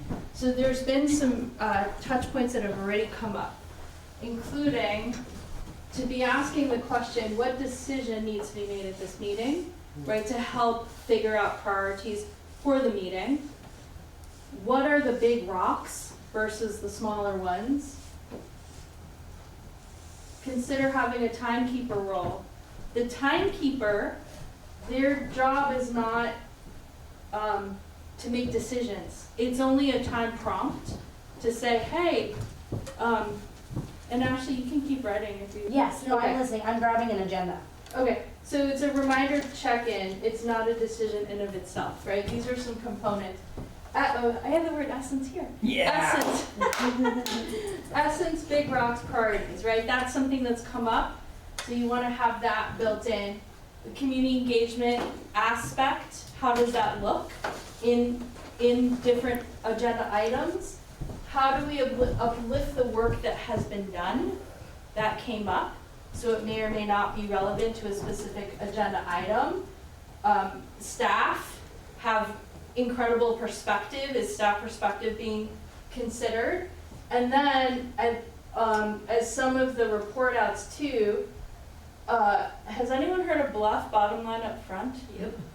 Okay, It's so like a it's, military thing. yes. Use that in the VA, yeah. yeah, it is, right? So bottom line up front. So what would be, so when people are at the mic, what are the bottom lines up front? What's the big picture? What's the status? Is this something that's ready for checkoff? Is this something that only needs a couple minutes? It's in the 10-item checkout line at the grocery store versus the full cart that's going to take more time? How much community engagement has occurred? So it's not telling people what to do, it's only asking the question, what's happened, if anything? Any pre-work that needs to happen, including how much lead time do we need? Do we need to have a heads up that in 3 months something is coming so that we have time to look things up? And time for discussion, and which are the parts that are gonna need more discussion? And then to have a process in place that at these time checks to say, oh, this is a lot, like maybe we need a full day on this, or we need a separate day, right? We'll table to another day. So it's you know, in customer service, like if you lose your luggage, part of it is you want the acknowledgement, right? You can't necessarily show up with the luggage right. Oh yes, so sorry to hear you lost the luggage and it'll be here tomorrow, right? So it's just naming, oh yeah, we've got a lot to talk about. We won't solve that today necessarily. We will get back to it, and this is when we will do so. I have to wonder whether there's, I love what you did here, but I have to wonder whether there's almost like a flow chart analytical tool that you can use, Sure. right? Where you kind of would, when you're building agendas, you're kind of running it through that and saying, okay, where does this sit, right? Yeah. Like, Sure, yeah. and we can do that right now if you want to, or move on. I would love, I don't know whether you're, you know, after this, you'll distill the notes, if you will, but all these kind of points to me feed into this agenda design, right? Like you're kind of like doing that, all right, where does this belong? How much time is required? You know, has the community been engaged enough up to this point where we can make a decision, et cetera, et cetera. So I think these are all great points in that analysis, right? Yeah, the prompts. Mm-hmm. Oh, and actually, we need to add the 5 villages, right? Have we included the 5 villages? Which is specific to the community engagement, Talks about but a that detail engagement. of that engagement, right? Yeah.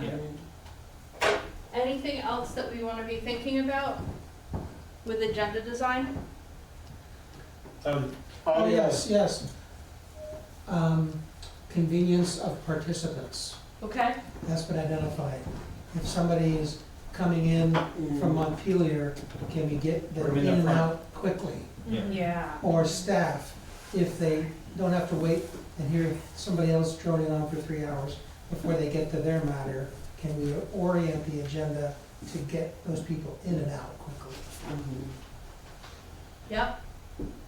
The There was further, another hand. the further you're away, then you get to go first, kind of thing, right? Something like that, yeah. There was another hand. Did Eric, did you have something? I started, but I'm gonna withdraw. Okay. Further comments. Are we at a good starting place then with, or pausing part, or is there anything else we want to explore with meeting agenda design? Well, back to my big rocks thing, it was big rocks, little rocks, right? 'Cause Yeah. the problem is pebbles get in the way of, you know, I mean, you know, I'm sorry. Yeah. sometimes we have meetings with a lot of pebbles and not a lot Yeah. of big stones or vice versa. So I think we just have to look at the pebbles and the rocks and say, you know, what's the balance there, right? I mean, is that this? Of like having a balance of, Is that setting the agenda or administering the meeting? It's I both. think it's both. because I feel like, Which- right, we can look at this, like the Kanban style of this, and like, how can we denote if this is a big ticket item, other than how much time it's gonna take, because some things might not, some things might just need a lot of discussion and not actually be like that big of a rock. But like, how do we denote on that? Is there a way? This is a big rock, these are pebbles. One thing you could do is you could differentiate between discussion topics and action items. Yeah. That's a good one. I mean, the other thing that we've never done well in Hartford, both school and town side, is that public input point versus the work we have to do, right? Because I remember Dominic saying, it's your meeting, like, Right. it's your meeting to do your work. But this community piece is flawed. We do this 2-minute thing, it doesn't really move the balls very well, it tends to be emotional, and it's not very effective for both parties, arguably. So, like, we have to change that narrative, we have to maybe find some other venues where we get legitimate, solid, productive community engagement, but then our meetings become more our meetings to do work. It's a select board meeting, not a public meeting. It's a select board meeting in the public. Yeah. You were starting to say something? Are we just brainstorming and then we're gonna talk about what we're gonna do about all this, or is this just like, is this the whole discussion?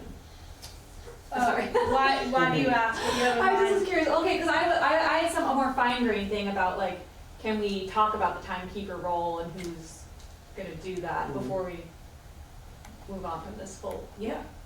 Yeah, we could, okay, Yeah, so yeah. I'll put, I in can put it one on second, sure. Why don't you you can write that down before, so discussion topics versus action items, which also reminds me of something that Tim said earlier about method versus content, right? So whoever's facilitating your meeting can have some of those labels to say, oh, it sounds like we're in discussion mode right now, or let's move into action items. And then as well, this sounds like method, this sounds like content. Because what often happens in discussions is people get so inspired by each other, and ooh, right? So we're moving on, and so that's where you want your facilitator to help keep time and also name the nature of the discussion that's happening. Miranda? Oh, I was just gonna ask John maybe if that's something that, you're right, like we have our agenda and each thing is like, it's usually just the name of the topic.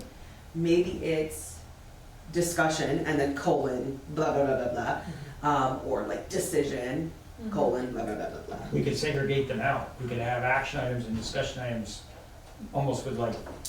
Well, but we have to separate- divide them by staff. there is because overlap. sometimes the staff is just giving us Right. something to There's overlap. discuss. And we want them to get up. I like thinking about it as a guideline, maybe not as a set hard fast rule, but like, what are the action items which are probably quicker, that could come at the top, so staff can go home after their action items are done, and then the discussion items are sort of the second block. And given that there's gonna be some crossover, some blurriness there, but sort of as a guideline to think like action items up front, and those are the ones that we're really gonna try to keep time constrained, or that do the best we can, to move through them, and then discussion items, recognizing that there aren't maybe there's some decisions, but it's gonna take discussion, and we're gonna have guidelines for our times, goals, but flexibility in terms of how the discussion It goes. kind of is counterintuitive because at the early part of the meeting, people are fresh and they want to talk.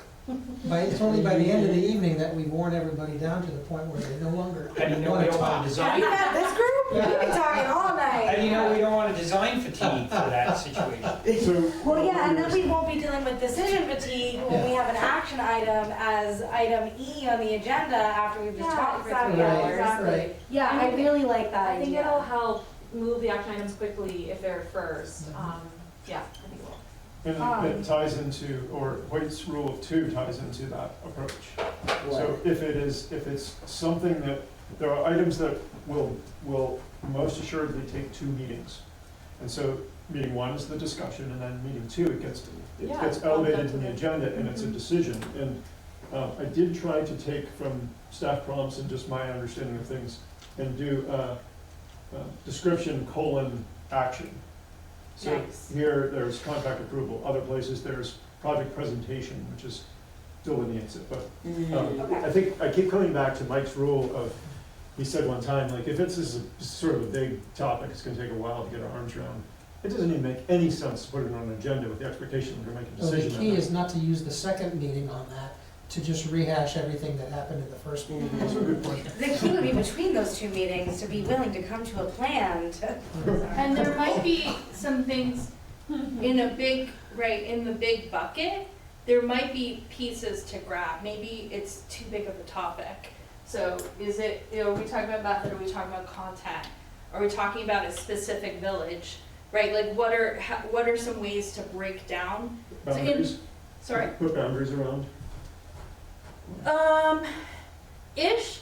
So what I'm thinking about is that back in the day when I was in grad school, what I realized was that when certain things weren't getting done, it's because it was too big on the to-do list, right? And so the more granular I got on my to-do list, the more likely the things were to happen.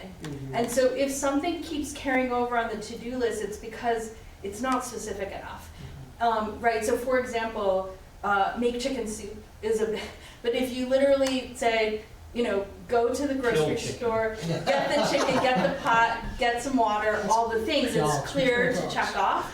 So sometimes when it's too much of a discussion, it's because it's bouncing around the what's, the how's, the method, the content. And so again, you're gonna want your facilitator, your leader to say, this is an action item, this is a decision item, this is a discussion item. And then what aspect of discussion, is it community engagement, is it priorities, is it needs, is it one of the villages or more of the villages, right? So that's when the discussion goes. To the timekeeper point, we're taking the judgment out of it, and it's about staying welcoming and inviting. How do we do that in a fun way, right? So just like with the Academy Awards, the speaker runs out of time. What do? They start playing music, right? So it's a gentle flashlight, some kind of signal. It doesn't mean you don't get to talk anymore. It merely means, hey, 3 minutes have passed, FYI, because people get so carried away with talking, they lose track of time. Miranda? I feel like the timekeeper role should be twofold. I feel like one, it should be and we'll probably get into this with our rules and procedures this year, but I feel like it should be the chair who is, like you were saying, Ida, like setting that expectation of each item. Just like how Mary sets the expectation of like, this is public comment, you have this much time, et cetera, et cetera. Like that's what we would do for each agenda item. And then also the timekeeper of like, I'm really trying to figure out the timer now. I'm gonna figure out a way for us to have a timer on the screen so that people can see the time count down and then count up. It's just odd because as the host of the meeting is not the one being shown on the screen, it's Jam that's shown so that the owl can, so it gets like a little wonky. Wait, have we asked Jam if they can do this? It does. Well, but then they would have to be paying attention to set the timers and do all, I don't wanna ask them to do all. It doesn't work. What we're doing now does Maybe. not work. It feels punitive. It doesn't feel productive. I don't know what The we do. timekeeping? But are we The saying public that, comment slice in our meetings, I think, is horrible. I don't think it's effective. I don't think it works. I don't think we. What? I'm not saying it doesn't need to happen. Like, it's, Tim, we gotta have a time limit on these folks. no, I'm not even saying. I'm not even having that component, that discussion around that. It's more just how it works. Is it working? I mean, we have to have it. Yeah, can I make We can do better. I think a lot of it is about tone. I don't think And it's I- just, no, sorry, go ahead. So I've been thinking about, and we've talked, some of us have talked about this, and we're jumping off a little bit, and maybe we'll circle back to this in the planning, like in our organizational meeting with procedures and whatnot, but I think that we need to go back to the old way, which I know at least was how it was done back in like circa 2016 through 2020, and then I don't know where things changed, is that we have our public comment in the beginning. Great, that's always been there, that's always been a 2 minute, or is it 3 minutes? 3 minutes. 3 minutes. But then where I feel it really devolved is that the public should not be standing up and commenting anytime they want all throughout the meeting.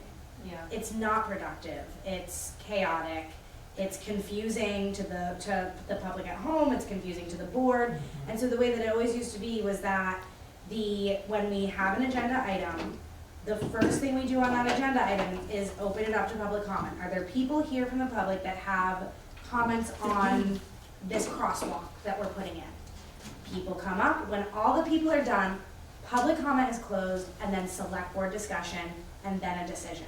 The public does not get to, like, I have felt very frustrated that when we try to have a discussion, people are like, getting They're able to weeding talk it in out. between, and it's like, Yeah. wait, but we as a board need to have Yeah. our discussion. Agreed. And I don't wanna cut down public comment, I just wanna structure it. And didn't we put this in our rules and procedure? I I'll thought go we, back to look at that. Well, Miranda? I also just think I do think the public should be able to comment on each agenda item. I just think the structure of it should be agenda item, someone presents the agenda item. Select board asks questions and discusses. Community then gives public comment. Because people show up to comment on an agenda Comment, item. not dialogue. Exactly. but I think if they I liked that when they would comment before the select board discussion, because then it allows us to, they want to know that what they're saying is being I factored see. into our decision making. Yes. Okay, so you, Agreed. well, So what it's if like it was present the agenda item and then questions from the board to the Right, it shouldn't presenter, matter and who then. goes first in that process, right? Okay, so Yeah. it should be agenda item presented, select board questions, public questions and comments, select board discussion, decision. Oh, I thought it was just gonna The other, be the opposite. public comment and then select board Correct. discussion. Get them done Yeah. first on. Well, I feel like we should ask our questions first. Yeah, no, that, and then Then there are you're gonna backing be. and forthing in what could be Mm. quite complicated. Yeah. That's true. No, wait, I don't think so though, no, because that's how it always worked before, was like, there's a period where the presenter's giving a presentation, and we're gonna have maybe technical questions that we don't wanna wait 15 minutes to go back and be like, wait, was that number on, Yeah. slide B, was there a typo with that number? The select board should ask their questions of the presenter, which I think we do that now. And then instead of just diving into a bigger discussion, that we have public comment, which also allows the public, I guess, to ask a question. We if a open it and we presenter But close wishes is it, to- that's Yes. inviting a It's dialogue to let announced. them ask questions. Well, but no, they would ask questions to the presenter. No, I'm Right, saying, not to the but board. then it's back and forth. Let's hear what we actually say. Well, we actually do. say in our rules and procedure that we've developed as a board, during each agenda item, the select board will first hear from the staff or the individual presenting the item. Then have discussion among the select board. At the conclusion of each agenda item, but before any action is taken by the public body, there'll be an opportunity for the public to comment on the agenda item. Comment shall be limited to 2 minutes, unless the speaker's additional time is granted by a majority vote. But that falls short Oh, of actually, interesting. because you're not factoring in the public comment.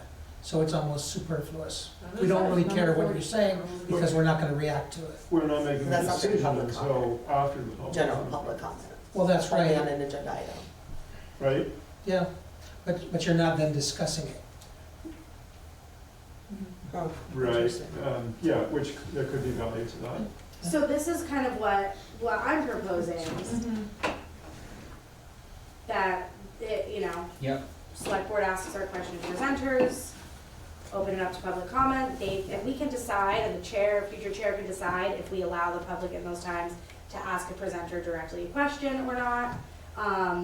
And then we close out, and then I feel like at this point right here, now it's our deliberation. Yeah. We do not need input. No we do back not- and forth there. There's Yeah. no more, and I think that has to be, right, it'll be up to the chair to then, open and close the public comment. And this is new for our community, and so I think we would need to make this really well known at the Yes. beginning of each meeting for a period of time. Yeah. That like, there will be a period for public comment, and then once we're discussing, it's over. Yeah.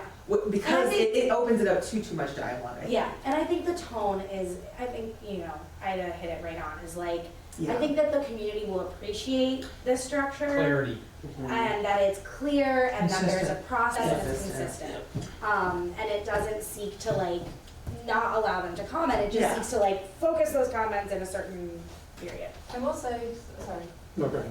just the one that I'm referring to, which I pulled off the website, it's 2024. So this one was endorsed by the board, which included Kim, Lanny, Mike, Brandon, me, Is our- Sue Buckholz. So that's not our most recent one. I don't I think we guess made not. much of a change last We year, didn't. other than to say this is public comment, not a dialogue. Yeah. Oh, I thought we had a big fight about making changes to that document. We It was did, like one of our first. but none were made. That one little snippet. So I think the idea of being really clear with the public is great. Let me, before we settle on that or something like it, let me ask a question. Relative to public hearings, public hearing in the formal sense that is required by statute for particular items, whether it be a bond or an application grant or whatever, we have to do a public hearing. I haven't found any rules at the detailed level that say what exactly we have to do. And one of the reasons I'd look for that is because it's unclear to me from our procedures, and maybe I just missed it, is we do 3 minutes for public comment. When you get to an agenda item, the public has 2 minutes. When you're in a public hearing, what's the time limit? It seems like I all mean, bets are off when we do that. well, we last time Mary, at the last public hearing, Mary said 2 minutes, and so that's what I set the timer to. But I don't know that that's perfectly clear, A. B, I don't know that that's sufficient necessarily. And C, I don't know that the rule of no dialogue necessarily applies there.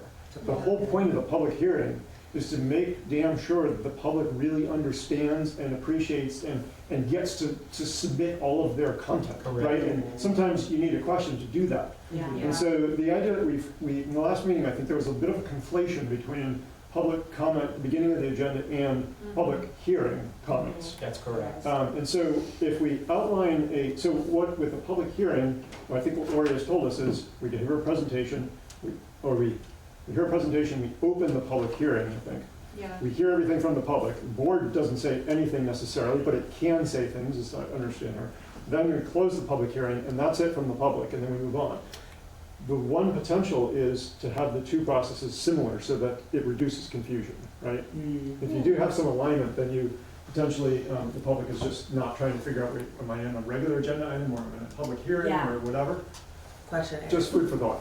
What about when the next agenda item, right? What we had was public hearing on this grant application, decision on the grant application.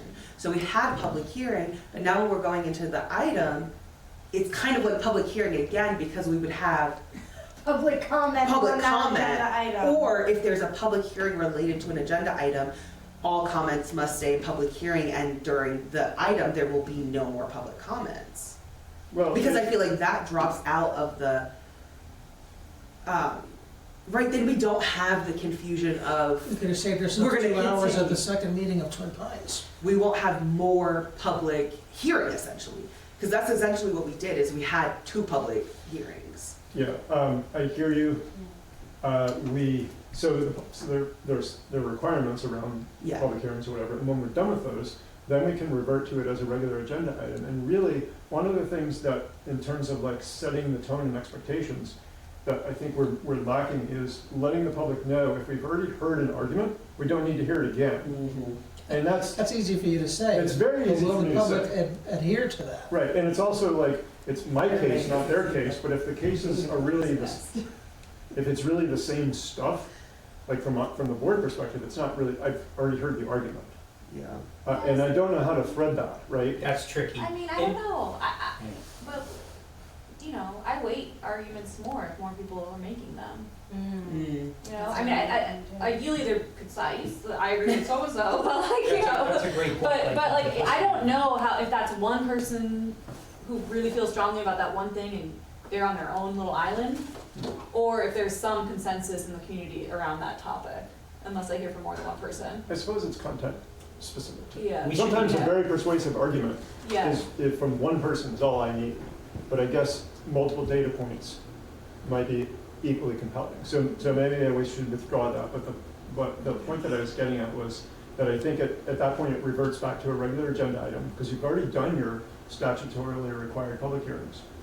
But to the point of the meeting on the 17th, we don't need to rehear everything. And so how do we control that? I mean, I would think that if there's public hearing in a meeting and a decision on said public hearing item, there is no more public comment. There is no public comment in this format. It would just go from public hearing to agenda item, select board questions, select board discussion decision. Let's simmer on that for 5 minutes, 5-minute break. Okay. We'll come back and resume that conversation, okay? And then we can pick up with timekeeper, because I do want to make some decisions there. I had a question. Yes. I was like, For the whole, He's like, here's memorize that. Oh, sorry. oh, that's right. Oh, Point of order. What is that thing? I have a second, I won't call it an emergency, but second time-sensitive tax refund that we'd like the select board to authorize. Flo has heard from Joe Major and Mary and I and the finance director, Steve Daly, the interim finance director, all are on board with a relatively small check of $2,720. And it would help us save a couple of weeks on the AP cycle if I got other select board signatures today. sure. Thank you, that's all I have. Okay, super. That reminds me, something that's come up today a couple times has to do with being flexible. I call it the sweet spot of a meeting. I've written about this. I can send you the link for how I wrote about it, which is, especially if there's a group that needs quorum, and there's people who arrive early, late, and they have to leave early. So the sweet spot is when you have quorum, right? Because people are coming in and out. And so with that same idea in mind, to flexibly shift agenda items or who's speaking when, as was raised, right? Somebody traveled from very far away, or if staff need to leave because it doesn't pertain to them. And so to allow yourself that flexibility within an agenda to move things around to really maximize, optimize who's there. Now this may get complicated if you have to do specific time checks, but if it's not that situation, We do have an order of agenda item in the board agenda, yeah, and so that is a time to shuffle. Sometimes we punt and table things late in the meeting as we're running out of time and gas. yeah, And then finally, there is sometimes some pushback if we try to add an item to the agenda for fear of lack of transparency in the process. No advance warning to the public, for example. got it. And so maybe that's a case where it's like an initial conversation, but no decisions are made quite yet because Or we there's explain time. why we have to act tonight as Yeah. opposed to waiting 2 more weeks. Sure, that makes sense, yeah. Okay, so on this meeting agenda design, the 2 remaining things are we good on timekeeper? You wanted to say more? Oh, yeah, I just don't know if we actually made a decision about, and we're gonna hash into this in I our have a heads up. organization. I have a proposal related to the flow. Yeah. Okay. I think I love what Ashley suggested for agenda items.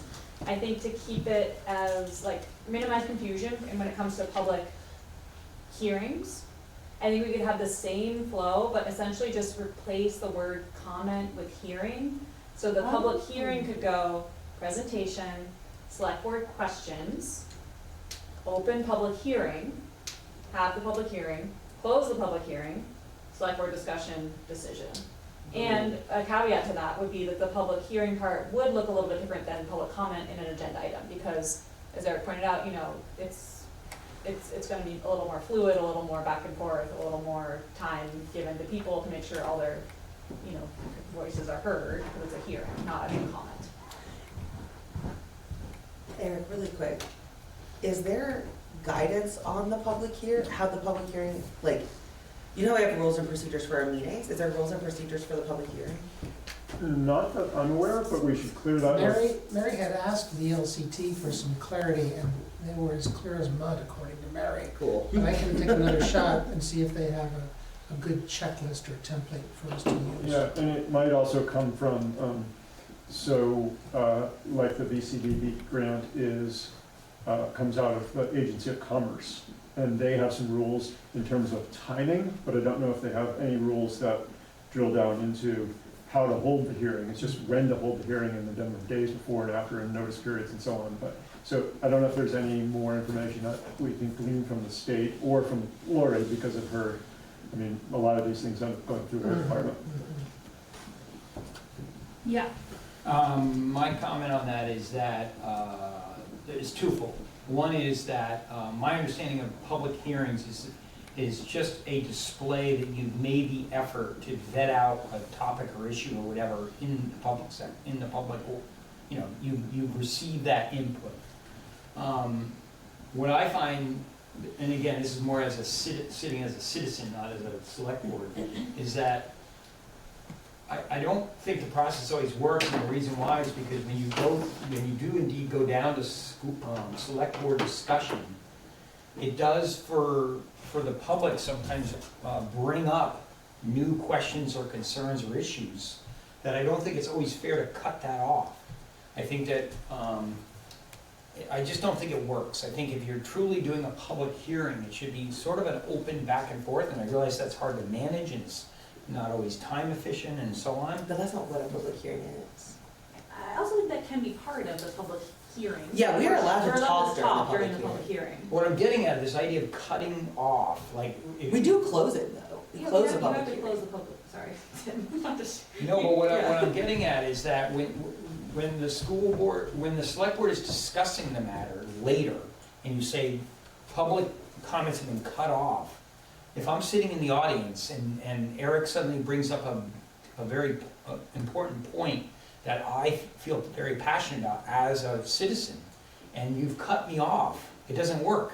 But then that's I every disagree. agenda item we would disagree. have back and forth because we're always bringing up great points and the public's always gonna wanna comment on our amazing If you're ideas. really passionate about it, you've thought about that ahead, you know, if it's something that, just reacting Okay. to a discussion, the select board discussion, I don't think that warrants like, you know, it just makes it messier.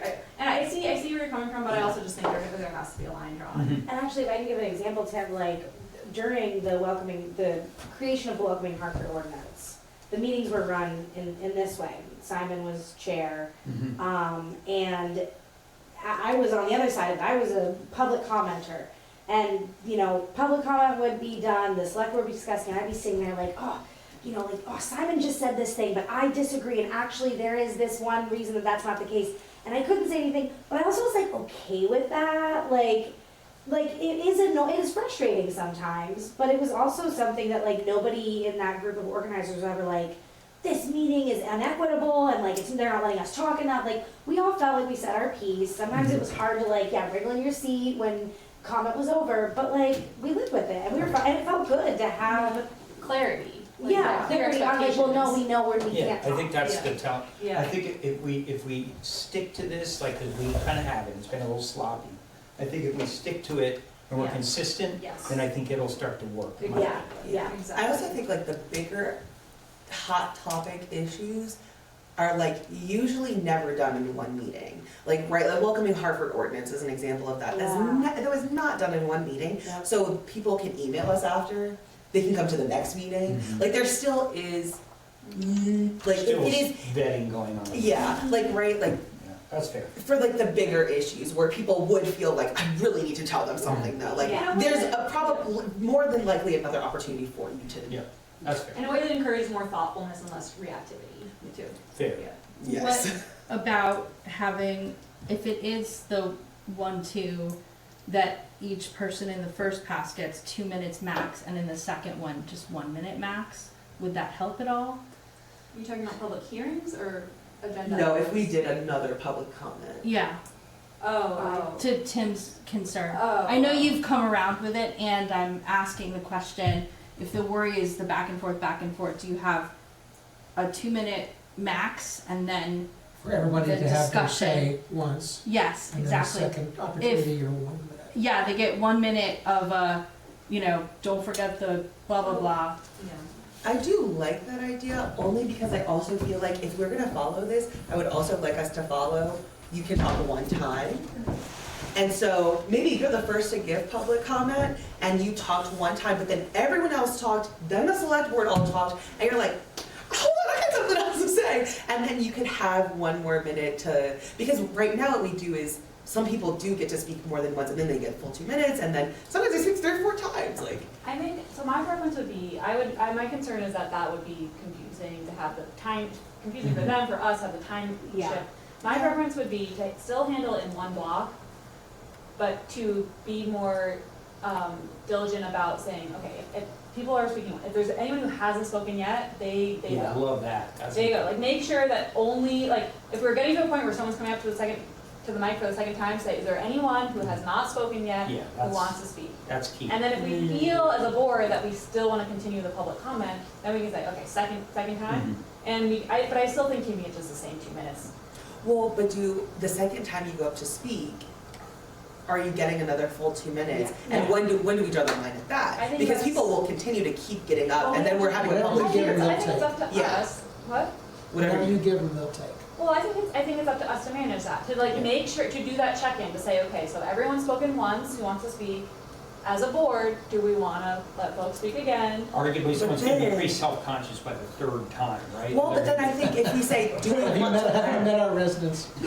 I think if we say, does anyone want to speak again, it's up to the board to decide. Someone who just stood up at the podium is gonna feel like, you're biased against me because you just don't want to hear me talk again if you say no. And if you say yes to someone else for like a second round of public comment, then, Well, I think it's sort of like we're deciding on the whole round or not.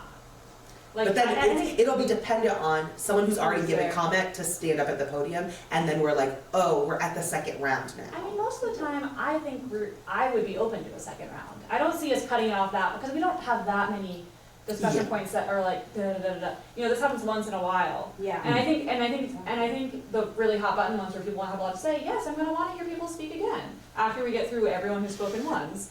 And then maybe if we get to like 3rd or 4th, then it starts to feel like too much. Yeah, But I that's think something that to decide in the moment. I think a good leader can feel the vibe out, right? Like, I think that there are times where it feels almost like cruel to say, nope, you already talked once on this, you can't talk again, because it's like, if there's a group of 3 people in the room and it's really pertinent. And then there may be times in a really big style meeting where there's, 15, 30 people in the room, and we say, okay, for this discussion, everyone's gonna be able to speak once. Like, I think that a good chair and a solid board can read the room enough to say, like, okay, we're gonna have to limit this, or like, oh yeah, you're the only person here from the Energy Commission, and we're talking about a topic with the Energy Commission, yes, you can speak again at the mic, like, because we also would have to enforce it, like, if we were gonna say only one time per thing, that's gonna apply to like people sitting in the room who are experts on that, essentially. Yeah, I don't think it should be one time per.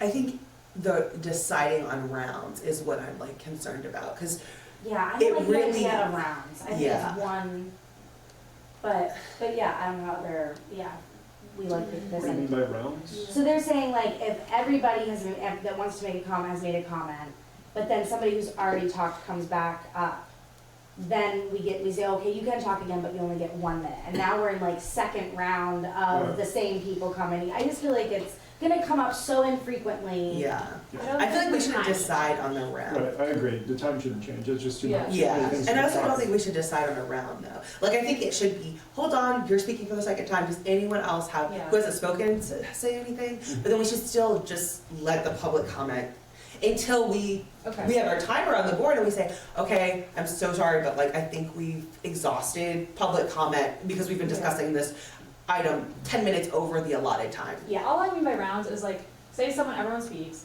and then someone comes up and it's like, does anyone else who hasn't spoken yet? No, okay, go ahead. And then like, maybe one other person comes up after them who's also already spoken, and then like that first person comes back. It's like, okay, so then now they're on their 3rd. So just sort of like for us to Oh, like, just being yeah. like, okay, this is Yeah. Just Just to us to be cognizant of like, every time, okay, so now fairness, so, okay, so people who've spoken twice get, the second round is just like, who wants to speak again? Everyone wants to speak again, speaks again, it's like, before someone starts on a third, to be like, has anyone who hasn't spoken 2 times, let's speak a second, like something like that. Because then it gets into a discussion between like 2 people at the podium. And this is pre-discussion, right? You're talking about Public comment. Yeah. public comment pre-discussion. And, okay, so you had mentioned, before the break, public hearing versus public comment. We talked through that. Well, Are we I gonna wanna, run them a little differently is kind of what we were getting at. yeah, I wanna map out Mhm. public hearing versus public comment. So we were just talking about, Agenda items, right? and so the proposal that I made was for public hearing, to Yeah, follow the exact same format, but just replace the word comment with hearing. I guess the only problem I was thinking about that could possibly come up with that is that does a public hearing require that the item the hearing is about be presented as part of the hearing, No, or can it be presented ahead of the hearing? it's presented ahead, It is, pretty okay. sure, Oh, yeah. perfect. Or that's what Yeah. we did last Then that's how Lori beautiful. does it, most yeah. recently. Love it. so is this correct? Agenda items and then select board questions, is And that I- right? Yeah, and I got a little sloppy on, agenda items should say actually like a presentation of agenda item, but as long as that's understood. Okay, Agenda item presentation, yeah. presentation of agenda items, Mhm. then select board questions, then, Public comment or hearing. What if we Yeah. what if we just, there's some advantage to calling that public input? Because that addresses the statute when you have a public hearing Oh, of yeah. that you've proven that you've received public input, whatever that looks like. It could look like a couple different things, right? It could be arguably an email or getting up to the mic or whatever, so I think that might address that okay, in either case. And it's not an invitation to dialogue, it's just input. By the way, I find that I find that condescending.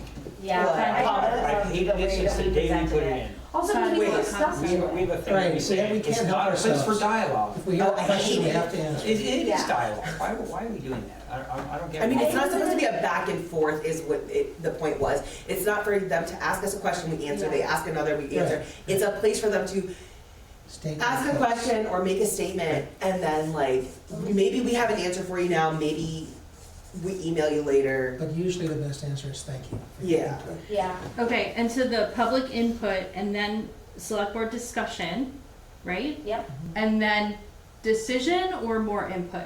Decision. Decision? Yes. Yep. Okay, If there is a decision. Yeah, I was gonna say, it could be decision / like next agenda item, Mhm. like, Moving on. Closure. Yeah, closures. Decision / closure, yeah. I think that's good. I think that's good flow. yeah, yeah. And I okay, think it's clear, right? You say if we can be That's consistent the and key, clear, we can be consistent. we're gonna get a lot out of just being Better, yeah. consistent. okay. So this is what has been decided for flow, okay? Nice. Great, Love it. awesome. Beautiful. All right, so we can spend 5 minutes on committee review plan, although we did quite a bit of that. So I guess, is there anything else to follow up with the concept of committee review plan? We're gonna dedicate Meeting we're to gonna that. dedicate I guess a what were you- big slot to what that, were your right? Like thoughts, some type of committee audit vetting process kind of So thing. is that up to a few select board members to put their heads together on and present to the board as a whole? Good question. Yeah, I put a dot next to that because in my mind, it is a meta discussion. Because once you, if you do what Tim suggested earlier, start with a blank slate and figure out, okay, what would we want?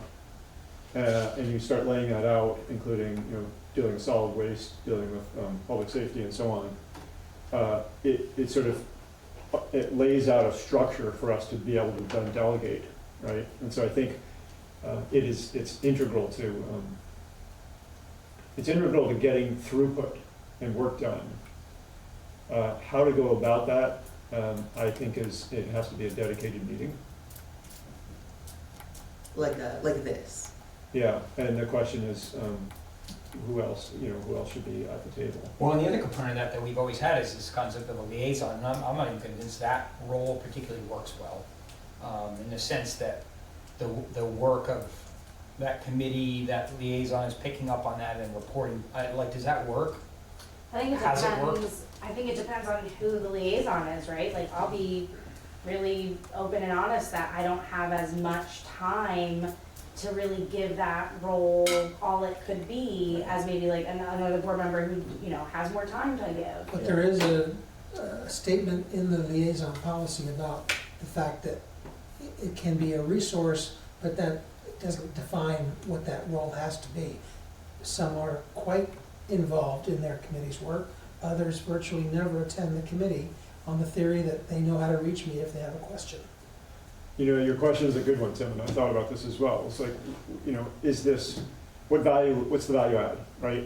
But if we shift to a mode where we are making suggestions and asking things of the committees and commissions, then maybe the liaison role is more functional. Yeah. Well, I but agree. but I always thought that, for me, that distinction was very, very important. That is to say that as an individual, like if I was going to planning and zoning meetings and I was speaking perhaps on their behalf or influencing their work, I got a problem with that, because I'm not acting with the collective body's legitimacy in that role. I think I've always been under the impression that a liaison is a kind of a conduit, but they're not getting engaged in influencing that committee per se. Yeah, but let me give you an example. So let's just say board has a meeting and they discuss a topic and they say, okay, we really need to delegate this, and which committee we want to send it in the direction of. And there's some discussion there, and then we sort of craft some language. The liaison is the person that not only brings that, but then maybe creates the context around it. Mm-hmm. Right, so this is the voice of the board. The board suggests this, or recommends this, or asks this. So you're kind of, And then- you're but- saying you're a carrier pigeon. Mhm. But, you know, that there's inevitably, if, you know, we write up a paragraph and say this is what we'd like, there's some context that needs to be placed around that. So maybe that becomes the functionality of the liaison, is just to make sure that the committee or commission understands that, understands why, and maybe there's pushback or feedback from the committee or commission that then has to go back to the board and say, you know, maybe you're being unrealistic, right? So basically, what I'm kind of just saying is, by doing this, you actually make the liaisons functional. Yeah. But I'm saying, trying to distinguish between like being an ambassador versus being, it's a subtle nuance, but what I'm getting at. We have had liaisons accused of taking an outsized portion in the debate and discussion. There's even some liaisons that have voting power within their committee. Yeah. But putting that aside, Yeah. I've had complaints on occasion from previous select board members, nobody here, of course, dominating or pushing the discussion in maybe an improper way. But to get to your point about assigning work, a good example of that came from Lenny Collins, who had heard me trying to put together a committee to relocate the lost weather vane, the train that was stolen. I was putting together a committee to work with the state to deal with it, and Lenny appropriately said, well, what about the Historic Preservation Commission? And we just offloaded it to them. So that's a good example of making an assignment to a committee. Yeah. Yeah. So, the board or the liaison should not be speaking on behalf of the board unless they have a really specific message that the board agreed on. Preferably by a motion, but maybe it's a straw poll or whatever, but I mean, I think you're spot on. We should not be overreaching as liaisons. And if anything, and this could be just from the committees that I liaison to, if anything, I would feel like the feedback from committees is probably that like the board isn't doing enough, right? Like, I don't think we have the problem where we have an overactive domineering situation. It's like they just want us to be engaged. They like seeing you. They like seeing a board person Yeah, I think that involved. they appreciate that role, and if anything, would be like, yeah, we probably, you know, my committee is rather like, we'd love actually to be at more meetings, which I am working on. Always So, trying. to summarize what people have said, it sounds like context and why is important. And then, can you clarify, is it conduit or not conduit? Because you started with that, and where are we ending? Well, I'm not trying to over-restrict that role and what it can look like, because I think it varies by time and topic and so on. But I just think that we should be cautious to not be necessarily influencing the work or dominating or using our select board role in a way that is inappropriate to allowing a committee to function kind of independently, if you will. And then just I see it as more of a messenger role back and forth than an ambassador or a lobbyist, if you will. I see it in that word, a conduit, I think captures that. And I think separating the what from the how is important as well, right? If the board is defining the what, this is our ask, you know, so not overstepping in terms of like how it gets done might be a helpful line of delineation as well.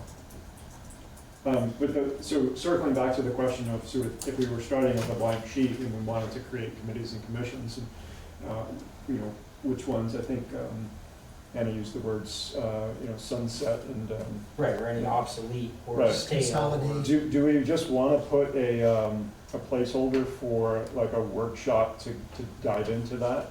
Yeah. Okay. And you know, that might be helpful. We only have 4 or 5 staff members who serve as staff liaisons to these committees. And maybe there's a way to integrate them, because they see these committees operate right up close, and they're at all the meetings. Yeah, I kind of had the thought of like, do we want to invite committee chairs to be part? But then I'm like, that could get so messy, and it could also feel like a waste of time for them to have to sit through a lot of stuff that doesn't relate to their Like committee. between Lori and Matt and Dana and a couple others. Yeah. That pretty much covers the whole landscape. Yeah, What so about- that would be a great, What about this being, I mean, like, right, this could be another opportunity for public input. If we're building our town from if we're building our like town committees from the ground up, right, what are our focus areas? I mean, like, obviously we use the strategic vision, the town plan, things like documents that we've already, so many people put a ton of work into, but also like, maybe the public gives us some ideas too, that, of things that maybe we're just not capturing, or restructuring ideas. yeah. Like what are we not working on that people would like to see us work on? Well, and then maybe when we structure this workshop, we structure it like marketing for some public input in the beginning. And of course, everyone's welcome to stay, but maybe we say like, you know, public doesn't usually show up and comment at a select board workshop, but we want you to come, because the first, 40 minutes of this meeting or 30 minutes of this meeting will be about, getting ideas of where maybe we're missing. Or what if it's a facilitated workshop with the public, in that like, right, that there's like some time to mill about the room, and like there's like papers up on the wall and people are throwing out ideas, and then there's a facilitator who consolidates, and we talk about it, kind of like, almost like as a group. I mean, I don't know how many people would show up to this, so I might regret that, but like, right, we would discuss that. What does that look like? What changes will we make? What are we letting go? What are we mushing together? We consolidate until we have a list of committees or a restructuring of our current committees or whatever it looks like, and it's like something that we created with the public. I like in that case too, you'd also want to invite everybody on a committee. Yes. Sure, and Yeah. all of Yeah. your committee chairs. Do others feel then though that like that kind of event either needs to like come before or be separate from a workshop where we do some of the nitty-gritty, or do we feel like that would be a good environment to do that? Thinking about the open meeting law implications and the notices that each committee, along with the select board, would have to issue for such a gathering. It sounds extremely daunting. They can all show up at the floor meeting on Saturday and they wouldn't have to issue separate. Oh, I guess that's right, because they're not doing town business, Well, so to speak. right, I think it would be covered under Yeah. the one agenda, Okay. or the one warning, but I mean, we can double check with those two docs. But also, we can break out into like, it could be broken out so that there's no quorum. So like, it could be like, a group is in here, a group is over there, a group is in a room upstairs, another group in another room upstairs. And then the meeting starts when we come down and we push all our ideas together. we're I don't trying to make chicken soup, we're trying to kill a chicken. I don't know. To go back to Anna's point earlier, is how wide of a thing do we want to try to wrap our arms around all in one fell swoop? Yeah. Because this, is it possible to break this up, as in, say, phase one, we just take a review of what's out there, we try to do a blank page, and then make some tweaks to it, and then let it evolve? Or do you want to start with a blank sheet and all the community input, and then distill it from there? I don't know which one is the right answer, but we also have to be mindful of how many other things we have on our plate this year. And this one could be a good public engagement opportunity. And so we've sort of tasked ourselves with quarterly public engagement. Maybe this is one of them. And so maybe it slots into that, fills that role as well. But I just, we should not overlook the workload that we have. Yeah.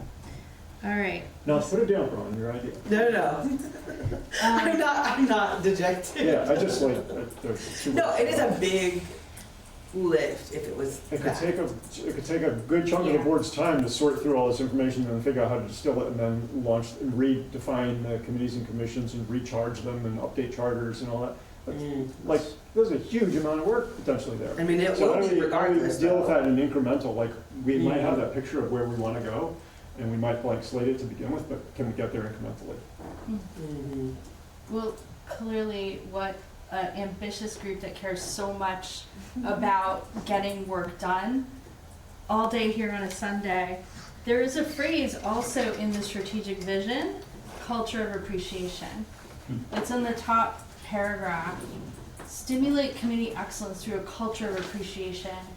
And we can carry that through to every meeting, to every gathering. What do we appreciate about the person's perspective, what they're bringing to us? Regardless of, there's such a wonderful range of people's experiences and viewpoints, and how can we appreciate what they're bringing? And also take note that if you're finding yourself in a meeting where there is, there's a sense of pressure that people are trying to get a word in, that maybe that's a signal of, hey, that person really needs to feel listened to, and what other opportunities can we create for people that they have a chance to get it out, right, to be listened to.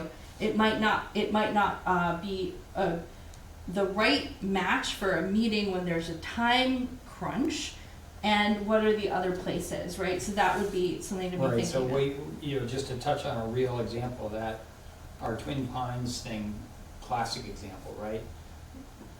Probably not the venue to vet that out, probably should have done it in some other fashion, but there it was, and we were feeling pressure in a meeting, we're all tired, and it's 8, 9 o'clock at night, and we're still banging on this issue that we, I would argue, could have been processed in so many other places and times, right?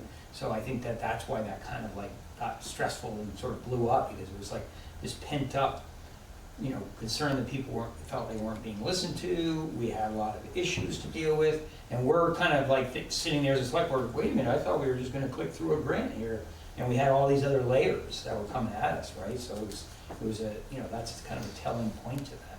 Exactly, and it's okay in those moments saying, you know what, there's a lot here that people want to talk about. Let's have another meeting about this, and it's okay to do that.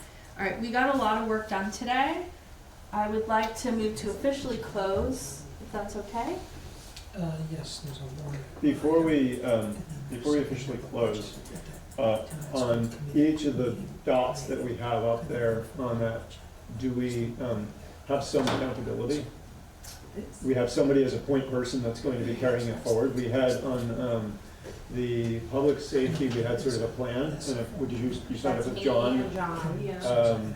On strategic vision, I think we just need to set a date for it, right? Yeah. On committee review plan, we need someone to sort of step up and put together like something as a proposal that serves as or at least a memorandum for an agenda item to schedule that, or just schedule it or something, right? We need a leader on that. Anybody want to be a leader? Eric, would you work with me on it? Would you work with me? It's a strange. If the answer is no, then I'm knowing. It's a bit of a strange scenario whether it would even Oh, be yeah. our work. I mean, well, we'll discuss that. Well, also, I want to give, Eric's done a lot of legwork here for this. That's true. Well, then who's gonna help me? I don't want to do it myself. Tim. I feel like we Here? should honestly grab this stuff at that planning session after the election. We should hold on What to planning this section? and bring this Organizational list to meeting? that session. And maybe grab, and say nothing of the other work to do in terms of like who's chair or whatever, but wouldn't it be appropriate to place that at that launch meeting for the new select board? You mean assign it to someone at that meeting? Yeah, arguably. Say, hey, this is what came out of our strategic planning session. We'd like to kind of continue to carry these pieces forward. Boom, let's try and map this out right here, right now kind of thing. Yeah, that's not a bad idea because Tim is, like, Tim and I could both be gone. Good for a Well, process. only one of us can be Yep, gone. that's a good point. What about having a little bit of sense today? I mean, I don't think it hurts to like have a potential person in Mhm. mind before we get to but then actually decide at that. There. So what's So left? who's our potential person in mind The for committee one. For the committee one. Which Miranda said she'll help with, and Tim, you just seem to have so many good thoughts around it. I was thought maybe you'd want to help Miranda, and basically you're just trying to get a date on the calendar, With like Right. some proposed ideas. some proposed ideas for what that. I'm really excited about this one. Oh, you are? Yeah. Just because I've done a lot of that work professionally, so I feel like I could guide that or work on that well. Is it okay if there's two of us working on that, John? With you? Why not? Cool. So you, me, So and Tim and Ashley. Yeah. And it works. Nobody wants to do the town committee thing. I do, will but- do it with you.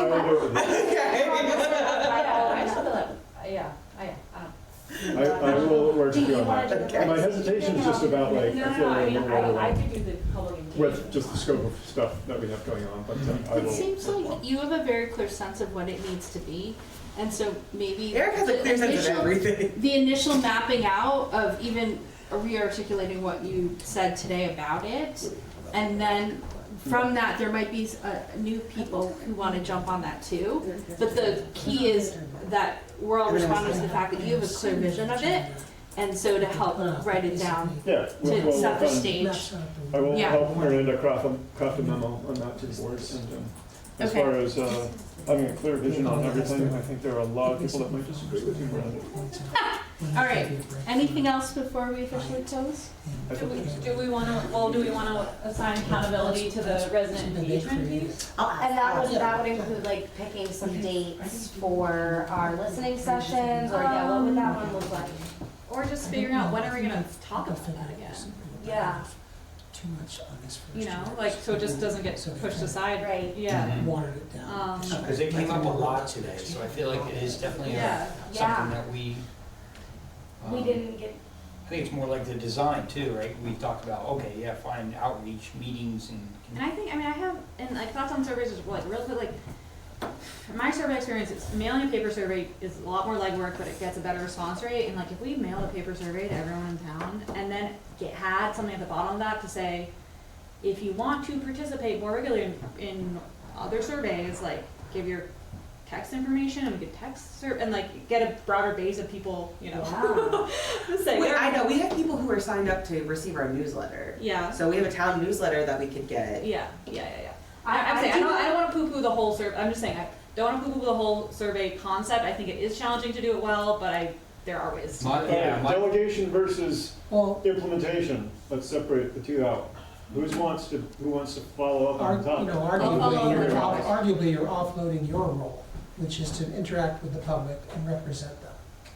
To hand it out to Well, a this is just survey. another way, No, because we'll it's gotta already be be doing our engagement, hopefully, our quarterly engagement with residents, and we'd have another way to get And input. the other problem with a survey is that if you don't meticulously follow the results of a survey, there's resentment and bitterness that you don't listen to them. Let me try to Also- Which came up with this discussion of parking, remember that whole parking discussion? Well, and it also parking feels meters. like a survey, almost, I will say, this got brought up last year, at the same meeting last year, where it was like about a survey, and I felt like the issue was, if an overwhelming majority say yes or no to something, that is almost like a vote. and that we should be Yeah. listening to that vote, even if it's not a majority of our constituents, because at the polls, it's not most of the time, it's not a majority. I mean, I don't think The everybody question was, thinks. who is gonna follow up on this, not how to solve the problem. That's true. I will follow up on it. My Oh. one question is, what do we want that to look like? Do we want it to look like me making sure it gets on a regular meeting agenda? Just, and conceptualizing what that looks like, or what the discussion parameters should be? I think we want it to be a half-day workshop that's not on a regular meeting. So how many half-day workshops What? are we signing up for? Eric, are you off your rocker? So we, I'm not having a half-day workshop about a survey. no, not the survey, just Oh. the topic of resident engagement. The topic of resident engagement. We're not saying anything about a survey or not a survey. Clearly there's So, just resident engagement. well, before we make that decision then, that is a good point though, let's review what are the upcoming half-day workshops that we've already committed to? Yeah, how many half-day workshops There's are we? 35. Yeah. So Every are Sunday they- for this year. More than the 66 And on are the we, list. yeah, a month, are they like- in the calendar? Yeah. No, they're not. Oh, that calendar. Our select board calendar? So we said half-day workshop on strategic vision. We said half-day workshop on the committee thing. Were those the only two? The committee thing, yeah, is like either a half day or is that a full day work? We don't know. Most of it, yeah, but yes, committee. Strategic vision, committee review. And we have our upcoming CIP half day workshop. So the screen behind So you there's shows what three. we have. Oh, okay. So we've got CIP public engagement in June or July, I forget. Oh, that's all the way We have out, a thinking okay. and systems workshop coming up in April or May. Oh my God. Oh, this was just a placeholder. The We have the Braver Braver Angels Angels workshop. Back in August, right? I put the date on that because it exists. Can any of these upcoming ones like incorporate some of the ones that we are adding? That's a good question. Like can thinking and You're not talking about systems specific incorporate? topics. Civility and, no, okay, fine. Well, I was more thinking, Okay. what if the CIP, what if it, so the CIP prioritization workshop is half day, right? So what if rather than doing a separate half day for strategic visioning, Yes. we no, just do a full day and we have strategic visioning in there as well? And they do kind of overlap, so Yeah. that would be a good With the combination. CIP. You know, when you were in grade school and you were trying to get projects done and you paired up to go do projects together and then came and did a presentation? Yeah. I honestly think that's a pretty effective model for some of this where you, like, let's pretend it was Ida and I. We were doing the work on public engagement, doing the research, thinking about surveys, blah, blah, blah. And then we come back to the board at large and say, this is what we found out so far. And then the board says, no, you're off your rocker, or yeah, you're on the right track, keep going. I feel like we could do some of this stuff that way where we're not, you know, I don't want to give up too many more half days of my life. So I'm just suggesting that how we get the work done might be a little bit of a different model where we pair up and we pick these things I mean, and say, we are, right? yeah. Yeah, so maybe what that means then is that the public engagement is somebody else I'll help you with that. Okay. taps in with Ida, and you guys, but we should pick a date by which We you'll come present. back to the board to present what you're working with, or a month, you know? So those do End of not, April. Well, what happened is, like, in our agenda now, we have what we call commission reports or whatever, Yeah. like, we do that check-in. That's a nice place for that check-in, right? You can say, okay, we're also checking in on working groups on these topics, boom, boom, boom, and we try and like I knock like through them and do it quickly, you know, like, hey, Eric and Tim, I hear you're working on that. How's that coming along? okay. Well, we haven't done anything, or whatever, like, it sits right there. So resident engagement is not gonna be a workshop for that, but you two are gonna think about some things and then bring it back to the board in a regular meeting. Okay. And then the strategic vision, Keep it that down. my suggestion is that That's a full day workshop, to be honest with you. I well, don't think- could it be I'd like to pair it with the CIP prioritization workshop, which is only half a day. When we say half a day, like how many hours is 3? that? I don't know, I just pulled that from Alex's timeline for the CIP, so. Okay. It seems like that could pair well. Could we pair that just together, you know, then it's like, we only got one day, and we're I gonna mean, kill this 2 was a birds. full day, right? This was a 6-hour workshop, Yeah. so I feel like that could be another full day Yeah. workshop. Yeah. It's a full working day, Yeah. And strategic vision. almost. And then what was the third thing? The committees is the other one. So it's likewise, Ida and No, me Wait, and Eric. That's great. Miranda and Eric Yeah. are going to work on that outside. and report back to the board with their ideas Eric, May? Yes. in a regular meeting. That's great. What do you think about May, Eric, for that one? Well, I'm sorry, for which one? For the committee one? That you and Miranda will report back to the board sometime in May with your ideas. And which one did you say for April was the public engagement one? Yeah. Okay. And then for public safety, that one kind of has its own timeline that we've talked about, but Tim and John and I Right. will report back to the board. We already set a date for that because we're gonna be commissioning, ad hoc committee. Yeah. Okay. New police station at Hojo's, we already got it, we're done with our. What is a work. Hojo's? What are you saying? Howard Johnson. What is that? You guys aren't old enough for No, that. they It's a definitely don't. restaurant that doesn't Sorry. exist anymore. Oh, okay. Scratch that, by It the was way, out like a there in big public. deal back in the day. Just kidding. Okay, can we close the meeting now? I make a motion that we end our. I'm not accepting motions at this time. Just let the power go to her head. She's I getting good at second. Sergeant at Arms. I'm so sorry. I second Tim's motion. Okay, we have a motion, we have a second. Is there any discussion? Gonna kill you. I'll You take know- a vote. I'd like to do a roll call vote. No, I'm kidding. I'm so sorry. All those in favor? Aye. Thank you, everyone. Thank you. Thank you.